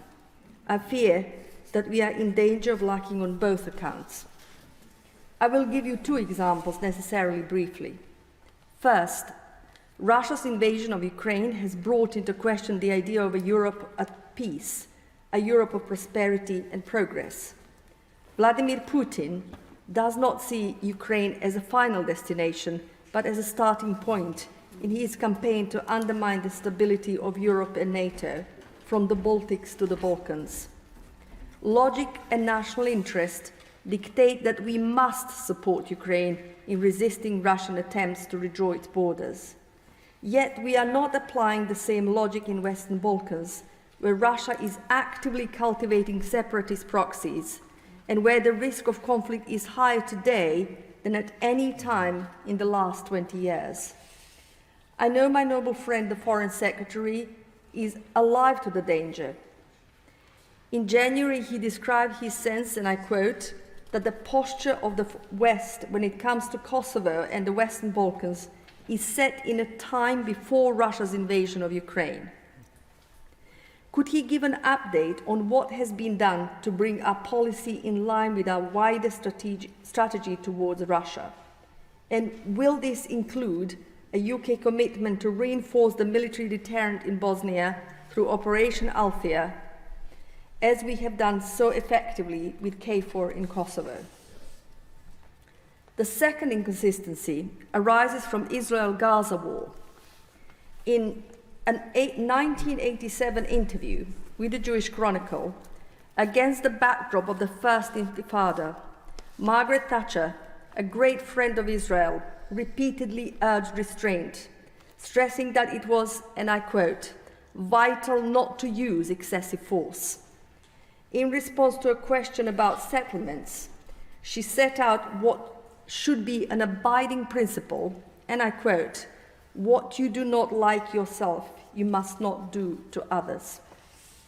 Regrettably, in the current conflict, Israel's right to self-defense has morphed into disproportionate military response, tantamount to the collective punishment of civilian population.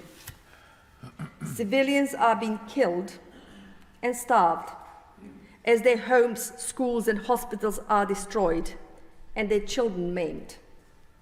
Where we have rightly condemned Russia's use of siege tactics and its attacks on hospitals and civilian targets, and where we have rightly condemned the terror attack against Israel, the taking of hostages, and sexual violence committed, we, along the US and some other democracies, have also provided diplomatic and moral cover to the carnage in Gaza.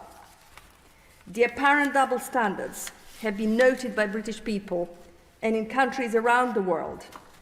My Lords, such inconsistency runs counter to our long-term interest, which should be the shaping force for our foreign policy. It helps Vladimir Putin and undermines our national interest, and it weakens our moral authority. The welcome exception to this is my noble friend's call for a Palestinian state. Could he give his assessment as to just how close or far away the horizon he has spoken about is now? The government has done an admirable job of explaining our policy on Ukraine and in carrying forward public support for our goals. The same cannot be just said of our response to the war in Gaza. How did we end up alienated from the electorate, who are shocked by the civilian toll, and many who are protesting because they believe that their voices cannot be and are not heard in Parliament? My Lords, our role in the world is only as strong as our cohesion. Pursuing policies abroad which divide and weaken us at home is not in our national interest.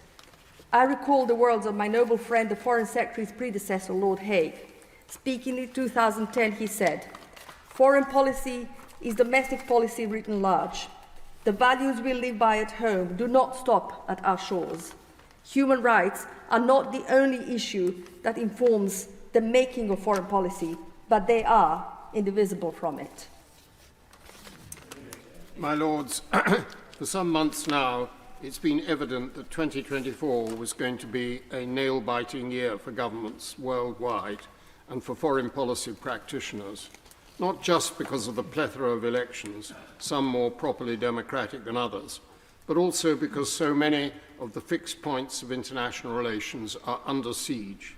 So high time for this House to be debating the choices and the challenges, and a privilege to be doing so in the presence of the noble Lord, the Foreign Secretary. No prizes for starting with the recent statements and actions of the man who is, in near certainty, going to be contesting the US presidential election in November.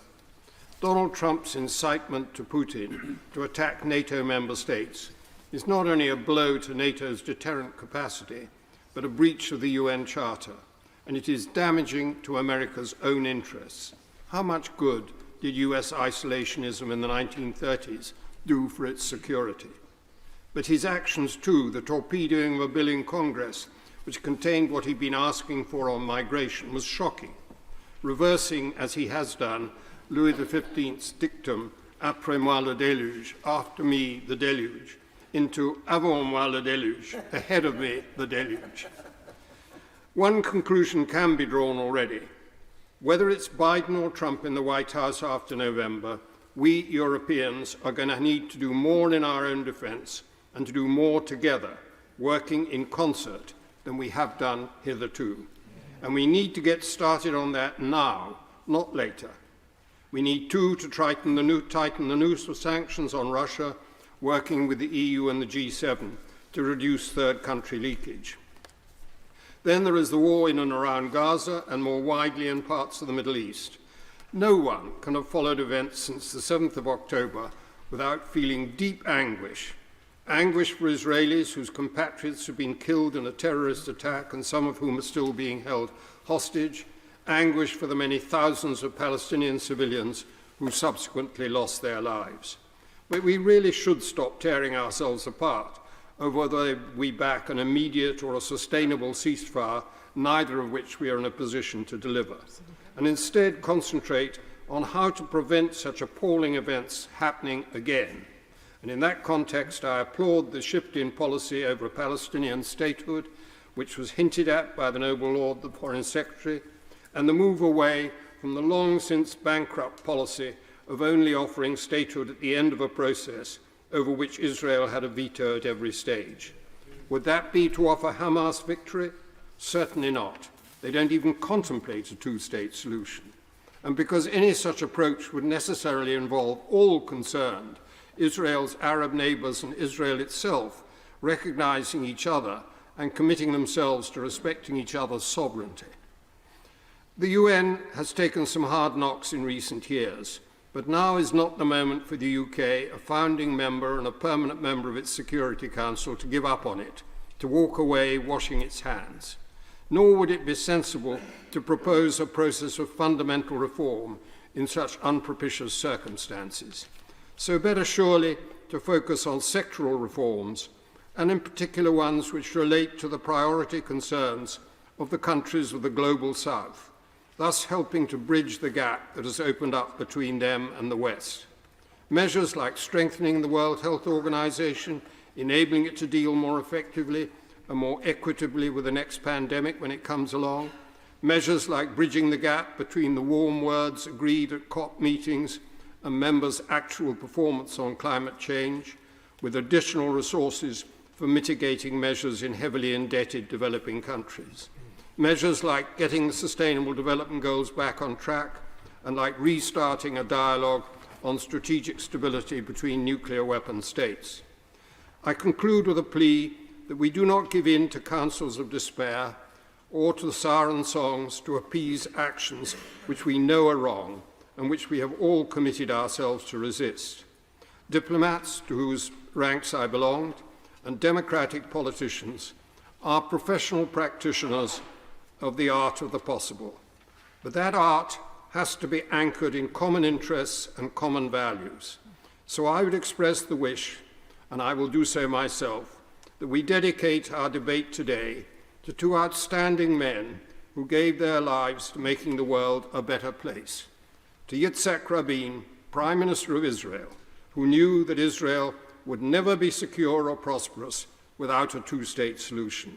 And to Alexei Navalny, who championed a Russia alongside which we could have lived in peaceful coexistence, and whose parting advice to us all was, do not give up. It's a pleasure to follow the Noble Lord Hannay and to welcome both his final comments and on our relationship with Europe, which I will come back to. Now, it's tempting to focus, as many noble lords have, on the situation in Palestine now, the hideous human suffering in the Gaza Strip, the terrible circumstances of the Israeli hostages, the invention of a new acronym, WCNSF, Wounded Child, No Surviving Family. UNICEF estimates that there are now 17,000 children in Gaza who are unaccompanied or separated from any relatives. That is about 1% of the entire population. Yet still, we sell arms to the Israeli government. But the topic of today's debate is a broad one, the UK's position on foreign affairs. And I'm in the lucky position that I can recycle material. Since tomorrow I'll be in Brussels with the Green European Foundation. I declare I have an unremunerated position on its Journal's board to chair a debate at the Press Club on a major report, Geopolitics of a Post-Growth Europe. And I'd urge noble lords who seek new answers in a world where the old approaches, the approaches used for decades and continuing to be used by this government, have delivered the conditions that we have today, to take a look at this report. Now, many will be pleased to note that in the introductory essay, Dutch Green Left analyst Richard Wouters concludes the EU should keep the EU close and underline that the door is open for re-entry. EU membership offers the closest form of alliance, Mr. Wouters rightly says. But in terms of our relationship with the nations of the Global South, a growing, still relatively young part of the global population, as our lands are the opposite, the important point is made that it pays for them to sit on the fence, to play off the US, the EU, China, and I'll add in the UK, against each other to secure trade, aid, investment, even security protection. And there's many reasons for them to not prefer us and our allies. That many nations and peoples do not see the Russian invasion of Ukraine as the imperialist, colonialist attack that it is because they associate such behaviour with Western Europe and the US. And they see, rightly, that much of the injustice and suffering they experience today originates from us. They see the enforced austerity of the IMF, the predatory actions of Western lenders, the corrupt behaviour of Western mining companies, the refusal to open up the use of climate technologies, and, crucially, the refusal to allow affordable access to essential medicines and vaccines, with manufacturing close to where they are needed. History is not pre-written, but made by the actions of people, and where we are today is the result of past actions over decades and centuries. Men sitting on these very benches imposed starvation on India, forced 1.5 million Kenyans into concentration camps between 1952 and 1960, and imposed similar conditions in the so-called Malaya emergency. So what should be at the heart of our foreign policy, first, is acknowledging that the many abuses of the past, and that we need to take action to stop the continuing oppression that arises from our own actions. Debt cancellation is an obvious area of urgent need, We would, as Wooters points out, ease the pressure on global south countries to sell off their biospheres and their lithospheres, and reduce the pressure to promote often exploitative labour conditions in export-orientated industries, when the efforts of their people could instead be directed towards delivering resilience and security, particularly food security, in the age of climate shocks. Now, I want to finish with a reflection on normative power, the power to export one's values as an integral part of geopolitics, and how living up to those values is actually crucial to being able to use that power for constructive good. With that in mind, I have a direct question to the Noble Lord the Minister in summing up.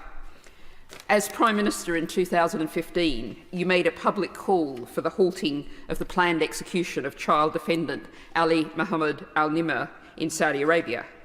Ali was ultimately spared and has been released from prison. There are at least 3 child defendants now in Saudi Arabia, despite its promises to stop sentencing child defendants to death.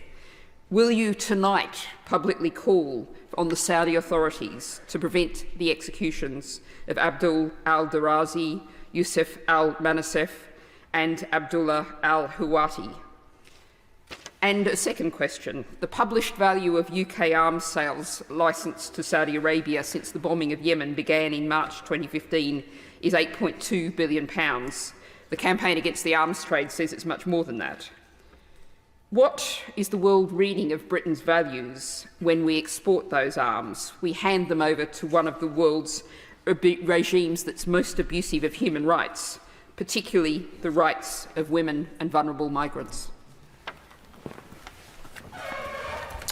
My Lords, at this stage of the evening, I will make one point, hopefully in less than 5 minutes, and in doing so will draw heavily on the stark and authoritative soundings and warnings that the noble and gallant Lord Stirrup and Baroness Goldie and others have laid before us.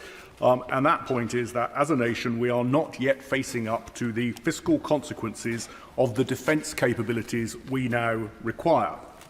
For all of the reasons we've heard this evening, sadly the era of the peace dividend is over. Now, the noble Lord, the Foreign Secretary, when he was Prime Minister, may recall that from time to time I helped him spend the peace dividend in the NHS. But when the threat facts change, our defence posture needs to change with it. And in fairness, of course, the government can point to increasing military expenditure, support for Ukraine, a procurement pipeline, Archer, artillery, Type 26 and 31 new ships for the Navy and so forth. But the fact remains that we clearly do have capability gaps. They were laid out very starkly by the House of Commons Defence Committee in their report at the beginning of December, and we must square up to those. For every 5 service personnel joining the military, the MOD report that 8 are leaving. When it comes to the equipment plan for the Ministry of Defence, looking out over the next decade, which accounts for about half, 49% of the forecast defence spending, we see, according to the National Audit Office, a funding gap of £17 billion at least. And indeed, there's a rather curious feature of the way in which that forecast defence equipment budget has been established, in that in the case of the Royal Navy and the Royal Air Force, the full predicted costs of their equipment requirements in order to deliver the government's objectives set out in the Integrated Review, the Defence Command Paper, those are priced up. But in the case of the British Army, they are not. And I asked a written question as to why there was this difference between the internal budgeting between different parts of the armed forces in the MOD, and was told on the 21st of December that, quote, the Ministry of Defence's operating model allows top-level budget holders to have different financial positions and be at different stages of addressing their financial pressures. I think one way of interpreting that answer is to say that, in effect, the Army has been used as the balancing item for a set of unbudgeted requirements, and as a consequence, it is very hard for Parliament and government to have a transparent debate with the public about the costs of actually resourcing the military capabilities that we say we need as a nation. Now, of course, better procurement, stronger economic growth will to some extent dissolve these trade-offs, and we're going to have a budget tomorrow. So it's possible that the Chancellor will answer the question tomorrow when we will get to 2.5% of GDP, rising beyond that. But somehow I rather doubt it, because we all know that at this stage of the electoral cycle, actually what's going on is a torturing of the OBR forecasts until they confess. And so the likelihood is that at best these commitments will show up in manifestos, and to the extent they don't, then it will be vitally important that at the start of the next Parliament, whoever holds the reins of power, we are in a position to have this frank conversation with the British people about the progress, the trade-offs and the trajectory that is going to be required to give us the capabilities that we need, because, as the Right Reverend Prelate, the Archbishop of Canterbury said right at the start, to will the end is to will the means. My Lords, the debate title asks us to take note of the UK's position on foreign affairs. So where do we stand today? One useful starting point, my Lords, is the finding of an Ipsos poll in January. The question was, what difference has leaving the EU had on the UK standing on the world stage? 54% of those polled said it had a negative effect, 17% said it had a positive effect. I concede, however, that on soft power, we remain a superpower. The latest Brand survey again had the UK in second place after the US, and much of that, of course, however, is outside the control of government. For example, the quality of our universities. The international context, my Lord, is bleak for all of us, compared certainly with 20 or 30 years ago. No peace dividend, no new international stability, no greater cooperation among nations, and democracy and the rules-based system is in retreat. That picture today is one of wars and rumours of wars. The evolution of relations between NATO and Russia is instructive. 20, 30 years ago, there was the NATO-Russia Act.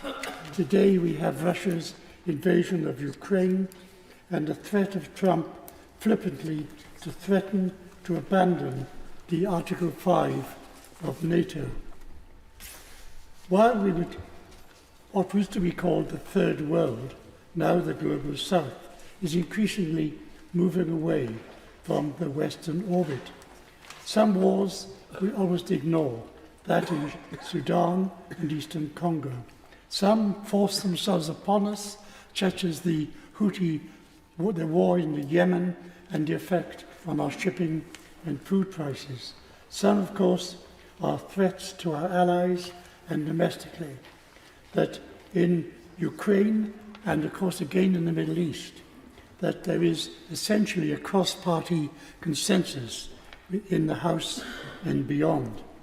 That there is, that in Ukraine, momentum has certainly passed to Russia, that Germany agonizes over the supply of Taurus, long-range missiles. Republicans in Congress block aid and arms to Ukraine. Yet it is unlikely that either side in the conflict will win a decisive victory. For Ukraine to lose would be a great defeat for the West. They are fighting gallantly for all of us. Yet surely we should not give unconditional support and subcontract our own policy entirely to that of Ukraine. If Russia were to prevail, Trump and the Republicans in Congress, and possibly also the German Chancellor, would bear a heavy responsibility. That there should be both a twin task of military support and looking for the diplomatic openings. On Gaza, the position is different. That after the atrocities of October the 7th, there was enormous international sympathy for Israel. But Netanyahu has flitted away much of that by his intransigence and the creation of a humanitarian catastrophe and the pictures of starving children. President Biden had warned against a response of fury. There is at least a possibility of some good emerging if a grand deal were to be agreed, including a two-state solution. My lords, the oracle at Delphi advised us to know thyself, and that should be part of our international role, national introspection on what we can do. There is, however, a degree of interest of unreality post-Brexit. If we are to have a tilt to the Indo-Pacific, that be a tilt away from Europe, where our interests mainly lie, and where, for example, we currently seek to avoid the major part of our foreign policy at a time when Europe is showing both in the Arctic and in Ukraine new threats. That I end on this, my lord. Our foreign and security policy interests are closely aligned with the European Union. There are three blocs today.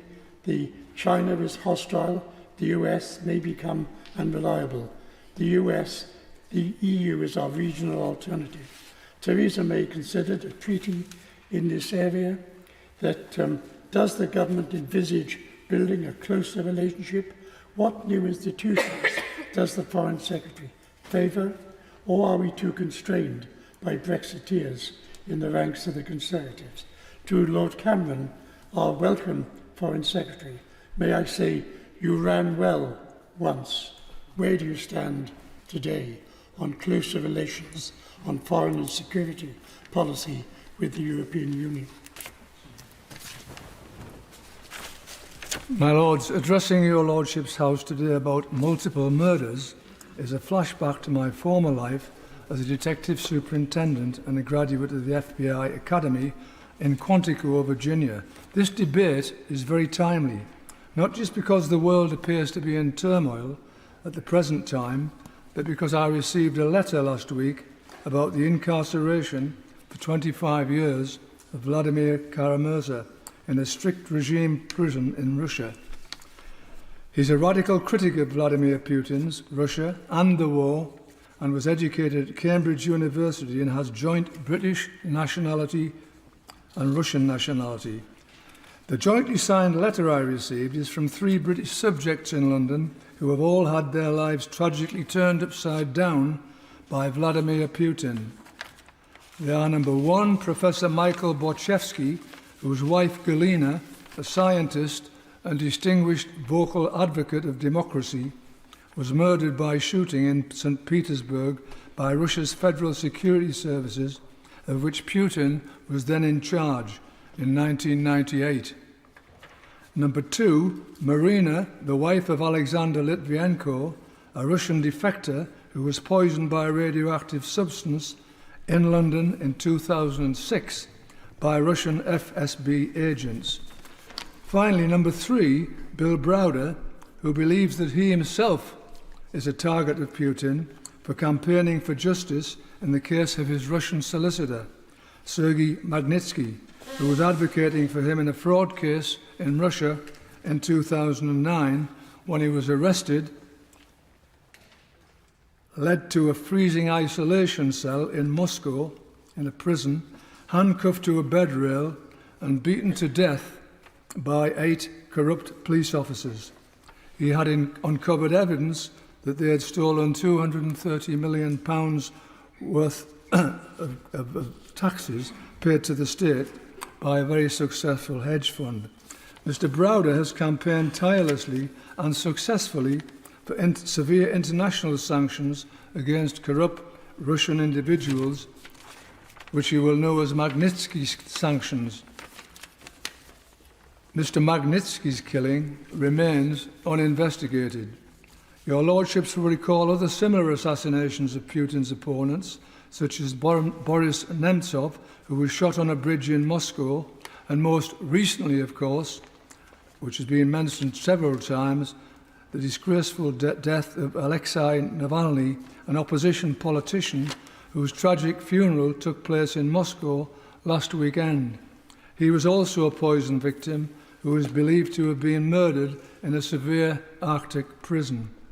Could I ask the Noble Lord, the Secretary of State, whether representations have been made to the Russian authorities regarding the imprisonment of Vladimir Kara-Murza? All three of my correspondents are in effect exiled from Russia for safety reasons and bring a large amount of experience and intelligence in these matters over many years. So finally, would the Secretary of State agree to meet the three distinguished authors of the letter in my possession, of which I can let him have a copy, with a view to shining a light on the case and preventing Mr. Kara-Murza suffering the same fate as Alexei Navalny? I look forward to a positive reply from the Noble Lord, the Foreign Secretary. My Lords, can I begin by saying this is the first debate I've taken part in which my good friend the Foreign Secretary has been replying.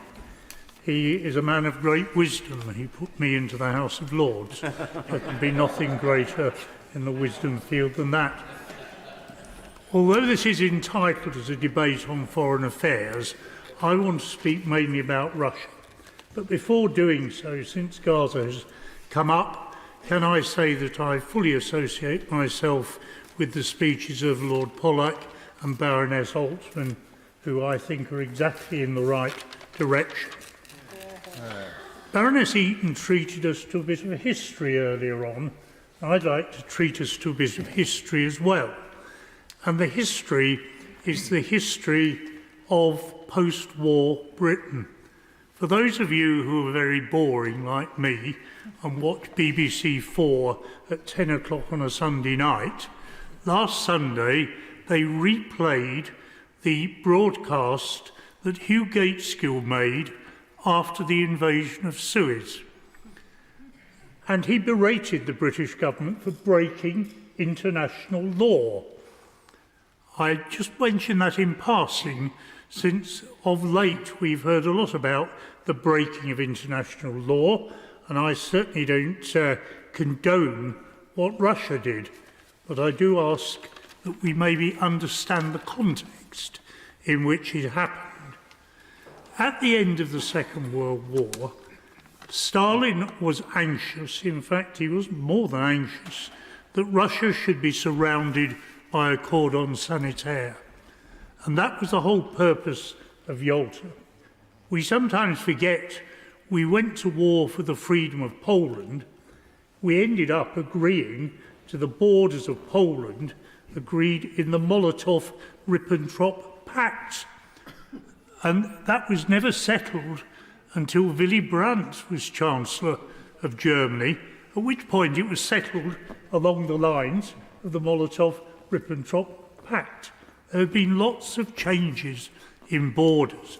And what I would ask the House to consider is that what we are currently facing is a lot of frozen conflicts around the Russian border of the former Soviet Union.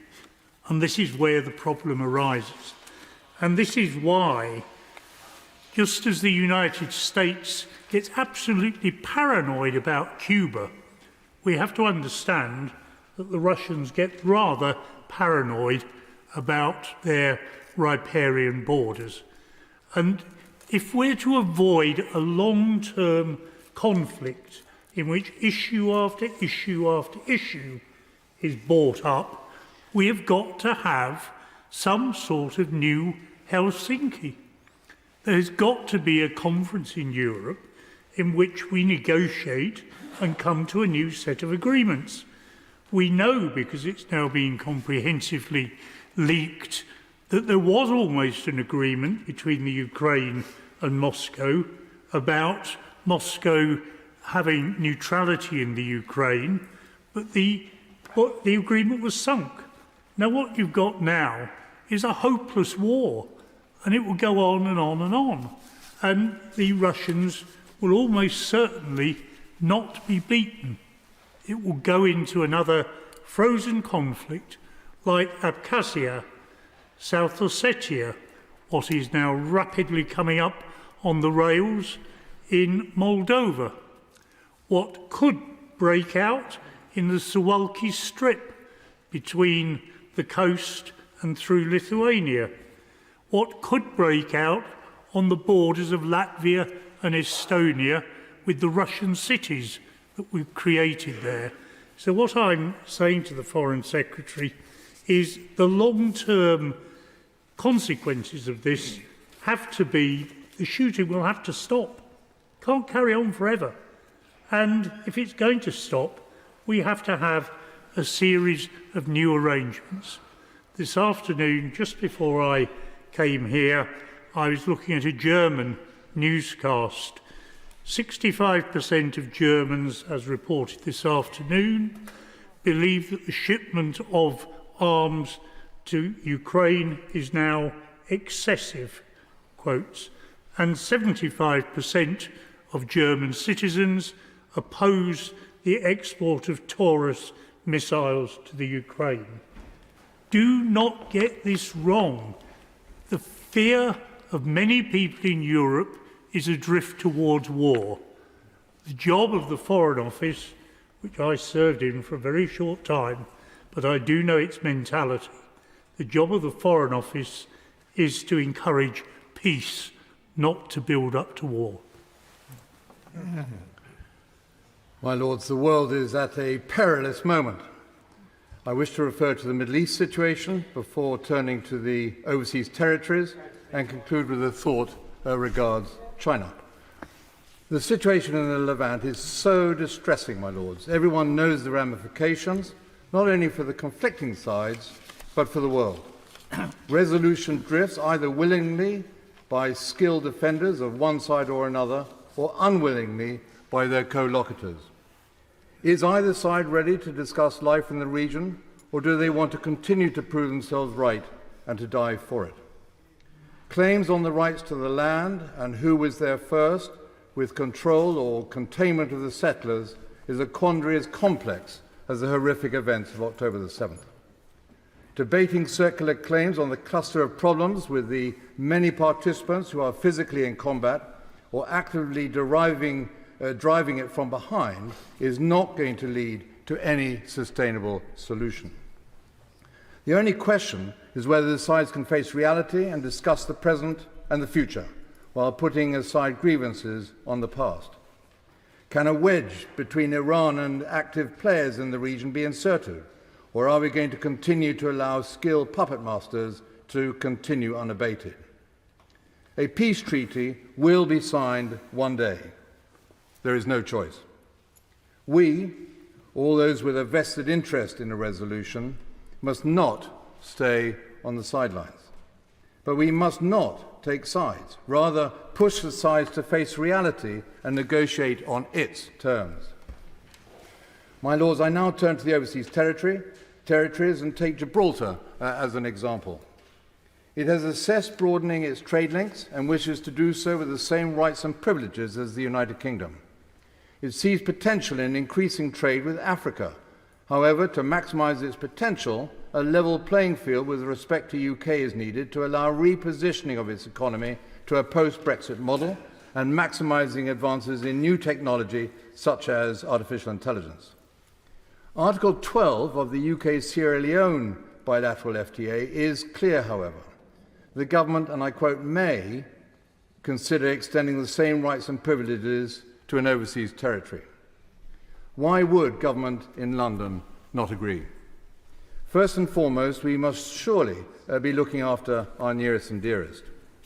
A recent official note, however, from the FCDO made the government's position clear, and I quote, "It is not the policy of the UK government to extend bilateral investment treaty agreements to British overseas territories, even though that provision is in all of them, because the UK has found that the BIT treaties are not made much use of." I'm confused as to what is meant by that. The horse or the cart syndrome. And I'll be delighted to give a copy of the note with those remarks in it from a department of the FCDO. If I may say, I believe that approach to be wide of the mark in today's world and smacks of yesteryear's colonial approach to policy. We should be encouraging innovation in our post-Brexit world and as much to our overseas territories as elsewhere. Would the Secretary of State look at this with a view to reconsideration? Concluding with a remark regards China, my lords. Too much of an open door is being given to China to build on a range of strategic alliances. Beyond notably Africa, inroads are being made into the Pacific.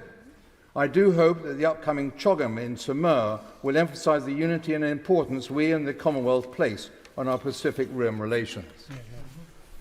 That said, and whilst it is imperative that we diversify supply chains, with India being an obvious beneficiary, and be proactive regards the changing maritime landscape, I do believe we should not be dismissive of the relationship with China and be exploring ways, not thwarting, mutual bilateral cooperation, building on our respective strengths and contribution, recognise the importance together with all the complexities. Dialogue and engagement is always preferable. And it is not as though we, the West, do not hold a trump card by providing a large percentage of their marketplace. However, going back to an earlier remark on sea routes, too much over-reliance is being given to the vagaries of international law, for example, to the potential for future civil and defence long-term challenges in the northern Arctic sea route. We, those who share common ideals, must become more assertive as the world is headed towards an extended Cold War. My Lords, I'd like to begin by thanking my noble friend, the Foreign Secretary, for finding the time to allow the House such a long debate today when there is such pressure on his time. This particular marathon is almost over.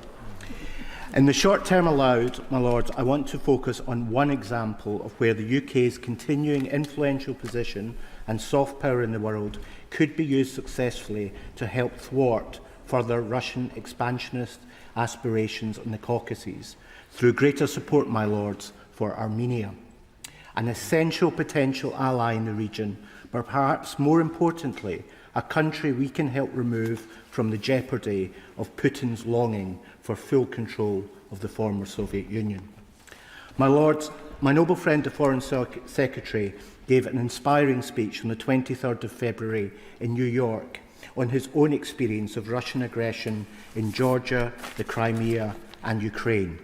In that, he outlined the continuity of Putin's policies and Putin's disrespect for the sovereignty of other nation-states.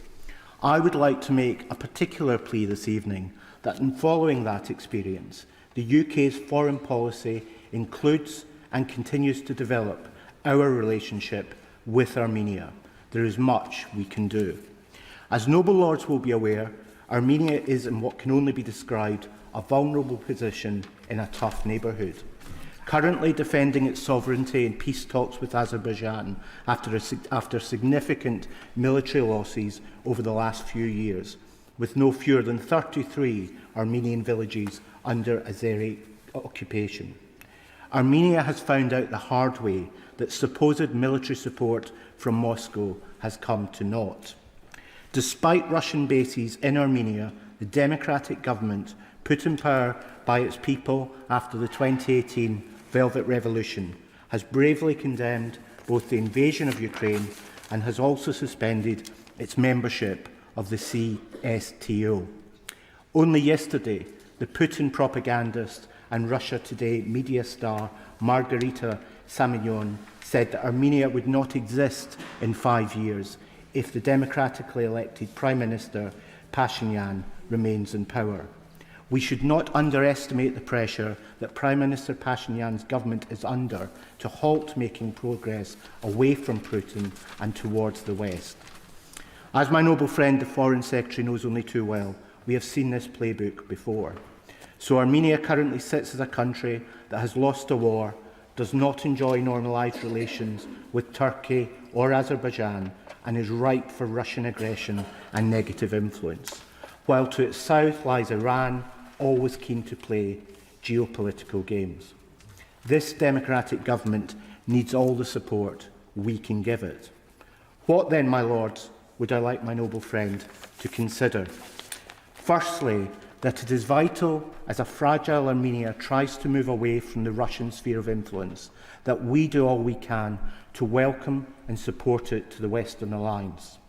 While I understand the UK-Armenian relationship is different from that of France and Armenia, where direct military support is being provided, we have an opportunity to help stabilise the situation. We are uniquely placed through our strong relationship with Azerbaijan, an important trading partner, to ensure that the peace talks from which Armenia emerges leave Armenia as a strong sovereign nation, and that any rhetoric from Baku on further Azeri expansion into Armenia is put to bed. Secondly, that we use our relationship with our strategic friend and NATO ally Turkey to give impetus to the normalisation process between Turkey and Armenia. This will help, my lords, to ensure that Armenian economic reliance on Russia is mitigated. Thirdly, my lords, the last year has seen an engagement with Armenia from the FCDO, which is to be welcomed, with my noble friend's colleague, Minister Doherty, having visited Yerevan twice, and the Armenian Foreign Minister's visit to London last year, in fact, on the day my noble friend was appointed as Foreign Secretary. We must continue this dialogue, and I hope further visits, meetings and agreements can come from this interaction. The alternative, my lords, is to have to these three actions, is to leave Armenia as a susceptible, vulnerable state who, while bravely reaching out to the West and away from Russia, is not properly supported and is left at the disposal of Putin. I am sure we can all agree that is something we can't afford to let happen. My lords, as others have mentioned, it is 2 years since Russia invaded Ukraine, and soon after that the war started, I was appointed to a legal task force to advise on war crimes. And my area of work is largely related to crimes concerning women and children. And I'm now working with the President Zelensky's office on the return of children who have been abducted and taken to Ukraine by Russia. Now, I can't emphasize enough just how indebted the leadership in Ukraine feel to Britain for the way in which we have been at the forefront in supporting Ukraine. But what has become clear to me working on that task force are areas of law where we really could make some changes that would be beneficial. And what do I mean by that? What would the authorities do if a Russian general who'd committed war crimes and crimes against humanity in Ukraine showed up at London airport? And the answer is that, we asked, would he be arrested? Would he be put on trial? And unfortunately, the answer is no. And the reason for that is that we, of course, recognise the principle of universal jurisdiction and have interpreted it into British law. And that allows us and our courts to put on trial people for a handful of offences only: genocide, war crimes and crimes against humanity. And they have to be crimes that shock the consciousness, the conscience of humankind, no matter where they occur. Well, the problem we have here is that our law confines it to citizens and residents of the United Kingdom. So the only people who can be prosecuted are people who have that status. And so it's very interesting because the United States had formed its law in exactly the same way, but last year they amended their legislation. Merrick Garland, the Attorney General, and very much was supported by the State Department, changed it so that basically presence itself was enough. And so it means that we don't have the problem of not being able to arrest Russian generals or Iranian mullahs who are currently out of our reach. So this is a piece of low-hanging fruit, I think. And I take up what was said by Baroness Northover, that I'm very happy to see the Foreign Secretary in his role. And I know that he has, in fact, and many of us involved in the international issues, I have been impressed with your willingness to depart from some of the normal policy constraints, and so I congratulate you for that. But your legacy, if you have this window of opportunity, who knows what will happen later in the year, there is a window of opportunity, and I'm suggesting that this is a piece of low-hanging fruit where you could change the law through the Criminal Justice Act, which is coming through Parliament. The other area of law, and I say it very quickly, that I'd like us to look at is our state immunity law, because there really is a growing feeling that, and we've had it expressed by the President of the European Commission, that we should be considering using frozen assets, the Russian assets that we have, which are something we ourselves have 20 billion pounds worth of Russian assets in our banks, and they should be used to assist in the buying of military supplies for Ukraine. And the way to do that would be to liquidate those frozen assets. It would mean some legal change, but under the doctrine of collective countermeasures, it would be permissible because we are suffering the consequences as a nation economically as a result of this war. And of course, I'm not suggesting that we go off on a tangent on our own, but this is something which I'm sure, with your great skills as a politician and your great charm and ambassadorial skills, could get together with the rest of Europe, and make an agreement that this is done collectively, because I think that the risks are diminished when it's done collectively. The other matters I wanted to raise with you as low-hanging fruit is I'd like to see the strengthening of the Atrocity Crime Unit in the Foreign Office, because it really needs greater resources and it should be monitoring indicators of genocide.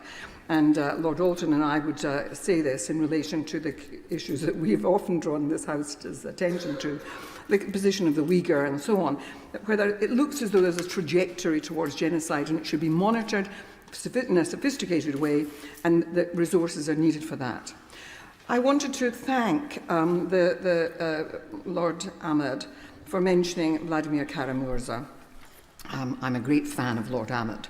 Vladimir Kara-Murza is an extraordinary person who's currently in prison in Russia. He's twice been poisoned by the state, undoubtedly, and he's now facing a long sentence, just in the same way as Navalny.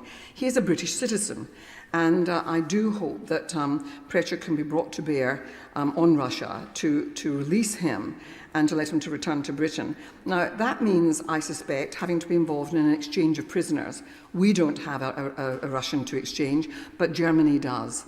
And I think that collaboration with Germany may make it possible for that kind of exchange to take place. And I know that normally it's resisted by the Foreign Office, but I would say that for this prisoner, in this moment in time, given what's happened to Navalny, that we should consider doing that. And my last message to the Foreign Secretary is this. You're dealing with the whole issue of the Middle East, and I know how difficult that is. And we always talk about the importance of peacemaking, and I here take up what the noble prelate has mentioned. Peacemaking is vital, but we have to have women at the tables. And I'm worried that women are not going to be at the tables in the Middle East. And so please, with your great advocacy skills, please, can we have women at the table? Women at the table is what we want to see. Thank you. My Lords, we've heard a lot about challenges that we face in the world. Ukraine, China, Middle Eastern crises, climate change, the backlash against globalization, conflicts and state weaknesses in Africa. But I want to argue, as the noble Lord Hannay did, that the greatest challenge for British foreign policy today is America's move away from global engagement, and in particular from a commitment to European security. British foreign policy since 1940 has been based on the concept of a special relationship with the United States as the key to maintaining our global influence. Until 2017, we also argued that we were America's closest European partner, acting as the bridge between regionally focused continental countries and their transatlantic security guarantor. Since Brexit, we've lost that position. Boris Johnson, as Prime Minister, attempted to replace it by proposing his tilt to the Pacific to become America's partner in facing the challenge of containing China. Whoever wins the coming US presidential election, I think we now have to accept that the United States no longer regards the UK as a special or privileged partner, or European stability and security as the key factor in American foreign policy. When I lived in the USA in the 1960s, a very long time ago, I met many policymakers in Washington who'd spent the Second World War in Britain, in shared intelligence operations or preparing to liberate the European continent. American foreign policy was run by people from the Atlantic states, advised by first or second generation immigrants from Europe itself. 2 generations later, America's changed in fundamental ways. California, Texas, and Florida now matter far more. Massachusetts, New York, and Pennsylvania far less. There are significant Muslim minorities in several states, as we've recently been told, as well as many Latin American and East and South Asian voters. When I was a teaching assistant in an American university, we taught Western civilization, and the most important destination for our American students going to study abroad was Britain. Chinese students in British universities now well outnumber American, and young Americans spread out across East and South Asia, the Middle East, and Africa instead. But the underlying concepts of British defence policy and procurement have remained, as I've discovered in talking to people in the MOD, that the standard by which our priorities and procurement should be measured are acceptance as equivalents by the United States. We also have to recognise that this also cannot hold. American equipment is increasingly sophisticated and expensive, as we've discovered with the F-35. Unless we substantially raise the scale of our defence spending, we cannot contribute significant additional forces to American deployments. Boris Johnson's dream of contributing a British task force to the Indo-Pacific was always fantastical. The reality of a British carrier dependent for support ships on the United States and other allies has shown how limited our naval capabilities now are. There are other nostalgic echoes which we have to leave behind. When I became a very junior minister in the coalition government, I was struck by the overemphasis of some of my Conservative colleagues on the value of the Commonwealth. Half a century and 2 generations after the new Commonwealth countries had become independent. One cabinet minister remarked to me that the Indians were dependable friends because they remained so grateful for what British rule had given them, which is something that I doubt the current Indian Prime Minister accepts. We still have close political relations with the Gulf states, with historical echoes, and naval ships and bases there as well.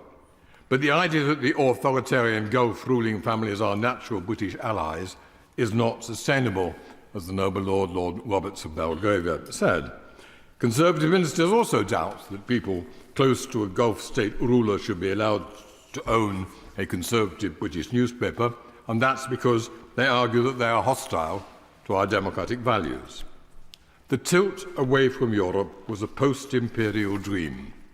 Our natural partners in this now hostile environment are our European neighbours. Our priority must be to rebuild that partnership with neighbours who do share our democratic values. And, as many noble lords have already said, if we want to maintain influence in Europe and across the world, we will have to prioritise spending on defence and on international development over tax cuts. My Lords, can I congratulate my noble friend Lord Ahmad, and can I express some sympathy to my noble friend the Foreign Secretary? I'm sure when he received the call from the Prime Minister inviting him to be Foreign Secretary, his mind must have turned to trips to the Arctic, rainforests in Brazil, white tie and receptions in Washington as the Ferrero Rocher was handed around. Not perhaps a 6-hour debate, which some would say reminds them of a radio station phone-in without even the break of adverts in the middle. However, here we are, and I hope I can add to the sum of knowledge with some thoughts. I would like to refer to my register of interests in respect of Israel, as I will be speaking on that topic tonight. First, let's remind ourselves why we have this horrific situation in Gaza. as the United Nations report by Pramila Patten, which came out today, finally admitted and confirmed that it's because a horde of people, including UNRWA employees, as Baroness Deitch and Baroness Altman have explained, committed the most deplorable and evil of crimes against civilians, targeting civilians, not them suffering as innocent bystanders, but as victims.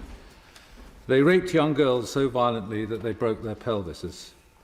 They tied and burned families together, whole families tied together, and killed family members, ensuring that family members witnessed the death of their siblings, parents, and children, and committed such evil atrocities as putting babies in ovens.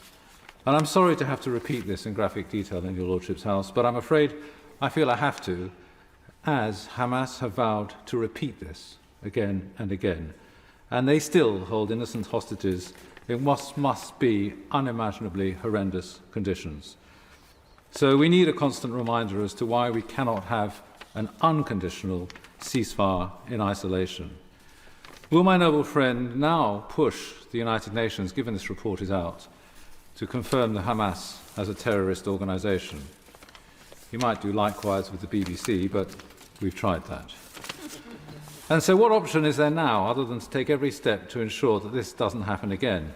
If UK citizens, members of any of our families here in this chamber, were abducted on our soil, I would want to be sure that my government pursued the perpetrators to the end of the earth, even if there were civilian losses on the way, which, while deeply, deeply regrettable, are, as my noble friend Lord Roberts of Mayfair, the distinguished military expert historian, and many others have pointed out, much lower than one might expect in this type of challenging and terrible urban warfare.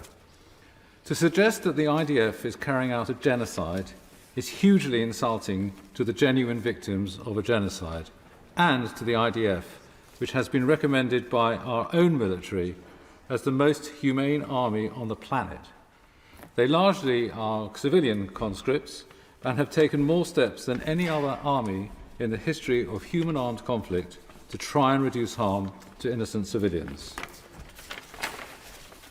I applaud my noble friend's valiant attempts to try and find a way through the current situation. He has set out his 5 clear objectives, and I, for one, would like to support them.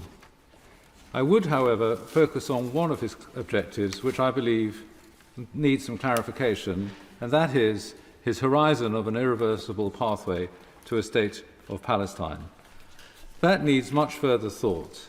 I am inclined to support it, and I do believe that the citizens of Palestine deserve their own state, but it needs some clarity. Perhaps a conference needs to be secured by my noble friend to address the issues that are genuine concerns at this time. For example, to ensure that the free Palestine is freed from Hamas, will that state be a democracy or an autocracy? Will it be demilitarized? Will Jewish people be allowed to visit, work, study and pray, as Arabs are and should be from the West Bank as now? Will there be inspections allowed to ensure there aren't any tunnels? And will there be no treaty allowing funding or other arrangements with Iran? And will a border be created, such as the one in Cyprus, with international protections? In this new state, will the rights of gays, women, minorities and other religious practices be protected in the way that they are currently in Israel? There are many other concerns. This is the first list. There is much work to be done now if a state is to be possible and not collapse into the violent civil war as in North Sudan.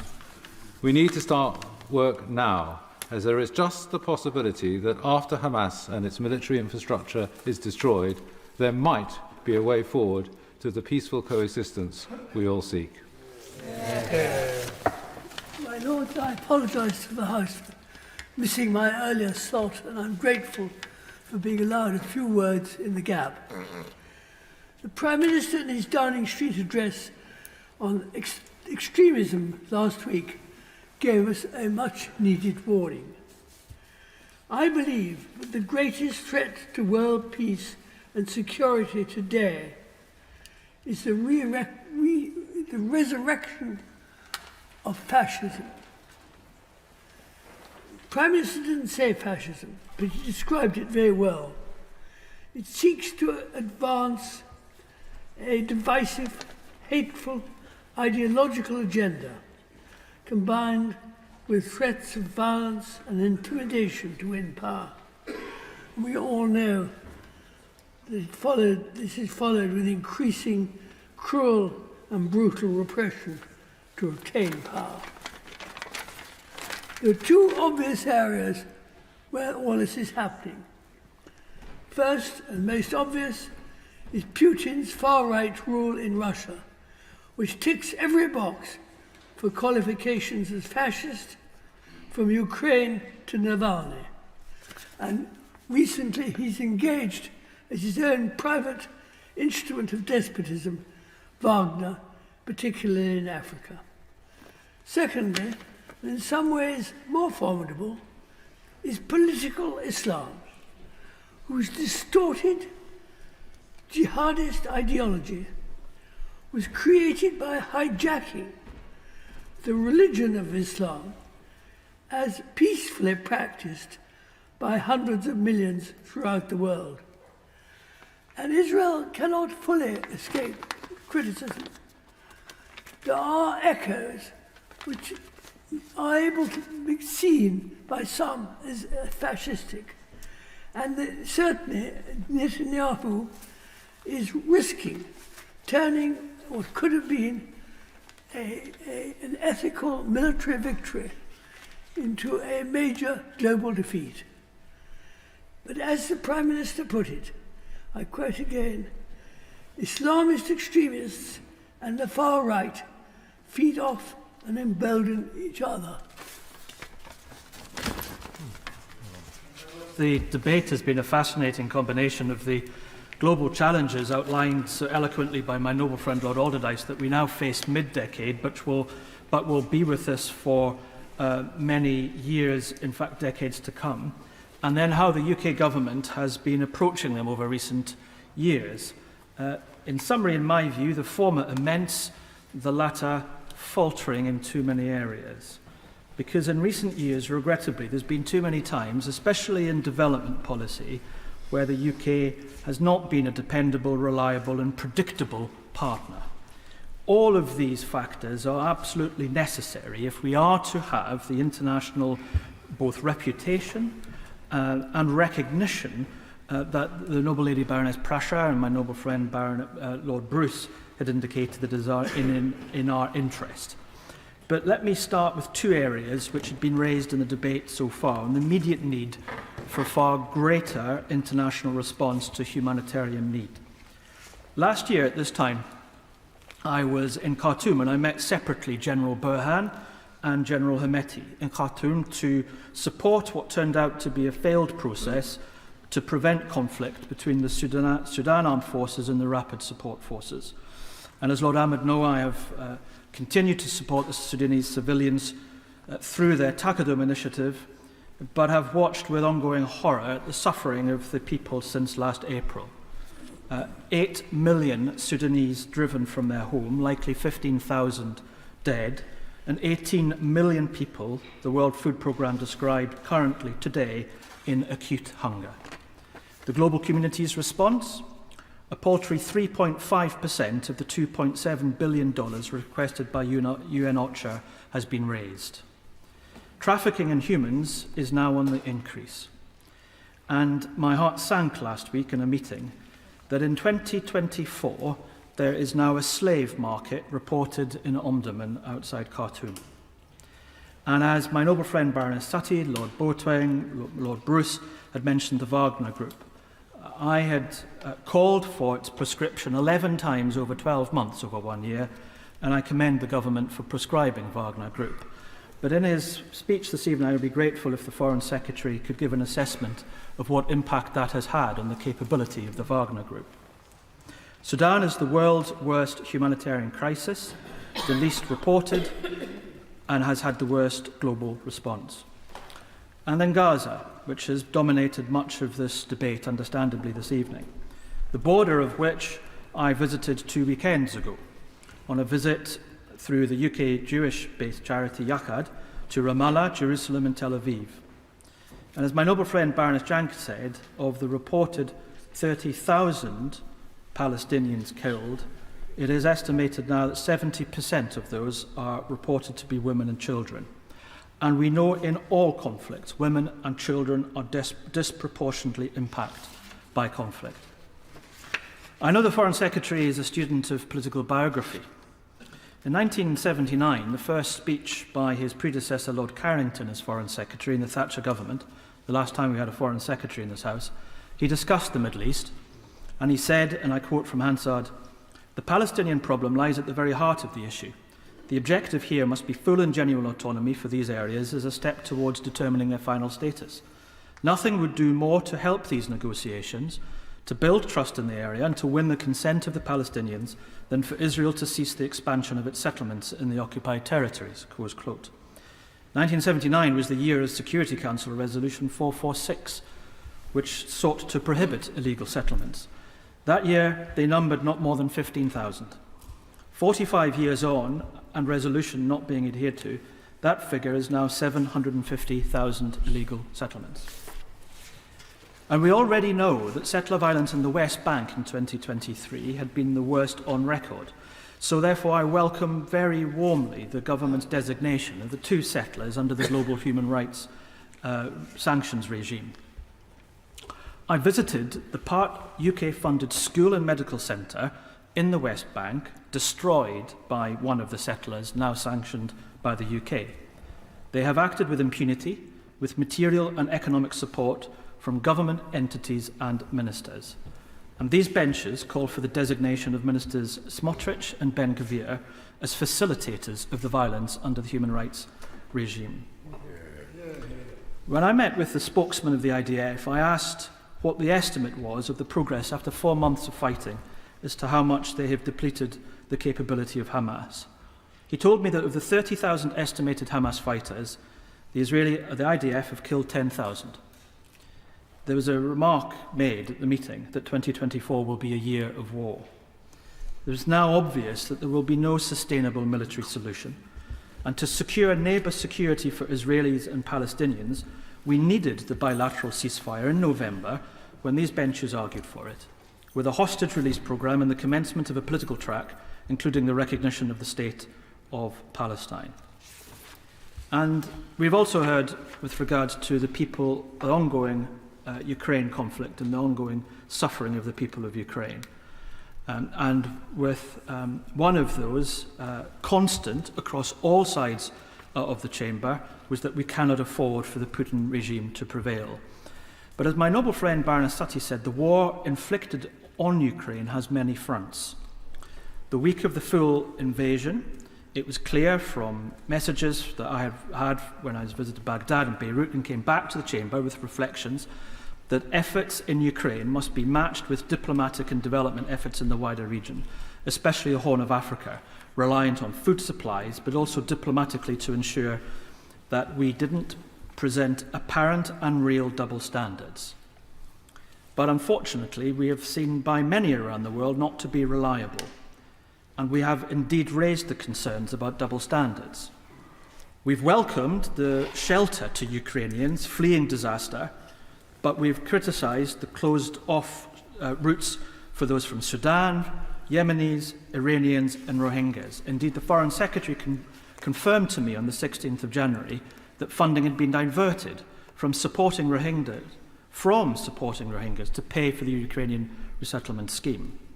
And the welcome UK Aid for Ukraine scheme has been offset by cuts to famine support in the Horn of Africa, meaning our response to famine there was far lower compared to a lesser famine in 2018. These actions are significant because Putin's objective is to undermine the very rules-based international order, to highlight its double standards and hypocrisy, and instead present a multipolar one, even though we know that it is deeply threatening to neighbouring states. China seems aligned with that broad approach. Lord Ahmed rightly referred to trade and development, and he's absolutely right. But the UK has little credibility when we challenge developing economies to ask them to pivot away from China where they know that the UK has by far the largest trade deficit in goods with China than any other nation on earth, over £50 billion. That deficit means that we are dependent in key sectors on China, whilst government policy has made it much harder to trade with Europe. A cost of £100,000 per typical business in extra trade, friction, bureaucracy and form filling. As my noble friend Lord Wallace said, it is now of geostrategic importance of reconnecting with Europe on trade, but also security and intelligence. And it is an irony of Putin's horrors against Ukraine is that Europe is now more united and less divided. And this will be potentially a supremely important contingency should a second Trump administration happen in America. I declare that I co-chair the All-Party Trade Out of Poverty group, and I agree with the Minister, Lord Ahmed, when he said that trade and the Commonwealth offer significant opportunities. But not a single FTA with a Commonwealth country that's been signed by the UK under this government has had a Commonwealth chapter allowed by the WTO in it to pursue and to promote intra-Commonwealth trade. I hope the Foreign Secretary, before he leaves office, whenever that is, as my noble friend Baroness know, that will change tack and speak to the business department to ensure that's corrected. So whilst we've become a less reliable partner, we've also become a less dependable one too. The Development Minister, Andrew Mitchell, at the UN last year said that the UK needed to regain and rebuild trust in the development area. But how can we do this when the government doesn't even acknowledge that we've lost it? And as my noble friend Lord Oates has indicated, we need to have dependable relationships too. The average tenure of an Africa minister over the last 8 years has been 9 months. I was speaking with a diplomat during one of the many reshuffles when he said that the Foreign Office was currently finding out whether the new Minister for Africa had ever been to Africa. And with regards to what dominated the recent AU summit, which is the Eastern Lakes and the DRC and Rwanda, we know that there are very many potential conflict areas. And therefore, Rwanda is not only on our domestic legislation, it is potentially of foreign relations interest too. And on the Rwanda bill, when we talk about global human rights and global rules-based order, the Human Rights Council's top headline on the UN News 2 weeks ago, when we were debating the Rwanda bill in committee in this House, was that the UN High Commissioner for Human Rights was decrying the UK breaching of the rule of law and fearful of how other autocracies would feel it easier for them now to do so. And regrettably, I feel the Foreign Secretary's legacy will be his name on that Rwanda treaty. It's his signature. It's a terrible agreement, which among its profound moral faults simply won't work. My Lords, returning now to why the UK needs to be a predictable partner, it's on development investment.